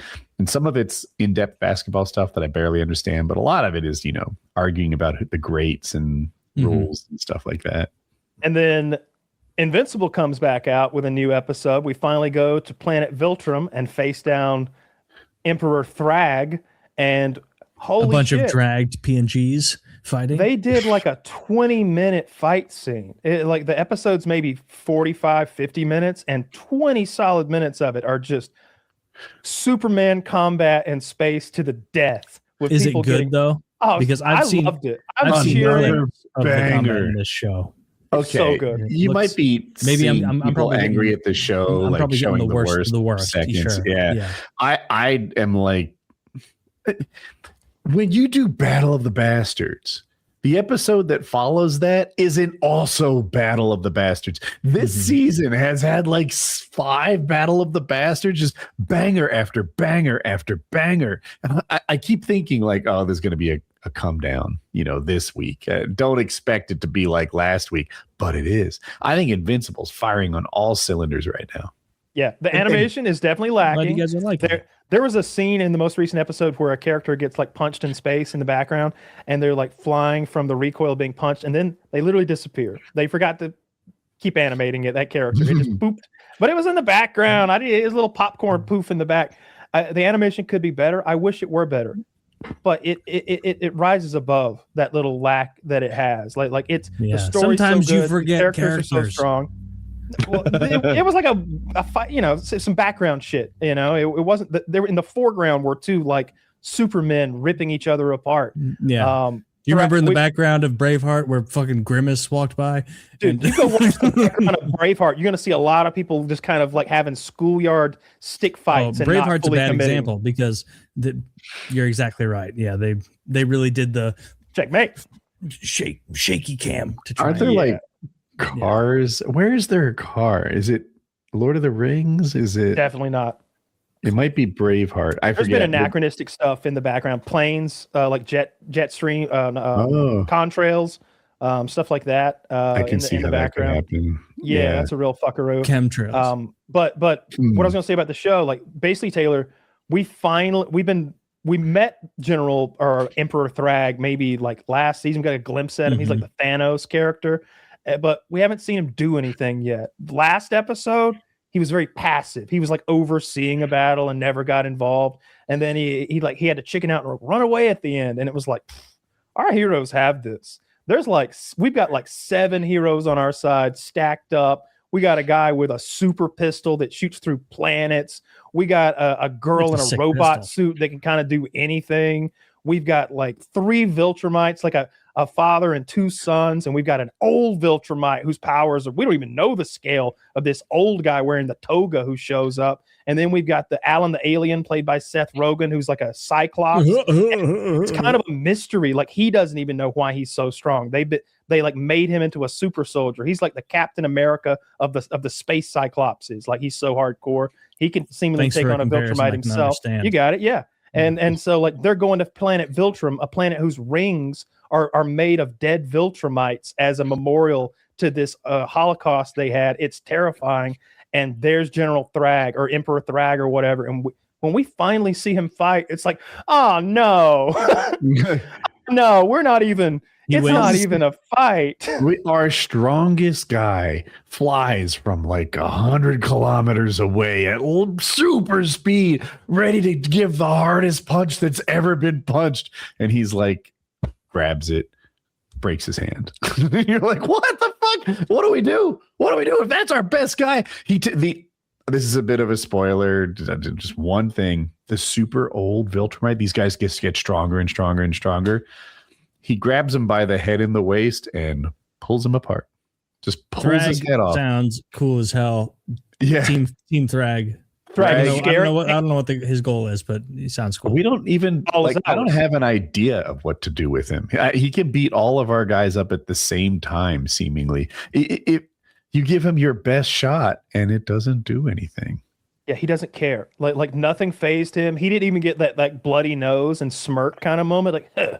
Oh, that for a single drop of blood. You don't even get that. You can't even hit him. I don't think they ever hit him. And at one point, one of the guys headbutts him with like a flying Superman headbutt, and Thrag is just like, yeah, let's take it. Like, and nothing stops him. He punches our hero so hard that our hero leaves. We're in space fighting, by the way, outside the planet. He hits our hero so hard, our strongest hero, that he hits the planet like a meteor and makes a crater. And flies down to the planet, talks some shit, and then he does like a wind up uppercut punch that makes the wind like fly into the room. The strongest hero is that guy from the Omni-Man. It's J.K. Simmons from the insurance commercials. Yes. Yeah. He hits J.K. Simmons with an uppercut that he just punched him from space down to the planet, and now we're on the planet, and he uppercuts him so hard he leaves the planet and goes back into space. It seems like diplomacy might be an option here. That's what makes him a really good villain. He offers diplomacy. He's this Thrag guy is like, hey, you guys are misguided. What are you doing? You're siding with them? We're Viltrumites. All is ours. What are you doing? Leave him. You don't think he's going to turn on you the second you get rid of me? Join with me. We'll defeat him and rule together. See, all will be forgiven. And our guy's like, fuck all that noise. And he's like, okie dokie. And like makes a tornado punch or some shit. Like, it was like something out of an anime. He does just like what he just did. He does 3 Stooges shit on him. Where he like cranks this punch up, and you see the wind like come into the room. Like he creates a vacuum with the punch like wind up and hits him so goddamn hard he turns into like a beam of light as he flies through the roof and into space again. It's He's It's a really interesting to overpowered watch bad the guy. Drag seems The cool. as hell. Viltrumites are really durable and they can recover from seemingly mortal wounds. Oh yeah. But one of their go-to moves is the knife hand. They just put their hand in a straight line like this, poke them in the belly, and their hand goes out the other side. And then they start pulling intestines out. And you're like, how is this survivable?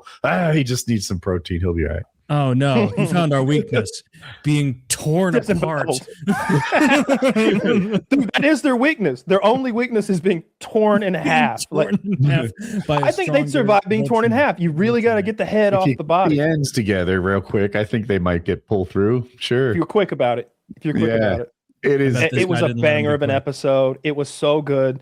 When those episodes end, first of all, they're not too short. They're nice and long. They're 40, 50 minutes. And at the end of it, you get that it's over. You've had your fill, but you still want some more. I'm like buffering toward the end, hoping there's a post-credit scene. There usually is. No post-credit scene. But I'm like, fuck, because the end of the episode is like our boys are beaten half to death, and they most of them escape, and they're like trying to figure out where the bad guy went, and then Mark goes, he's heading to Earth, and then the episode ends, and you realize that like Thrag's at Earth now with his boys. Like he's still got a killer squad with him. Praise Thrag. Praise Thrag. Seems pretty I sick. always say I would bend the knee to the Viltrumites. They are clearly gods compared to us. They are gods. In every measurable way, that is a god. Not only do they have like space technology that's like generations and generations ahead of us, that alone almost makes them worship worthy. They fly. And I don't mean like they fly to like town or they fly to Tokyo on a lark. They fly to other star systems by like flexing real hard and just going. By like looking really determined. They seem to be immortal unless you like really rip their head off. Like they just live thousands of Well, years. it's Thrag's correct Nolan is to 1,000 years old. killing the other ones. Yeah, and he looks good. Kyle said he'd bend the knee, but the thing is, they're coming to Earth because Viltrumites and Earthling like biology work well together. Mhm. I think I'd flirt. Right? Oh, yeah. I'd be there in my paramotor, like, not bad for a human, huh? Or you pick me? I'm with you 100%. I'm trying to get me some Viltrumite pussy. That's got to be the and don't make her. I can just imagine like what if I make her come and she contracts and crushes my cock like it just explodes. That's how I want to die. Oh my god, that's how I want to die. What happened to Kyle? Oh, he made us put it on his tombstone just before he passed out from blood loss. He was crushed by a pussy to death. I just watched the clip. That's so funny watching that super confident superhero have his head and arm torn off. By Thrag. He did it to everybody. Like just left and right. Thrag is like, enough of you. And it's like, oh god, did he just kill a main character? Oh fuck, he just ripped that kid's face off. Like, it's was that a main really character? brutal. They were all main characters at this point. You know, this is the 4th season. Everybody's kind of a main character at this This point. We're black all guy, kind of like Viltrumite, I guess thick, they don't have superpowers against weight gain. Yeah, No. like they kind of have power bellies. Like a couple of the Viltrumites, I guess you could call them fat, but it's sort of a strong kind of fat. yeah, they're like world's strongest man fat. They've got those Yeah. pivot bellies. And apparently the go-to move is to sword punch through the belly. Might want to build that thing up. Mm. That's just sit-ups. I'd wear some All right, armor. well, based on this 1 minute clip, resistance is futile. Thrag wins. I've read the comics, so I know resistance isn't futile, but even I don't remember the specifics of how we win. I just know eventually Does he have like maybe a peanut butter allergy? it could literally be that like he surrenders and leaves or something like that. Or I don't know how they eventually are going to defeat this guy. I just know eventually it happens, but I have know no who idea does how. it. Of course they have. I- Do you know who comic does book. it? won't I don't tell even you. know who does it. Yeah. Okay. I read through the comics. Like I knew exactly what was going to happen on 2 episodes ago when Mark fought Conquest for the second time. Mhm, like mhm. I was like, I can't wait for Mark. Oh, to is this choke guy not bitch out. Conquest? No, Right. Conquest. That's what Conquest Mark is says. dead. Invincible flies up and he's like, I killed Conquest and I'll kill you. And when he says that, all of Viltrumites are like, the fuck? That guy killed Conquest? Because Conquest is always like, even in some flashbacks, you see that Conquest is like afraid of Thrag, but he's almost thinking about trying Thrag. until now, Conquest has been the most. You got to powerful earn thing a we've name seen. like Conquest. Yeah. The way Mark kills Conquest in their second fight, he gets him like this to choke him, to strangle him, and he says, "That's the last breath you'll ever take." And Conquest is beating Mark senseless for minutes while he chokes pulling him his to intestines death. out. Can he not Yeah. just like pull his hands Mark apart? won't let go. Mark's a Viltrumite too. It's Mark not is easy. very strong, Well, we've already established that there are different tiers of strength within but these he guys. right? won't let go. Taylor, he's super pissed. So Mark is a bit of Imagine a we're at a question Citgo mark gas on the station. power. And Conquest just Get me said, angry and set me in front of this fucking piano. That's how it works. That's how it Mark- seemingly works. Okay, well, maybe. Mark is Invincible, the title character, and he's Viltrumite / human, which apparently is a really good recipe. And his power scaling is sort of undefined. Like he just hit puberty 3 years ago. So he keeps getting better at a rate that's not normal. He's like, he beat Conquest. Like, we don't know where Mark's limit is. I don't think it's lore or canon, or rather, but it should be that the way they can that age makes them more powerful, but sustaining and recovering from damage should make you more powerful. Because if that were the case, Mark has been beaten with an inch of death a dozen different times. You know, that's how Alan the Alien works. I didn't know that. No. Yeah, every time Alan the Alien like takes damage or whatever, he levels up. And that's pretty That neat. would explain a lot, because he's continuously getting like stronger and like and I there's love Battle another Beast. They thing. got He's not allowed to like masturbate or have sex. All of his semen is supposed to go towards making more Allens, but he has a girlfriend whose like entire concept of connection and such is basically banging. Her name is Genitalia. It's a play on that. It's like General Talia. Oh, I didn't catch that. Oh, that's You sweet. didn't catch General say- Talia? They don't say it nice and slow for you, and there's plenty of gobbledygook. She's like, "This is General Talia, and this is Pete the prick," and That's so obvious, bro. And we told you the other day how her and Alan were fucking constantly. Omni-Man's just being tortured by the sounds of them banging all night, every night. Yeah. I like that little side bit. Every time she sees him, it's like time to bang again. Yeah, we stuck one past the goalie with General Talia. Have you ever seen the It Saturday might Night be Live Talia, bit but it's close. where they have Colonel Angus, but I've seen Colonel but Angus. it's Southern Yeah. antebellum times, post Civil War. So like, Colonel Angus, where have you been?